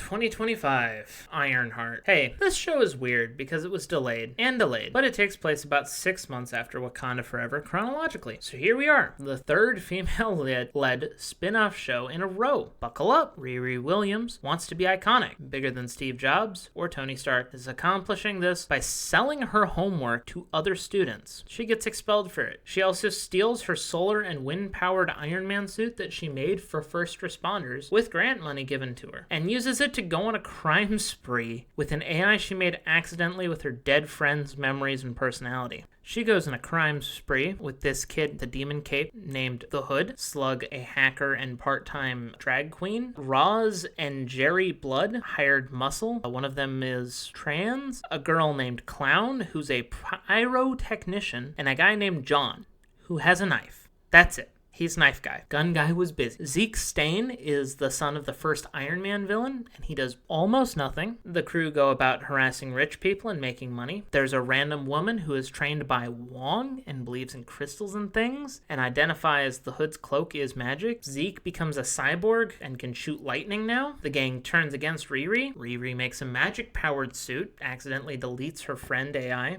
beats up the Hood and the gang, and makes a deal with Mephisto, the dude who gave the Hood, to bring her dead friend back to life. The AI one. Fuck her dead dad who died in the same drive-by shooting, I guess. The show ends with a hoodless Hood looking for magic. Real quick, before we move on, I think this show accidentally makes Wakanda look about as incompetent as the US government when it comes to cleaning up crime, because between this show and Luke Cage, it's pretty much canon that at the end of Black Panther, they say they're gonna help the community clean up the whole crime issue, but they got literally nothing done, and that's just one more dead plotline now.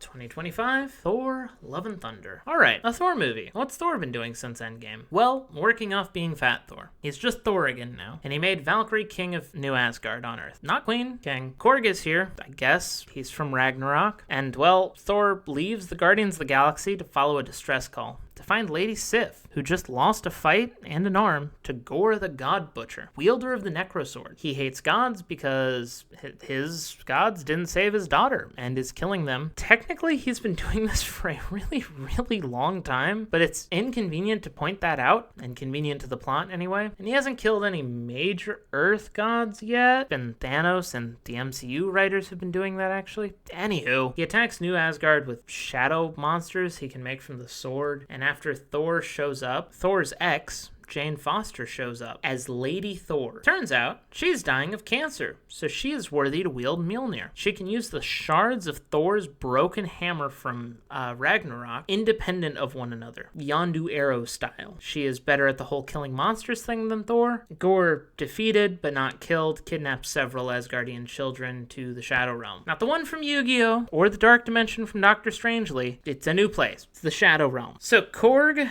Valkyrie, Lady Thor, and Thor go to Omnipotent City, a place where all the gods just kind of hang to warn them. Zeus captures Team Love and Thunder and humiliates Thor. Thor kills Zeus with his own lightning bolt, and Valkyrie steals the lightning bolt. Jane and Thor get back together despite Jane doing the whole dying of cancer thing. Turns out that there's an ancient prophecy about Stormbreaker, the hammer Thor made in Avengers. He made it in Infinity War. Anyway, Gore steals the new hammer, and the team retreats. Jane is losing the fight against cancer as long as she uses the hammer and is Lady Thor, so Thor goes off alone with Zeus's stolen lightning bolt instead of any of the hammers to fight Gore. Thor gives kidnapped kids Thor's power to beat up the monsters.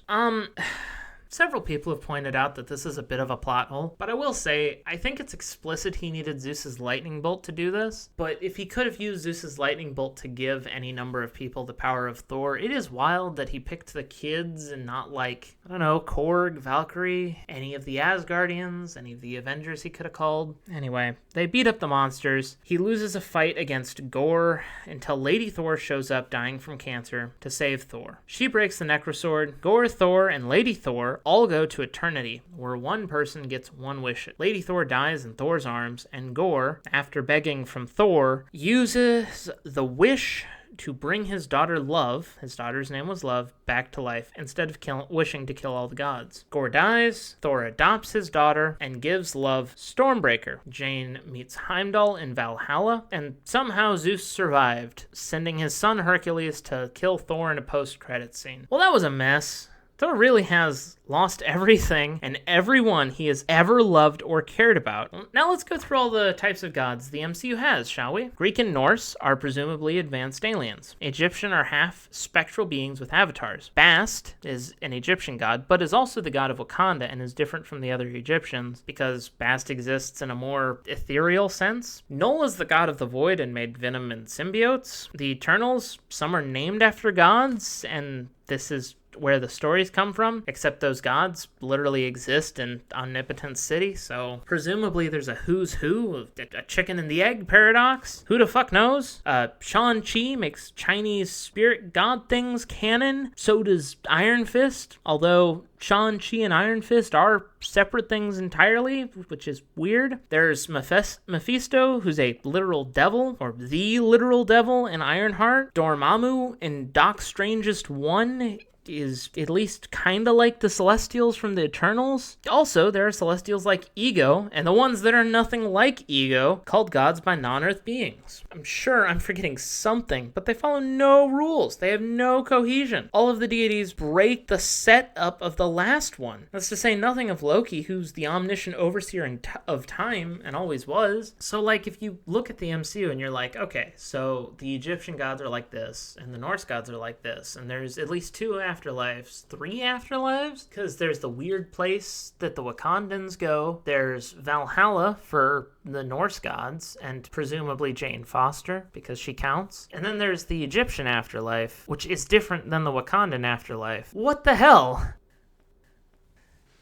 Alright, 2025 also brought us Werewolf by Night. So, some monster hunters compete for the Bloodstone, a magic artifact. Man-Thing, a swamp monster, is here. Not Swamp Thing, that character is from DC. Man-Thing is called Ted, not Ted the teddy bear from Ted. So, Russell and Elsa win the monster hunt together, but the woman who put on the monster hunt is unsatisfied because Russell, the monster hunter, by day, is a werewolf by night. Wild twist, roll credits or whatever. Russell kills some guards or something. Elsa becomes the Bloodstone wielder, and the Ted Man-Thing and Russell become friends. No, we have no idea how or why any of this occurs or is connected to the MCU, but it's canon, so Bloodstone, woo.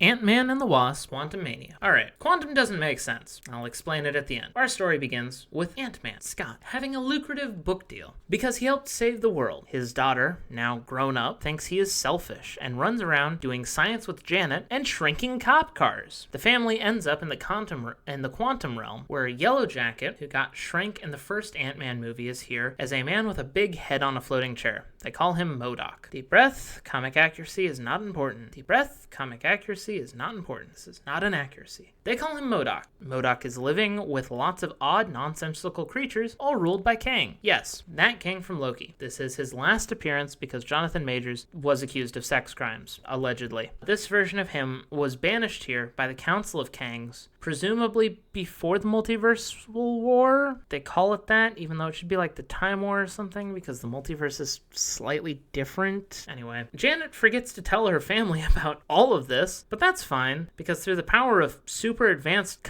commie ants? Oh yeah, there's communist ants. Because via the power of super advanced communist ants, telling MODOK not to be a dick, which leads to him heroically sacrificing himself to save the ant family. They still make fun of him while he does this, by the way. Random life forms like a goo man just helping out, and Cassie Lang being awesome. Janet, Hope, Scott, and Pym and Cassie beat Kang and make it back home. That's the story. There's more to it than that, but that's the story. So, errors in continuity. Error number 1. A very dangerous version of Kang is defeated handily by 4 dumbasses with shrink suits in a place smaller than atoms and quarks. Is this explained? No. How the fuck does this work? We have no idea. Error in continuity number 2. The quantum realm's time is supposed to flow faster. Minutes to years. This is the MCU bias for time travel, but it has only ever happened to Scott once in Endgame, Janet aged at the same rate in Ant-Man 2. So did everybody in this movie. MODOK-Yellowjacket was down here for the whole Infinity War thing, so he was down here for a few years, and a few years passed. Janet was here for a few years, and it was a few years, and Scott was here for 5 minutes, and it was 5 years. There's only one time it works like that, because of fucking Endgame time travel needed to happen. But the quantum realm has never behaved like that. Presumably, when the Ant family goes back up to the surface, years and years haven't passed.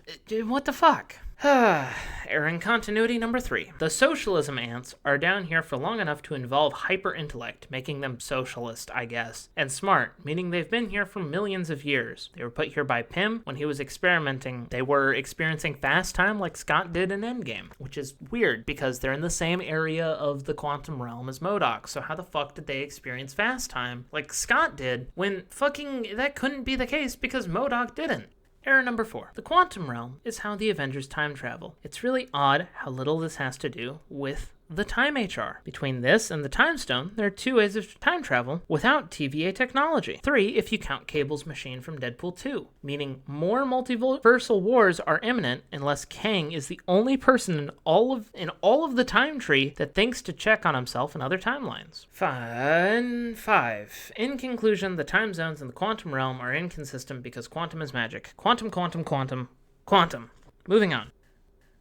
2026 also brought us Guardians of the Galaxy 3. So, a long time ago, in time unspecified, Rocket was just a raccoon when the High Evolutionary, a dude who fucks with and makes new life, made Rocket and his friends. Lila, an otter, Teefs, a walrus, and Floor, a rabbit. Don't get attached. They all die, except Rocket, because the High Evolutionary had no idea how he made Rocket so smart. Rocket escapes, works as a bounty hunter. Guardians 1 and 2 happen. Endgame happens. Rocket gets hurt. The crew finds out that Rocket's DNA is copyrighted. So they go to get it fixed and find a furry version of 1970s America called Counter-Earth, made by the High Evolutionary guy, who now that Rocket ripped half of his face off, has Ebony Maw's powers from Endgame. It's just telekinesis. While they were doing this, Star-Lord fails to rekindle the will they won't they thing with Gamora and starts a will they won't they thing with Blue Clanker Gamora. Drax and Mantis start a will they won't they, and the team pissed off Adam Warlock, a man with Captain Marvel's powers and somehow an even lower IQ because he was literally born yesterday. In the last movie, they tried to kill him, but he had a change of heart. There's a man with Yondu's arrow and a dog who also has telekinesis who do B-plot things. The Guardians rescue kids and baby animals from the High Guy who blows up Counter-Earth. Mantis and Quill leave the Guardians, Quill to live on Earth and Mantis to discover herself with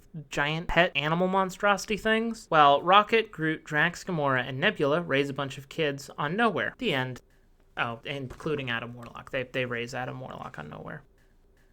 2026 also brought us Secret Invasion. So, there are 1 million Skrulls secretly ruling the planet, and they plan to take it over more fully, I guess. They all hate Nick Fury because they were doing his dirty work for him, which is the only reason he became a renowned spy and director of SHIELD. One of these Skrulls is Fury's wife, one has been War Machine since the end of Civil War, one is Ross, who dies, I think. Ross from Black Panther, Hobbit, CIA guy, if you don't remember. Gee, what a useless character. And 2 Skrulls at the very end of the series get every Avenger's power and fight in the sky. The girl Super Saiyan God, her name is Gaia, wins, and the planet doesn't nuke itself. But the president, James Ridson, declares all aliens a hostile force, leading to members of the public to kill random leaders, scare their Skrulls. Fury retires to space with his alien wife that tried to kill him, and also Agent Hill dies. Rest in peace, she's been in the movie since the first Avengers movie. Funny because how this affects New Asgard in Norway or Star-Lord is never mentioned.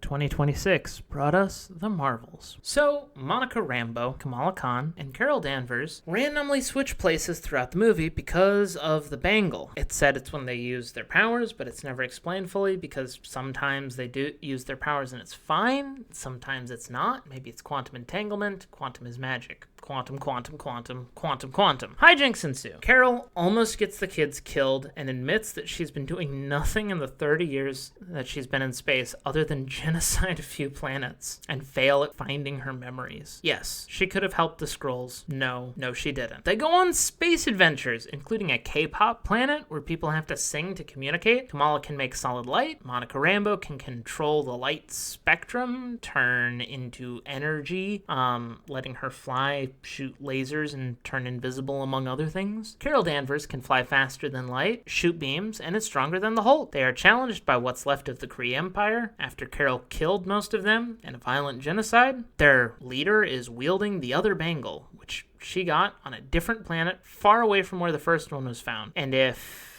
she has both, boom, stronger than Thanos. Well, at least that's her plan. Actually, what happens is she dies, ripping a hole in reality, which the three women fix. Carol has had enough of genocide, so she single-handedly fixes the Kree's son. Monica Rambeau wakes up in an alternate dimension where Beast from some version of the X-Men timeline and her mom, but with her powers, sort of wake her up, Steve Rogers style. And Kamala goes off looking for young women to join her superhero team, and starts with Kate Bishop, which, if you're gonna make a chain, why the hell would you start with the weakest link? She's a normal woman with a bow. Hawkeye was bad at his job. You're gonna recruit junior Hawkeye first? 2026 also brought us Agatha all along. So Agatha eats other witches' powers via a musical number called The Witch's Road, which is implanted psychically in all the witches, even though she made it up. She kills at least 100 of them over the years. She tried to eat Wanda, but got brainwashed for her troubles instead, and this leads her to forming a coven of witches, flirting with Lady Death, and accidentally ritually sacrificing her friends for power. Ghost Billy, made by Wanda in WandaVision, is in this coven as this kid named Wiccan. And Agatha dies becoming a ghost. He takes dead Agatha on as a guide to help him find Tommy, rather than letting Agatha move on because Agatha's scared to face death. There's a lot more wine and singing in the show, also inconsistent magic with Doctor Strange, but who the fuck cares at this point? Everybody has magic that doesn't make sense with Doctor Strange. Even Doctor Strange has magic that doesn't make sense in the context of Doctor Strange.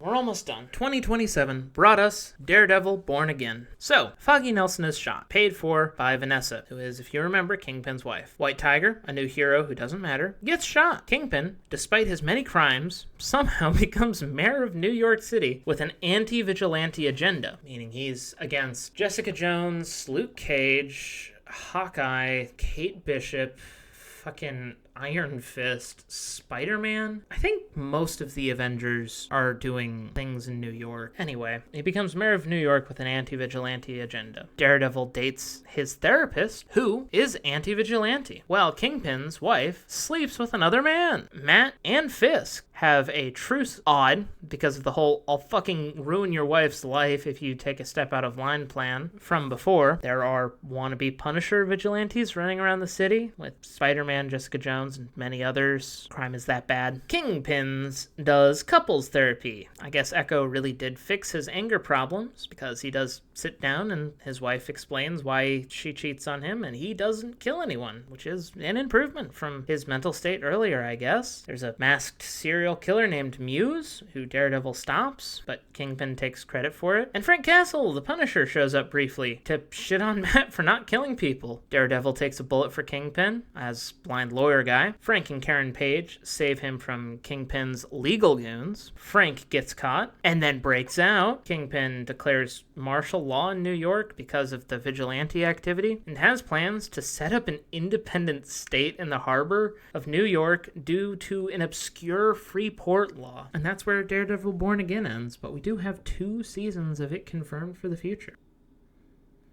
2027 brings us more stuff. We have Captain Falcon, Bold New Direction. Okay, so this movie changed its title like 100 times in pre-production. I dare you to tell me you noticed. So Falcon has Cap's shield and Black Panther's suit and is joined by a vanilla Falcon and Bucky briefly as a U.S. Senator. If I had a nickel for every MCU character who got elected to office, even though they were a well-known murderer, you get the fucking point. I'd have 2 nickels. They unravel a plot to pit the the U.S. in a war with Japan over the adamantine skeleton from Eternals. Meanwhile, a recast Thaddeus Ross from the first Hulk movie is president now and has been medicated secretly by the super genius guy from the first Hulk movie, so that President Ross will turn into Red Hulk. Also, Sidewinder is here from the Serpent Society, notably linking this movie to Luke Cage and the Eternals and the Hulk. Red Hulk gets beaten up by Sam enough so that he can be talked down, and Isaiah Bradley gets framed for murder and pardoned. Ugly Green Smart Guy says things from other worlds are coming. He was probably referring to Kang in the first versions of this movie's script, but I think he's referring to Doctor Doom now, because we're getting pretty close to present day. 2027 brings us the Thunderbolts, the New Avengers. So VAF, remember VAF? Valentina Allegra de Fontaine, whatever the fuck, VAF, hires several rejects to kill each other in an elaborate scam to avoid impeachment. The characters involved are Ghost, the quantum entanglement girl from Ant-Man, Red Guardian, Russian ripoff Captain America, Sentry, who is Depression Thanos, Taskmaster, she dies, U.S. Agent, John Walker, Winter Soldier, Bucky, Yelena Belova, Timu Black Widow. So it's then revealed that VAF has, with science, baby, made a man who can fly, has awesome strength and telekinesis. The only downside is he gets depressed and sometimes kills a lot of people by turning them into shadows. Literal, after bomb outlined shadows. Basically erasing them from being. I don't know. The Unavengers get voided intentionally. Fight their inner demons. Mostly Yelena's because she's the main character of the movie, kinda. They get to Bob. Bob is Sentry's name. They get him to gain control of himself and become the New Avengers, blackmailing VAF because that can't possibly go wrong. Meanwhile, Sharon Carter does some more shady shit in the B-plot, and Bucky steps down from office, leaving everyone to wonder why he ran for senator in the first place. That's the last official MCU movie. However, we have one more that's canon and a few more things we need to talk about. So the last thing that's canon to the MCU is Logan, which takes place canonically in 2029. So in the future, there are no mutants because Charles Xavier got dementia and killed them all with psychic powers. But there is a girl named X-23, who Logan goes on one more mission for and sacrifices his life to protect her. This is undone by X-23 showing up 5 years later in Deadpool and Wolverine because Time HR hates good endings. And apparently adamantine is like cancer to a healing factor. That's what Yukio must have seen in the Wolverine from 2013. Wolverine, the end of the MCU. Since Doomsday and Secret Wars are probably going to be a hard reset for the continuity, it's wild that Logan here might actually be the end of the whole MCU, which would be really sad. Notably, there is What If. I didn't include What If in the runtime or the budget calculations I mentioned way earlier on, but all of the What If timelines could potentially be walked to via, a sling ring with a time and reality stone, or America Chavez, or dreamwalking. There's a zombie dimension, which is a known favorite that got its own show as of time of recording. There's one where Peggy Carter becomes Captain America instead of Steve Rogers, which becomes canon in the Doctor Strange Multiverse of Madness dimension where Wanda kills everyone, and a bunch of others just kind of happen, not super worth mentioning. Upcoming stuff. Wonder Man is getting a miniseries. He's a character in the comics who marries Wanda and then dies becoming Vision, which is wild because we already have 2 Visions, 3 Visions. There's Illusion Memory Vision, there's White Vision who's resurrected Vision, and then there's Original Vision who could get pulled out of time feasibly. So don't know what they're going to do with Wonder Man because his conscious is normally what becomes Vision. Daredevil Born Again got a season 2 and 3. Wild. I guess they're going to do more stuff with Fisk. Secret Wars. It's going to take place after Doomsday. It's probably a hard reboot for the series, maybe a soft reboot. Spider-Man Brand New Day is a Spider-Man movie with Punisher, Daredevil, Yelena, the Hulk. It's unknown if Hulk's son Scar from She-Hulk will be there, but I fucking hope so. How funny would that be? Doomsday, everyone in almost any Marvel IP will be there, regardless of what happened to them the last time you saw them, and it will make less sense the more you know about the movies, but also less sense the less you know about them. So good luck, and I fucking hope this helped. At this point, it's really hard to imagine a world where the MCU regains any kind of mainstream approval that it at one time had. Stakes degrade from tense action to the ability to hand-wave anything away with a multiversal variant. Black Widow is dead because Disney didn't want to pay for her, because she could be brought back literally at any point, any time. Or the multiverse is just multiverse. It is the same way for any character. Each story has more and more nonsensical points, where there was once a man who found purpose in a cave, or a few standing against an alien invasion. We now have a squad of slightly enhanced people beating up a god's inner demons, or a man with 3 hero skills fighting a Red Hulk president while a god's skeleton mineral rights hang in the balance. I don't know. The magic and curation it once had is just gone from the MCU. I'm gonna pass it over to Video Me and close things out.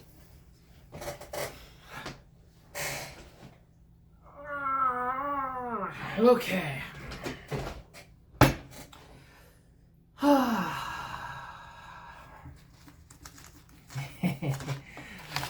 Smeagol is free. All right. Gosh, that's such a mess.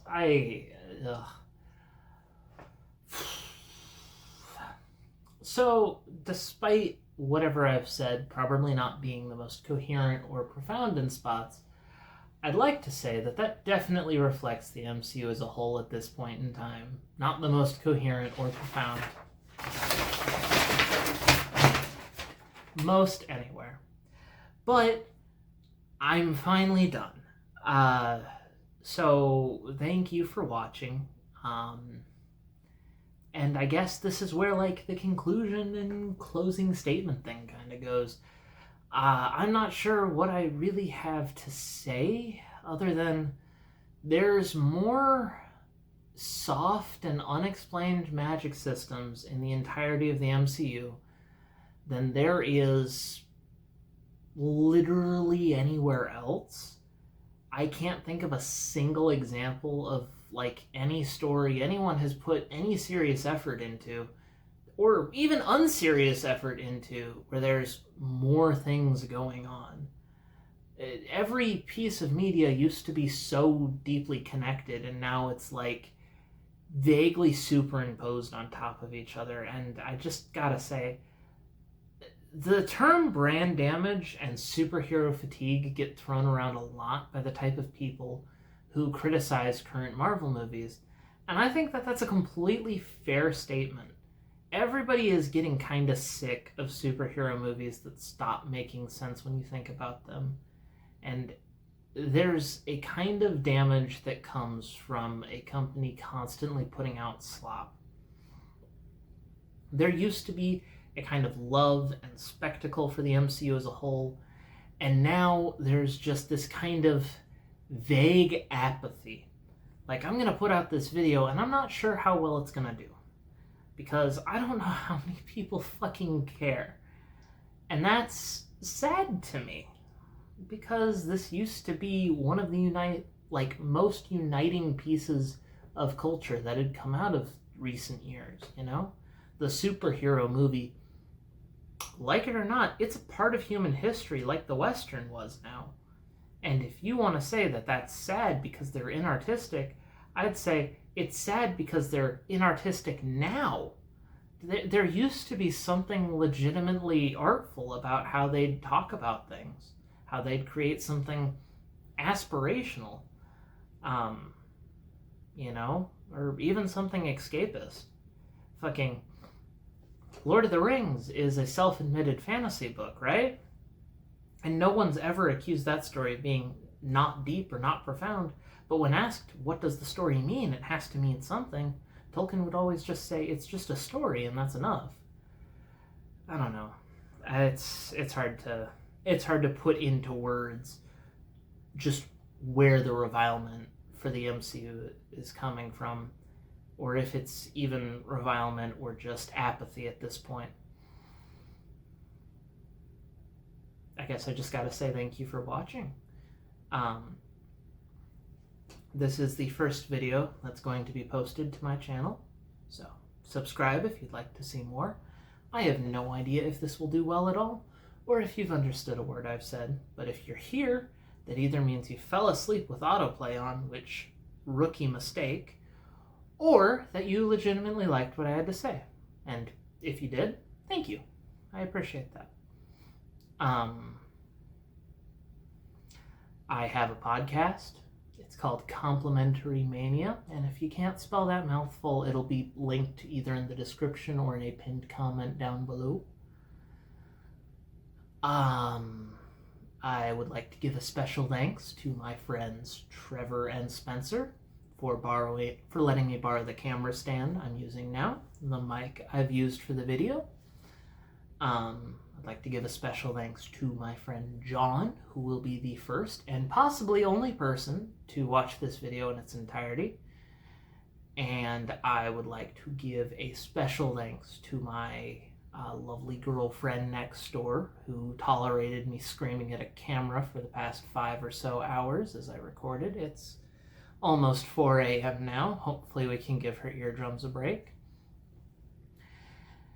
And lastly, I'd like to give a special thanks to Jason, the Staples employee, who let me print out the script I just threw across the room 30 minutes before Staples closed. All right, well, I'll see you in the next video, I suppose. Good luck with wherever you are or whatever you're doing.